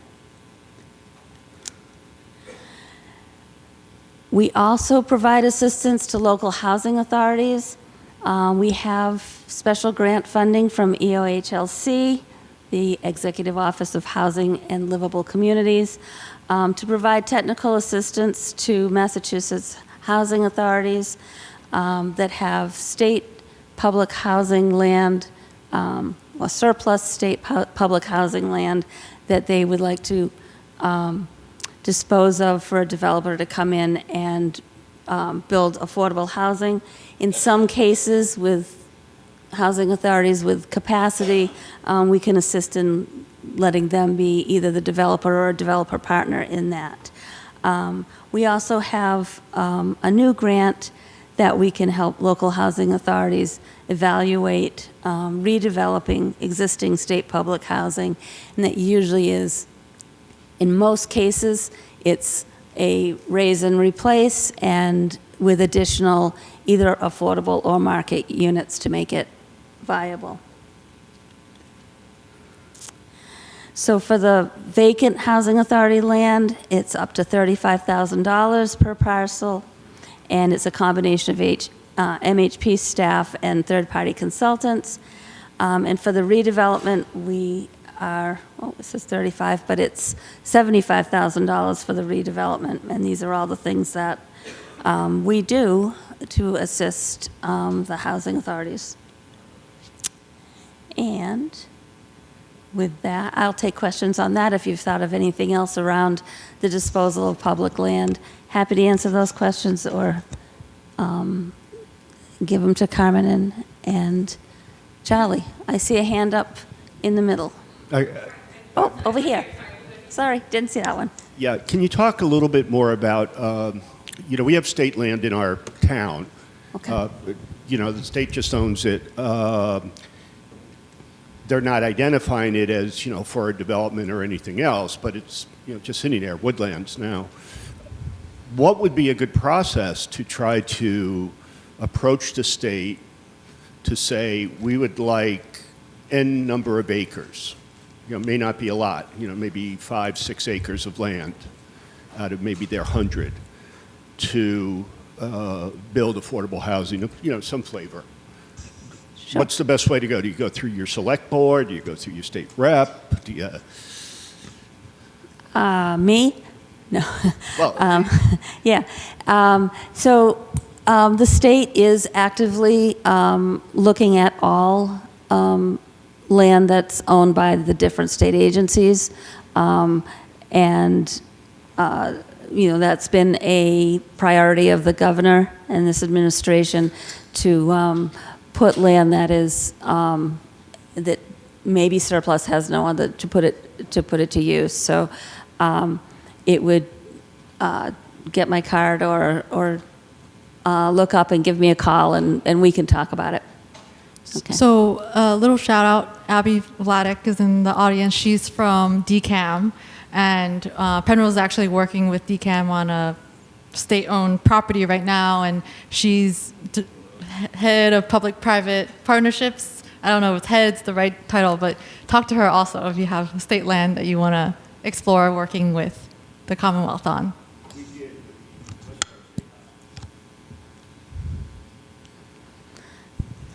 Okay. Oh. Hi, thank you for all the work that you do. I was curious if you could talk a little bit more about the new grant program for redeveloping maybe older Acton housing or Acton. I'm sorry. Well, I have a project in mind, I guess. Older housing authority projects, and what type of resources there are to assist existing tenants in the interim to find alternative housing for them. Like, is that part of it? And what other communities have tapped into that so far?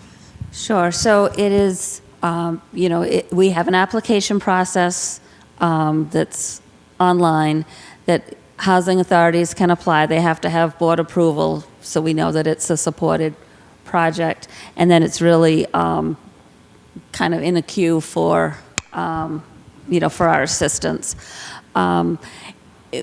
With redevelopment, we first look and see if it has to be a raise and replace, or if it is a gut rehab or a larger rehab project. And then relocation is always part of the redevelopment. Usually that starts a couple of years before. It takes a while to get the funding. So it usually starts a couple of years before getting permission from the state to start to vacate the units. And it's a big dollar amount to do that. So the project has to first be feasible to move forward. So some of the projects that we're working on now are like the existing buildings are in riverfront or flood zones, so we can't just replace what's there. We have to move it out. So there's kind of some extensive engineering that usually has to happen. Did that answer your question? Thanks. Anyone else? Oh, someone down here.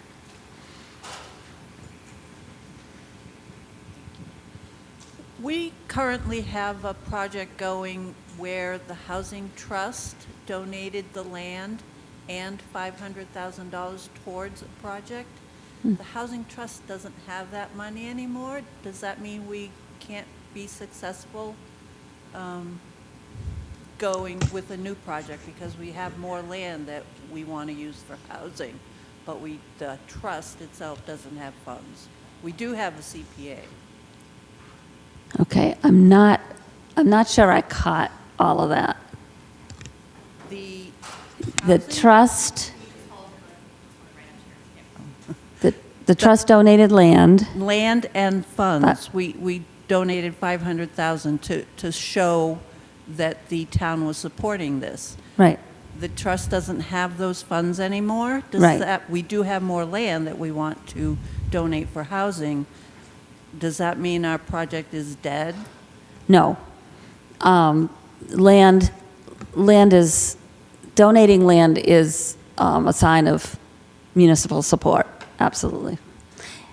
And if you have CPA, that helps, but the project's definitely not dead. Any other questions?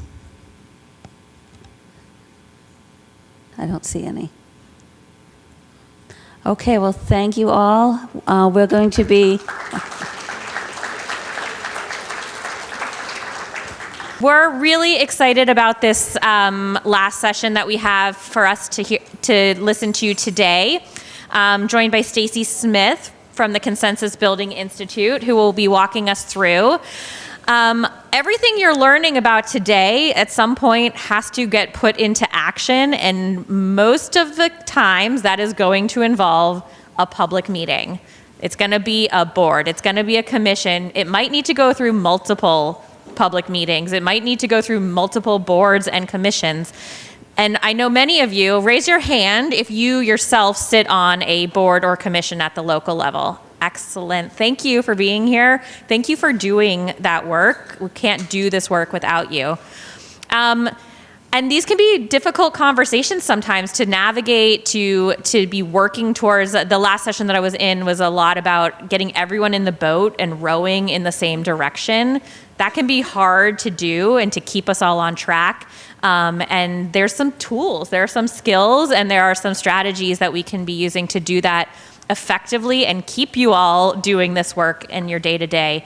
I do want to make a quick note that we have been working with the Consensus Building Institute on this curriculum. So some of you may have joined us earlier this spring for a session that was more broadly about difficult conversations at the local level around housing. The materials from those sessions are on the Housing Toolbox, so I would encourage folks to take a look at that. What Stacy's going to be focusing on today is really specifically running an effective municipal board and commission meeting. There's some real strict parameters, but that doesn't mean that we can't move the levers in the way that we need to in order to get the best outcome. So without further ado, I'll hand it over to Stacy. Hello, good afternoon, everyone.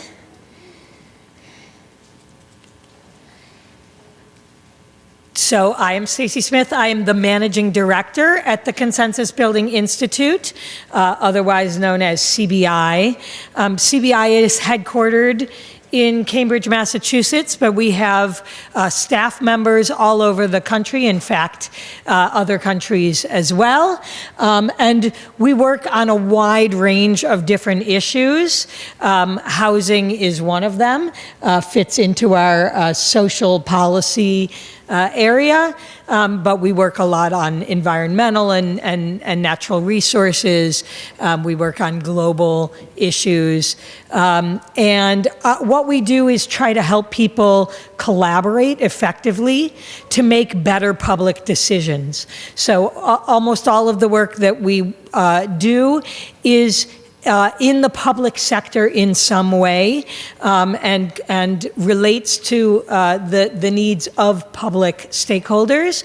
And so it's really about how do we help people work together to make decisions that we think by involving people who are affected by the decisions that are being made in public arenas, you not only get more sustainable decisions, you actually get wiser decisions and more equitable decisions. And so that's basically what we do.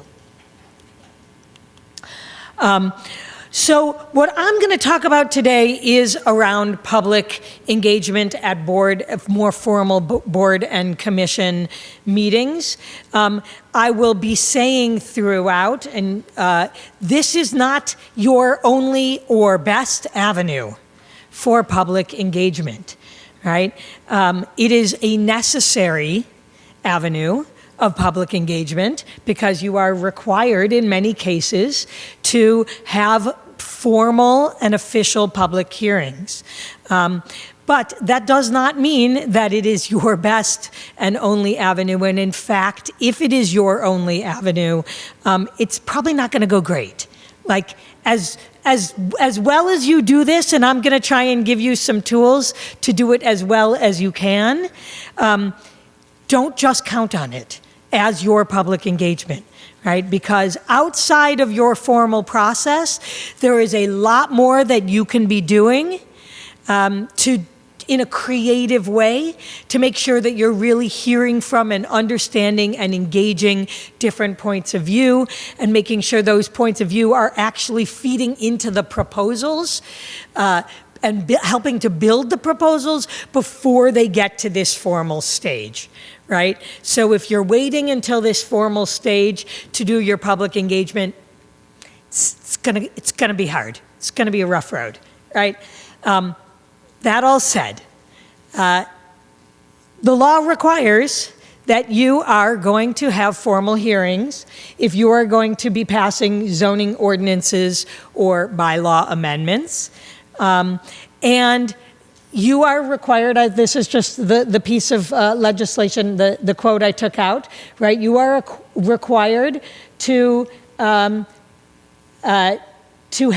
hold public hearings at which interested persons shall be given an opportunity to be heard, right? That is what the law requires. I'm sure more than that, but generally, right? That's the language. So I want to start off because I'm going to be bringing you some wisdom and experience from the work that I've done. But you all have a lot of wisdom and experience as well. So this conversation is going to also try to help draw on your wisdom and experience.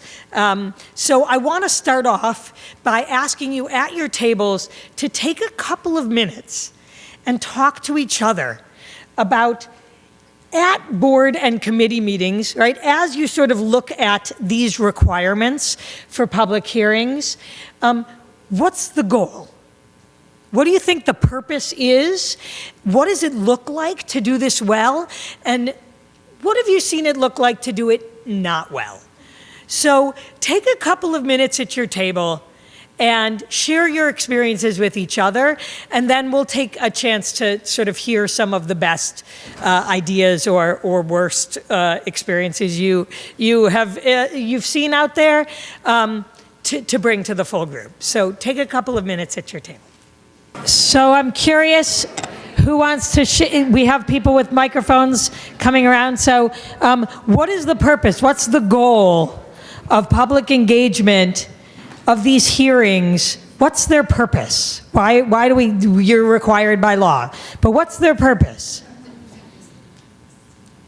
Anyone?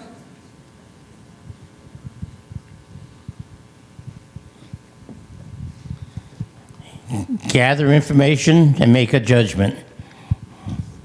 Okay, so you want to hear information that can affect decisions. Okay, what else?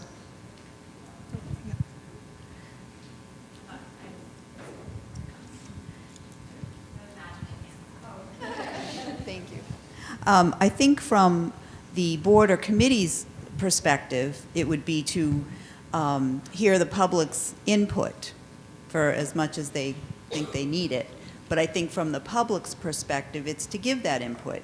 And I think right now in Massachusetts, a lot of us are dealing with the MBTA communities issue. And I think that's a very important public engagement piece. I've had a board who's expressed, well, do we really have to have this public engagement? Can't we just wait till the public hearing and then, and then talk to them at that point instead of having too much information given? Yeah. So you want people to have input. You want the boards and committees to benefit from the information and the input that people share, and you want the public to really get a chance to be heard and to share what's important to them. Yeah. So I think the ultimate purpose of public engagement is public support for the decision being made, that all of these other aspects are fundamental to making a decision that will have public support, or at least broad enough public support that you don't have civil war. Yeah. So you really, ideally, would like to know, what do people actually want? What are they willing to support? How can we change the proposal or create a proposal that is popular enough to be supported and can pass? Yeah. All these things are great, and that is sort of the legislative intent of this process, but it's ultimately adjudicative. The point of these processes is to establish who has standing, who's an aggrieved party, and ultimately create sort of a class of people who have more to say and their testimony weighs more than others. So honestly, I chair a board and I'm also a planning director. It's a box to check off, and I 1000% agree that all of the engagement needs to happen before the statutory requirements. It's a box checker. I guess that's a very cynical view from myself, but that's ultimately, we think that the public hearing is supposed to gather information. We're going to hear both sides, but ultimately the parties who do show up are the ones who are quote unquote aggrieved, and those that traffic and Chapter 40A understand that is just a statute that is just due process. Do this, you got to do this at this time, you got to open the public hearing in this many days, and this is who, has standing within the process. Yeah. So I appreciate the honesty of the answer, right? In many cases, these public hearings feel like a check-the-box exercise, and they are a check-the-box exercise.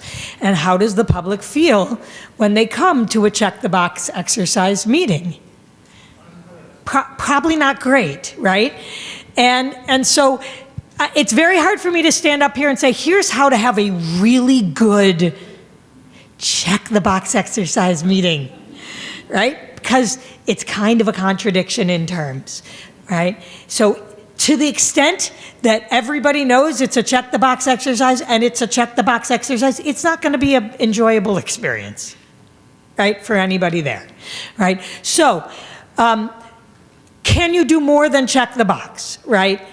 You can, right? Is it going to be your only play? Like, if you try to do it all here, is it going to go well? No, right?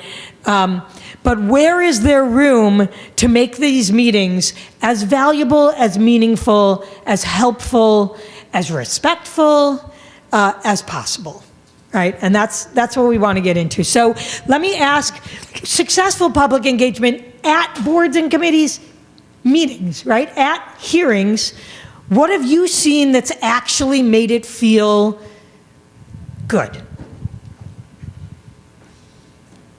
Hi, I'm Ilex. I work for the town of Norwood, and I actually stole a practice from the city of Worcester, where I've previously served on the Conservation Commission, which is they have the chair of their board read a little speech before every meeting that tells everyone exactly how the public hearing order works, when they're going to get to talk, what to expect, and exactly what the jurisdiction of that board is, and what they can make decisions about and what they can't make decisions about. And that really sets everyone up for a much better experience during the process than if you have people sort of waiting on the edge of their seat, like, can I talk yet? And, in the Conservation Commission meeting, wanting to complain about traffic and that kind of thing.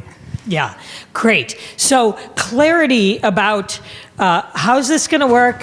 What's it about? What's going to happen to my input, right? All of those kinds of things. Lay that out up front. Excellent. What else?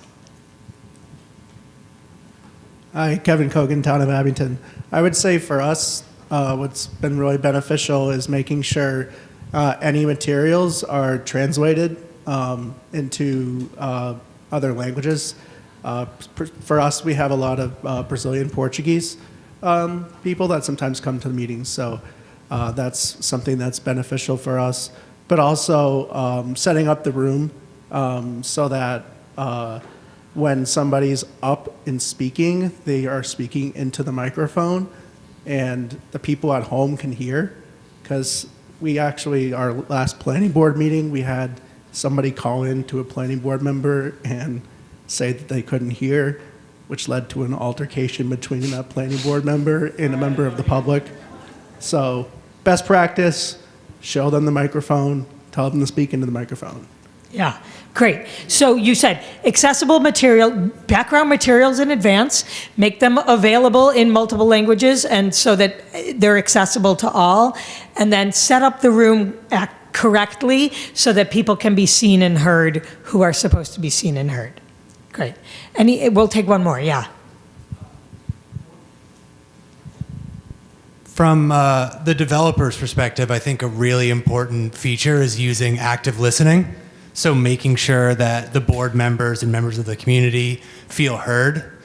We used to, take diligent notes during meetings and then respond to those notes in a written format with a memorandum. That way, it's in front of your face. Hey, we're worried about what this building looks like. In order to respond to that, we're going to build a landscape berm and plant coniferous trees.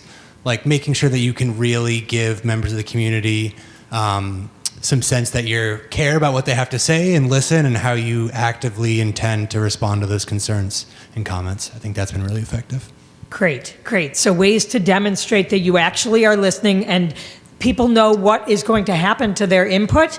You're actually responding to their input. You're showing them we've captured it and we're going to show you our response. Great. Okay, so these are all strategies that I think are helpful for meetings going well. So let me step back and say, right, in boards and commission meetings, there are places where you have less flexibility, right? So you have to follow zoning act requirements, open meeting law requirements. You have limits in the format and structure, right? The sort of creative things that you might do in these other meetings. This is a board committee meeting. It has a certain structure. People have certain roles. You have a chair, right? Participants play their roles, staff play their roles, right? So there's things that are a lot less flexible about these meetings.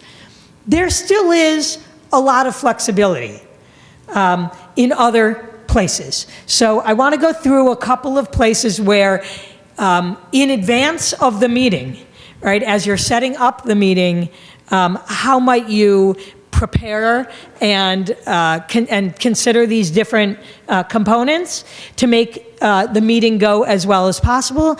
And then we'll talk a little bit about what happens when the meeting gets rough. Okay, so preparation, right? Preparation, we talked a little bit about, right? Clear, understandable information. Get it in the right languages, get it out to people, right? You want to make sure that everybody who's participating in the meeting as staff, as the chair, as the committee members, are all kind of on board together on like, what are we doing here? What is our purpose, right? What are we trying to accomplish? What's everybody's role gonna be, right? So you wanna make sure you've done that, that the people in charge, the leaders, are aligned on what they're trying to do here, right? You want to, as I mentioned, not have this be your only avenue for stakeholder engagement. Previous processes where you might have more creative engagement with specific stakeholder groups, with community members more broadly, are going to be really helpful. And then, as much as you can know, what are the questions people are going to have? What are the concerns they're going to be bringing? Right? What are the questions that they have, right? You often know all of that, and really plan for that in advance so that the materials that you can share in advance show some acknowledgement, some awareness of where the community is already, where your stakeholders, your key players, what they really care about, right? So that you're already ready for what is somewhat predictable kinds of feedback or input that you're going to be getting. The other thing to think about is outreach. You know, we talk a lot about outreach when we're having these more creative, flexible meetings, and we don't often think about it quite as often for just your hearing, right? You do the required outreach. But if you just do the required outreach, you're just going to get the usual players. Right? And so I just put this research out that I think, you know, many people are aware of this report that was published in 2018 around who participates in community meetings, in government, local government meetings, right? And we see this is not representative of your communities as a whole. And if you want to try and get more representative views, you got to do something other than meetings, right? But you also can work a lot harder to try and expand who comes to your public meetings, right? So you want to publicize well in advance. You want to do it beyond the usual channels, not just the website, not just the public postings that are required, right? You can you can try to create community ambassadors, right, who represent populations that might not be heard from as often, to try and bring in those voices, right? Virtual participation has been shown to be helpful as a way to expand who the usual suspects are, right? And the more that you can give good information in advance that invites people in, shows them that their input and their participation is welcome, right? That can really make a difference as well. So when you are designing your agenda, again, you have some limitations, right, in how your committee or your board agenda structure looks. But you still can really do more thinking about these key agenda questions. In our view, you should always be doing this for whatever kind of meeting you're having, for your meeting to be useful. So that is to really be thinking through together, what is the purpose? What is the purpose of this session, of this input, right? Yes, we're legally required. Yes, we're checking the box, but we are also hoping, right, to get meaningful input and information, right? Being clear about the roles for all the different players, including the city staff, where and when the meeting takes place, right? Those things you can change for when you know the meeting is going to be well attended or of high interest to people. And then you can think through your methodology around ground rules, around how you take input, around how speakers are selected, time limits, security, other features like that. Right.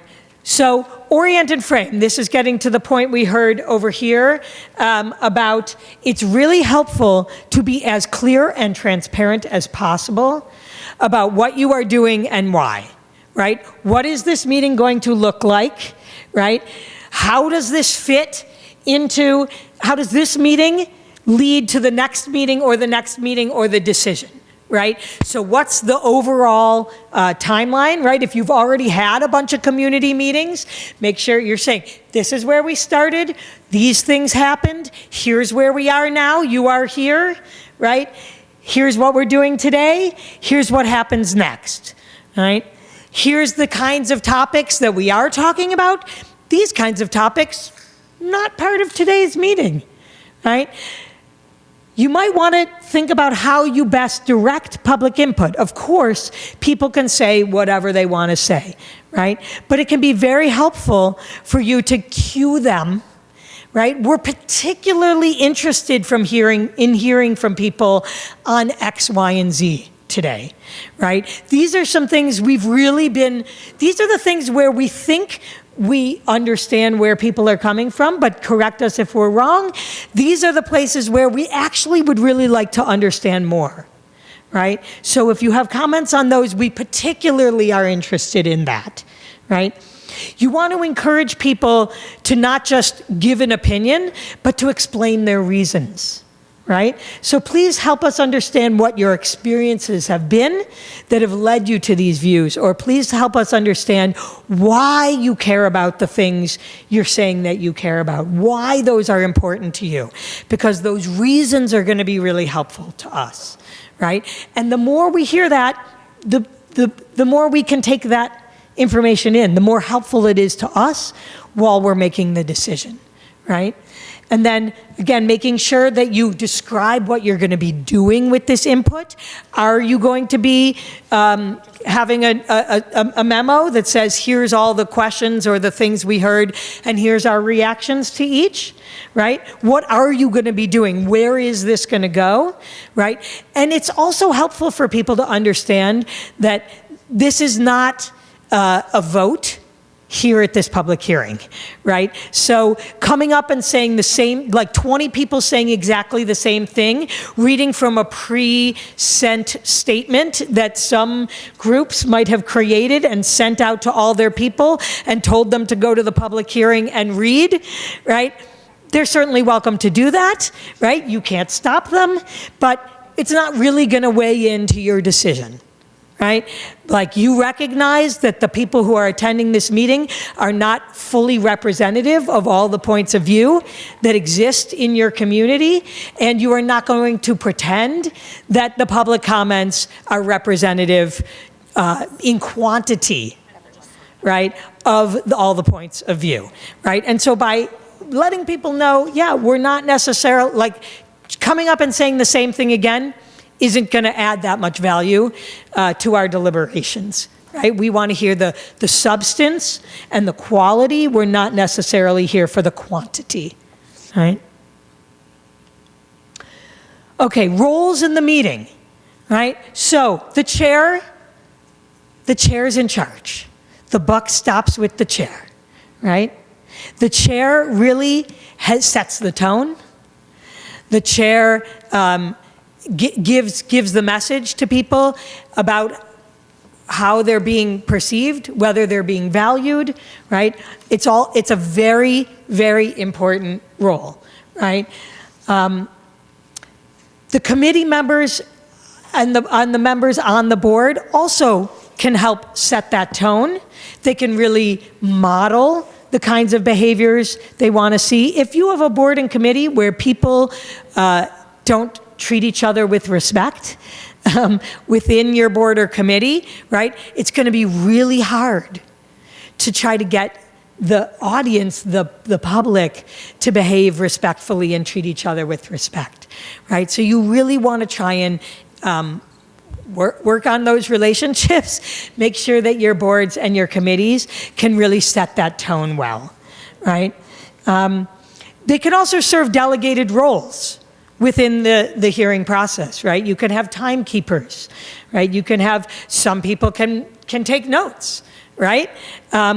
You can sort of show that everybody is paying attention, everybody is part of this together. The staff also can play important both behind the scene roles, right? By making sure that they are getting the information to the board, both to the board and committee members, but also to the public, right? And really supporting the outreach. They can help manage the input process and ensure safety in the room, so you can have really clear signals about how you're going to address situations that might cause questions or concerns about safety, and the staff can help play those roles as well. So I was asked to also speak to, well, what can the advocates do? What can the supporters do, right? And they also play a role, right? They really need to help model respectful behavior.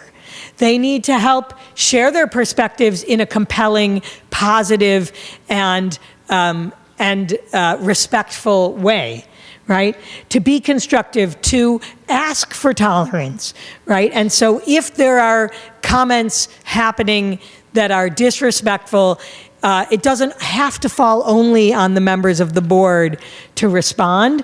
Members of the public can also can be playing facilitative roles, right? So that when they speak, they can help set that tone as well. The where and when, as I mentioned, is important. It's important to think about the time of day for the meetings. Sometimes boards and committees might meet during the day, but when it comes to the public hearing, have your meetings at night, right? Think about, what works in your communities. Different communities are different, right? But what works in your community, the time of week, think about what conflicting meetings might be taking place, where other people might be.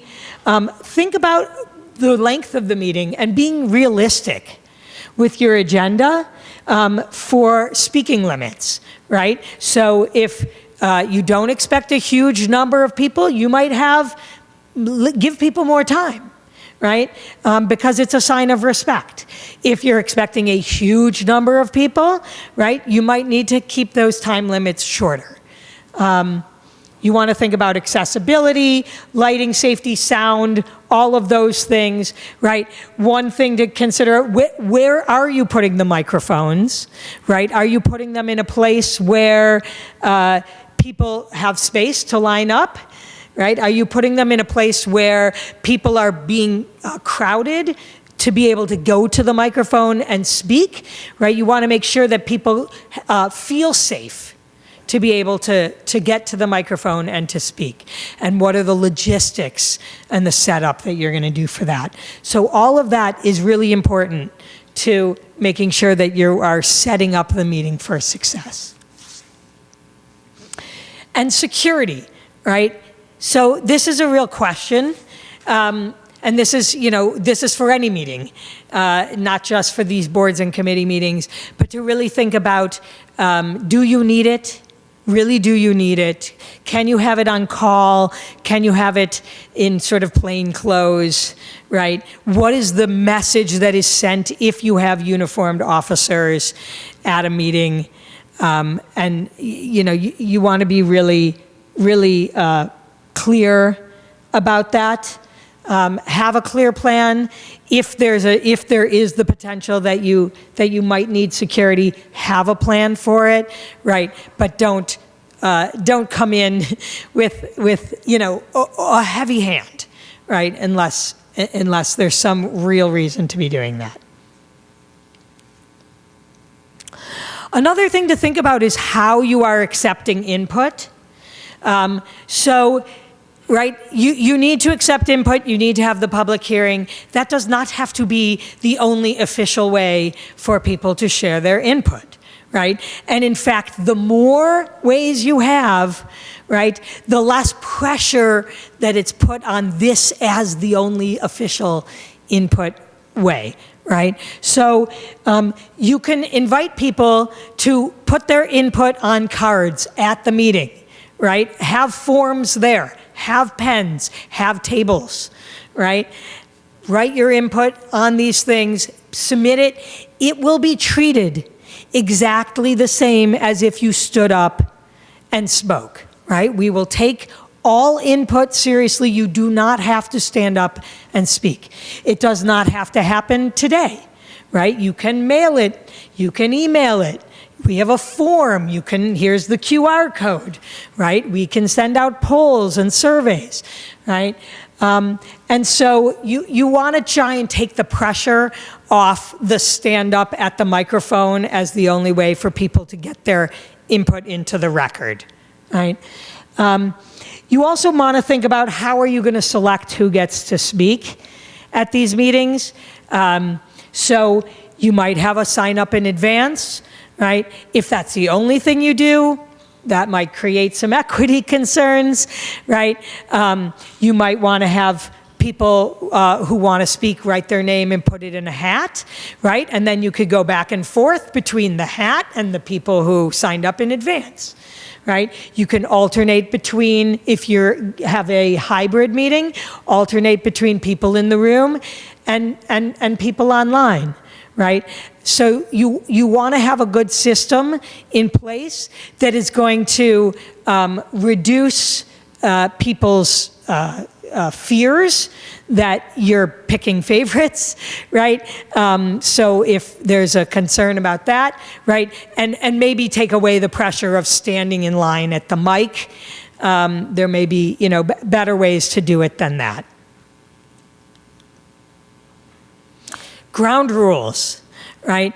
So there's a lot of talk about, yes, the Superior Court decision, right? You can't limit people's speech. That doesn't mean you can't have ground rules, right? Ground rules as guidelines, not as rules, not you're going to, stop people if they don't follow them. But I highly recommend, again, just like you tell people, this is the kind substantively of input we want, right? You can say, we are really hoping to get input that is aligned in tone and respect with the values we as a community hold, right? So you may not be able to enforce these ground rules, but you can still offer them. Like, we ask you all to please be respectful, to please be constructive, to please be concise. Those are sort of my top 3 go-to ground rules, right? Respectful, constructive, and concise. And to say, if you do those things, right, we're going to be able to hear you better.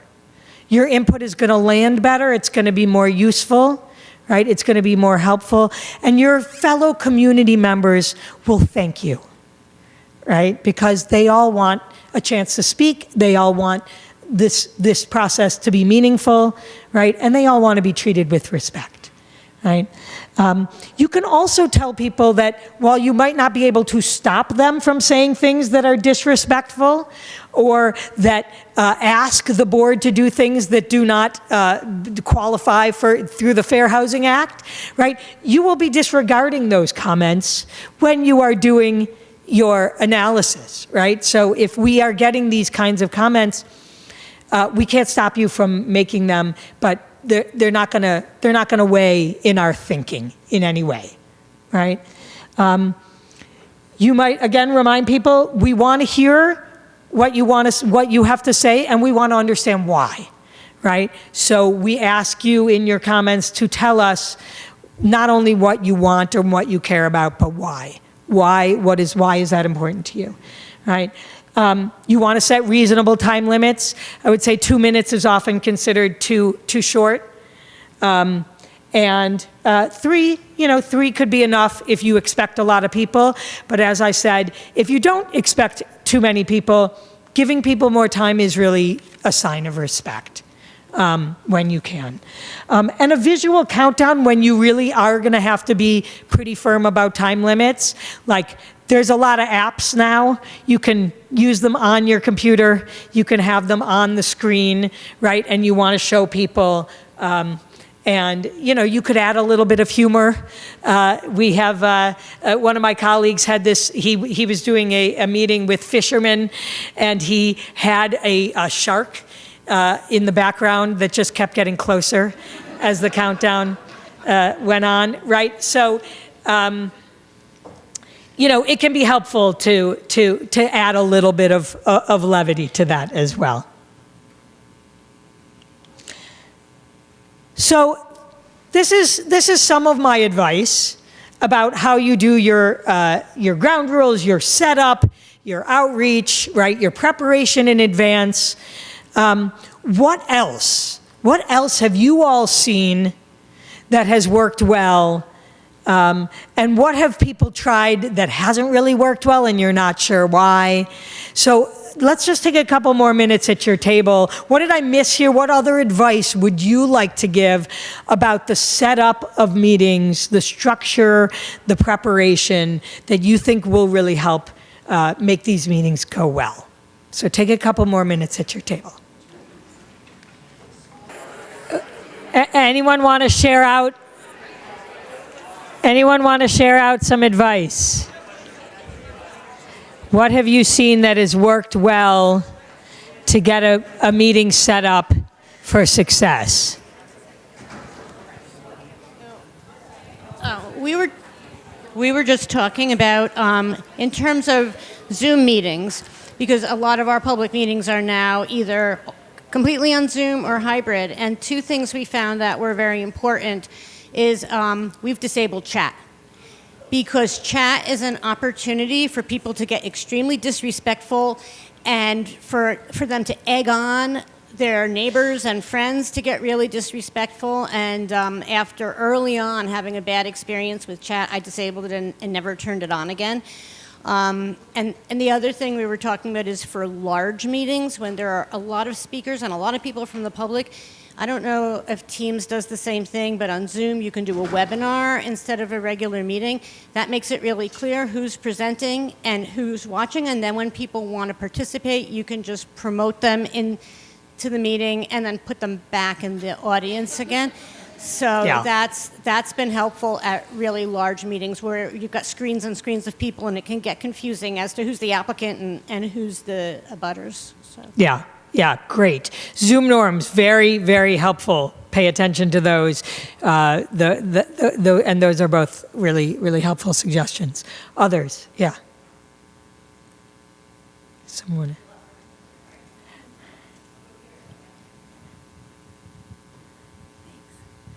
Hi. One, just to follow up on the Zoom, is when you are in webinar, one of the things that I find effective is because the people who are attending the webinar as participants can't see how many people are there. And so they're all going crazy, like trying to figure out, like, are there 12 people here or is it 60? So I do try to periodically just say out loud, just so you know, we have 25 people with us right now, or now we have 60 people. I think it's just a way to show them that you respect them, because it is, as someone who's been on both sides of the table, like it's very, the hard thing about the webinar is that you don't know who's in the room and you don't know if your allies are there and if, so. And then the other thing I was going to say that is, I think, adjacent to this, but really helpful in the sense of just the overall building trust and showing respect for the community is, so my community's been in the paper a lot for some not good meetings. And so I think having some talking points and working with the press in advance and having something ready afterwards can be really helpful. And so if you do that preparation, thinking about, what's the purpose of the meeting, how are we communicating respect to the public, I think there are ways that you can help with the messaging afterwards to help control that, because I will say some of the times we've deserved to be in the paper, but sometimes we haven't been. And it hasn't always shown, we just haven't owned the narrative. And so I think the positive things that we have been doing haven't come across because we've been behind on that front. So I just think that's a part of the preparation, is thinking about, like, what's the talking point? What are people going to say about this tomorrow? And what can we do in the room to make sure about that? And then are there ways that we can help get that message out afterwards? Yeah, good, really helpful ideas. Someone up here, I think. Oh. Sorry, we have one here and then yeah. I think involving young people in the process, I think I've heard a lot of conversation, not just today, but just in housing in general. Like, it's just all old white people. And like, I'm serious. And the things that we're working on are going to take 20, 30 years to happen. So involving the kids at your local high school. Every town and city has a high school. A lot of you guys live in areas where you have collegiate actors that can really have a say in the things that you're doing. And then, like, we assuage the worry of, like, everyone being old and, like, you're not going to be here forever. And we have a next generation that you're training, not just to be civically engaged, but, like, they have parents that are immigrants. They have parents that are working class, parents that are doctors. And if my kid is not home at 7 p.m. on a Wednesday, I'm going to want to know why they're not there. And hopefully you'll get some more traffic and engagement that way. Yeah, super good point. Yeah. And we'll take one more. Yeah. Thank you. I shared with my table that when we were having our 3A discussions in my town, our planning board decided ahead of time that they were going to say, in terms of framing, that they were going to say it's off the table, that we are complying with this law, so we're not going to discuss this, which I was appreciative that they did, but the way that it came across from the planning board chair in the meeting was hostile. So it was, don't even bring that up. We're not talking about that. As opposed to saying, we've decided as a planning board, in conjunction with the select board, that we already are going to comply with this as a town, so we're not going to talk about that tonight. And so our process actually went really well. It passed town meeting with flying colors. We're very happy with it, but just setting that tone from the beginning, I think, could have been done better. Yeah. So good on naming where you are, but not necessarily good on how it was named. So that those subtle tone pieces, they really matter, right? They can really matter. Okay, so lots more to say. For time, I just want to spend a little bit of time talking about dealing with the difficult public comments. And some of this we covered in our other modules that you heard about. But I think just a reminder, right? Most people who come to public meetings about housing, it's because they're mad, right? Like, this is no surprise. This is no surprise to any of you, right? People don't give up their evenings to go to meetings to just say, yeah, this is good, I'm happy, right? As often, right? And so you're gonna get a disproportional number of opponents, and as the other research had shown, even it's very disproportional to even the votes that might occur, right? So you're much more likely to get people who oppose and who are angry coming to your public meetings, right? Why? Right? This is what motivates people to come out to these meetings, right? So when they come, if you're angry, and you're going to a public meeting, right? What are you looking for?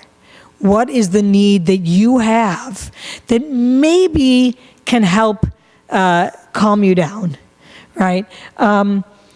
Right, so people want things that can help. Offense is defense. That is, let's be very clear up front. We understand people are concerned about X, Y, and Z, right? Acknowledgement about where they are, right? Some people just, they need a chance to speak, right? That's what these meetings are providing. People want some sense of agency and influence, and they need to know where they have that agency and influence and where they don't, right? So being clear that, like, complying with the law, not where you have your agency and influence. How we comply with the law, yes, right?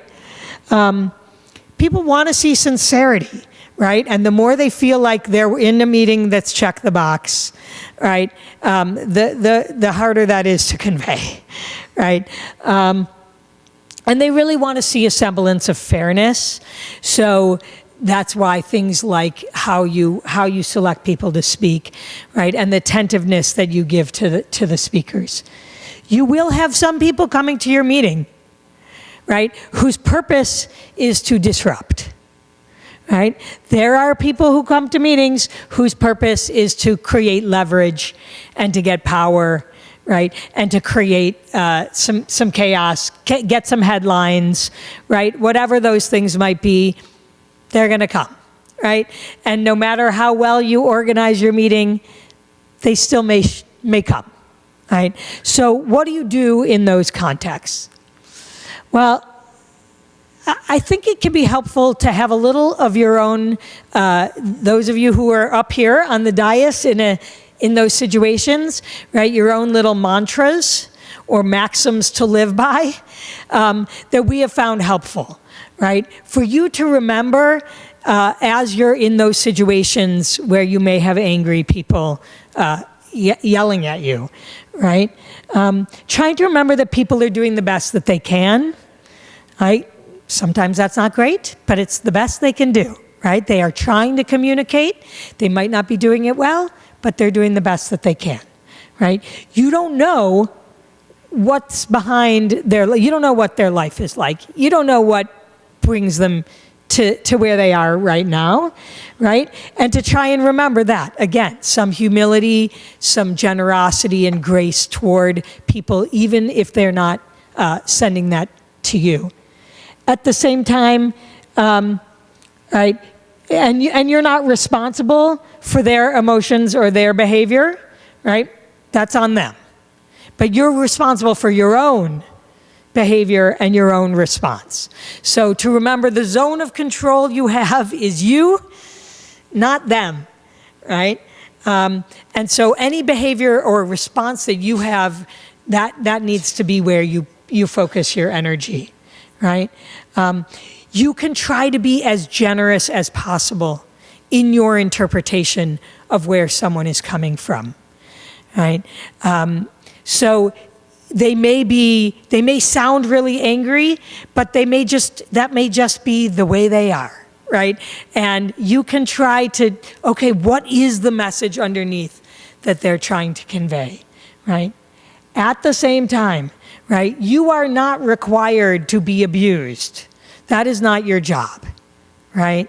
So to keep in mind that you do not have to sit there and just take whatever abuse people put on you, right? You are serving as a public service, right? You are not somebody's slave, right? And norms, as we've talked about, norms can really matter, and tone of voice can really matter, right? And all these little things can really matter. So you're being yelled at. What are some things, some strategies that you can try, right?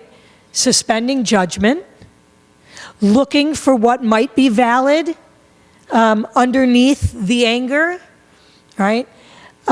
Listening for what their interests and values might be above and beyond the thing they're saying they don't want. Why? Can you get to why, right? Can you get to what might be underneath that? And picking your battles. You do not have to respond, right? Should you respond? Like, be very strategic in whether or not to respond, right? Is it going to be helpful to respond, or is it going to be helpful to say, next, right? And there's a lot that goes into that because others are listening, and if you're hearing people being insulted who are other people in your community, you might want to reinforce after that person speaks. I'd like to remind people of the values of our community, right? And the request for everyone to please voice their views with respect, right?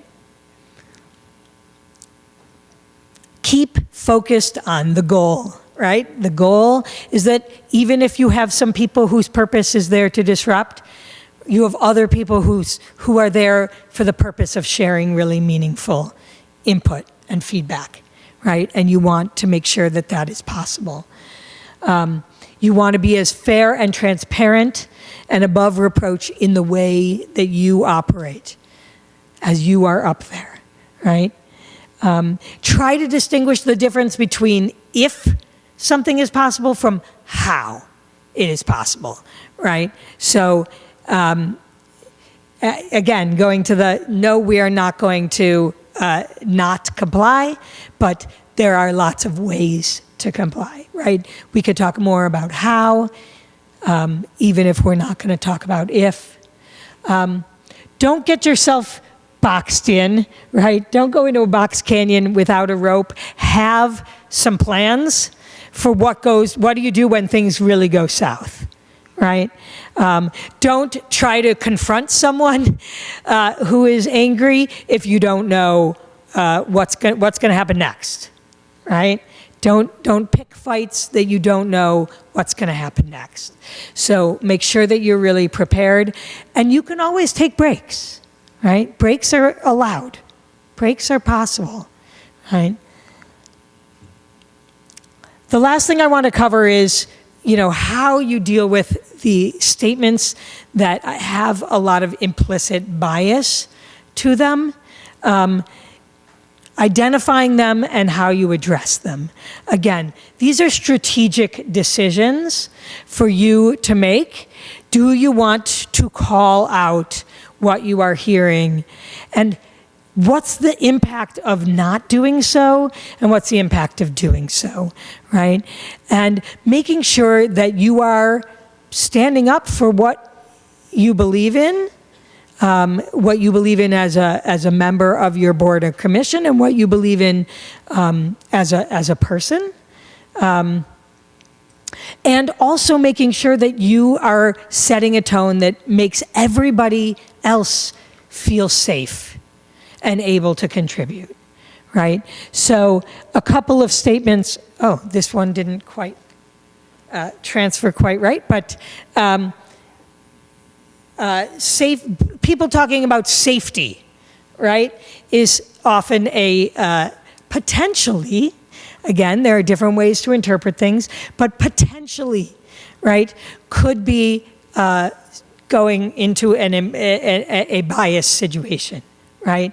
Implying that other people coming into the community are not safe, right? How can you address people raising concerns about safety when they're talking about expanding housing, right? Property values, again, right? Another potential code word, right? For economic discrimination, right? Overcrowding and quality of life, again, could fit into those categories, right? And I'm not sure what my other one is because it's off the screen. I think you all get my point here, which is, these are the hard choices to make in these settings. You might decide up front, I want to name some things that I've heard that I found concerning in the past, right? And that doesn't mean there aren't legitimate things that people might want to say about property values or safety, et cetera. But I encourage you to be cautious as you say those things as to how they might be understood or heard by others in our community who are coming from different backgrounds than you are. And we want to make sure that we are a welcoming community and that we are following all fair housing regulations and requirements, right? So let me stop there and open this up in the time we have left. Are there questions? Are there other advice that people want to give?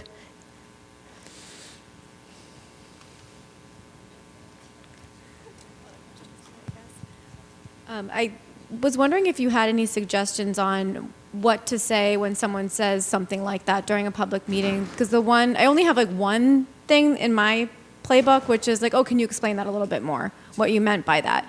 But other than that, I feel like I don't have much more, and it would be great to be able to build on that if you have some suggestions. Yeah.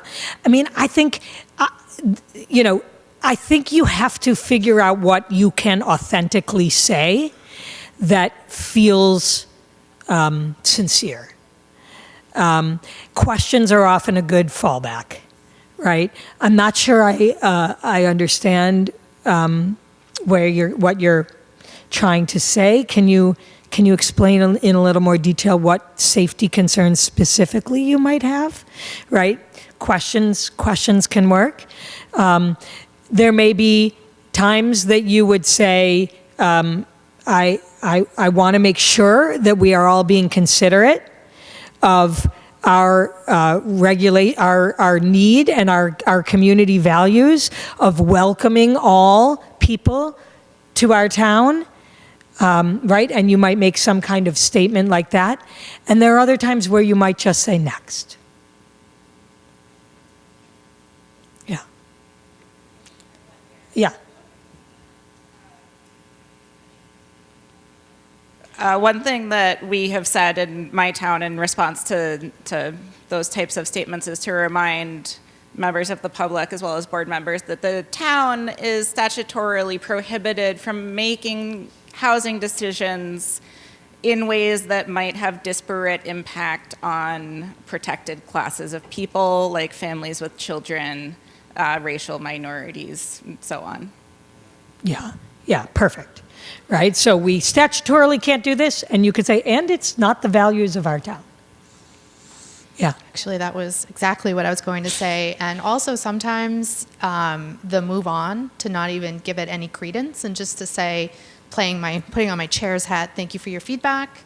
And, if it becomes a pervasive comment, you can make those statements. You could also say, it is not within the purview of the planning board or the zoning board to do an economic analysis of, whether or not this development will, cause a decrease in property values. We all know the data that is unequivocally not true, but it's not even worth it. So it's just, thank you for your comments. And if it does get ugly and it does, I've had some instances where there could be name calling, you gavel it, and you say, and you just remind everybody of the ground rules. If no one can behave, the take a break, the take a recess, turn off the cameras immediately. Everybody takes a deep breath, then you come back to it. But oftentimes just saying thank you, even though deep down inside you want to fight. That's my instinct. I'm a fighter, but it is not productive. And I also want to remind you, right, your best defense is still offense. Because if you know you're going to be hearing that, right, have that part of your presentation from the beginning, right? And then you can reiterate, right? So the more that you can be ready for that before it's even said, to be taking it off the table, right? And then you can say, as we said earlier, those are the kind of comments we're not really going to be able to take into account as we deliberate. Yeah. Is there another? No. Okay. Oh, yeah. I don't want to monopolize the conversation, I promise. But I think also sometimes, like obviously it's situational, but I think sometimes it's worth acknowledging the fear and like the place of lack of control that person might be coming from. Like it is scary to have a bunch of people that don't look like you, that don't eat your food, that don't speak your language come into a community, and like to acknowledge that like, yes, as a community, we are making some certain sacrifices to include these people, but then backing it with the data that in the long run, it's going to make our community better and we're all going to benefit from this. So for some people, like they just want to be heard. It's been a long sort of since the 60s of people sort of feeling like they're losing things and like they don't have control. So like approaching it from a person to person standpoint could also be really useful as well. Obviously there's some people that are angry and like we can't get through and you do have to use the next, but like people are people at the end of the day. So approach them from like a human angle first. Yeah, thanks for that. I think we have 2 more up here. She can. Actually, she can through the CHAPA's Municipal Engagement Initiative, so please do find her. I also think a good strategy, I mean, in most of these settings, right, you have to be open to, it's a wide open forum, right, whatever kind of comments or questions people want to bring, they can bring.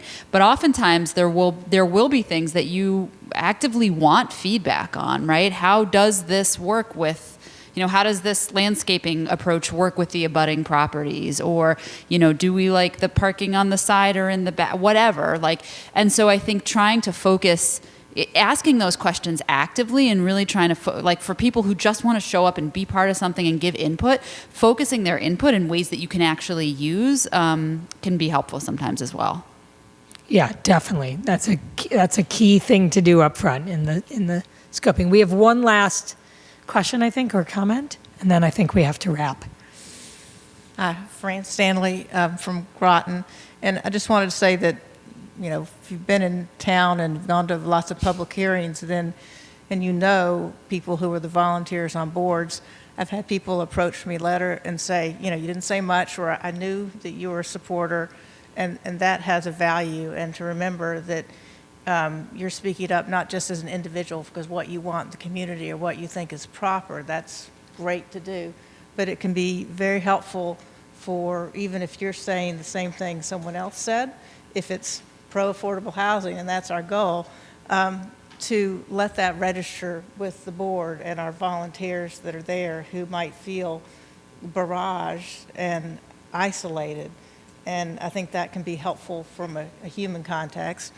And then the other element is there's often a very big pace difference between abutters and people who come out that are against something or wrapped up and wound up to say something versus the deliberative pace of a permitting board that's they're sworn in to follow the rules of their board, and having that hot meet the cool can be helpful reminder of people to engage in civility, that is the goal, not just to, wave around your big ideas. Thank you. Great, thanks. Thanks all.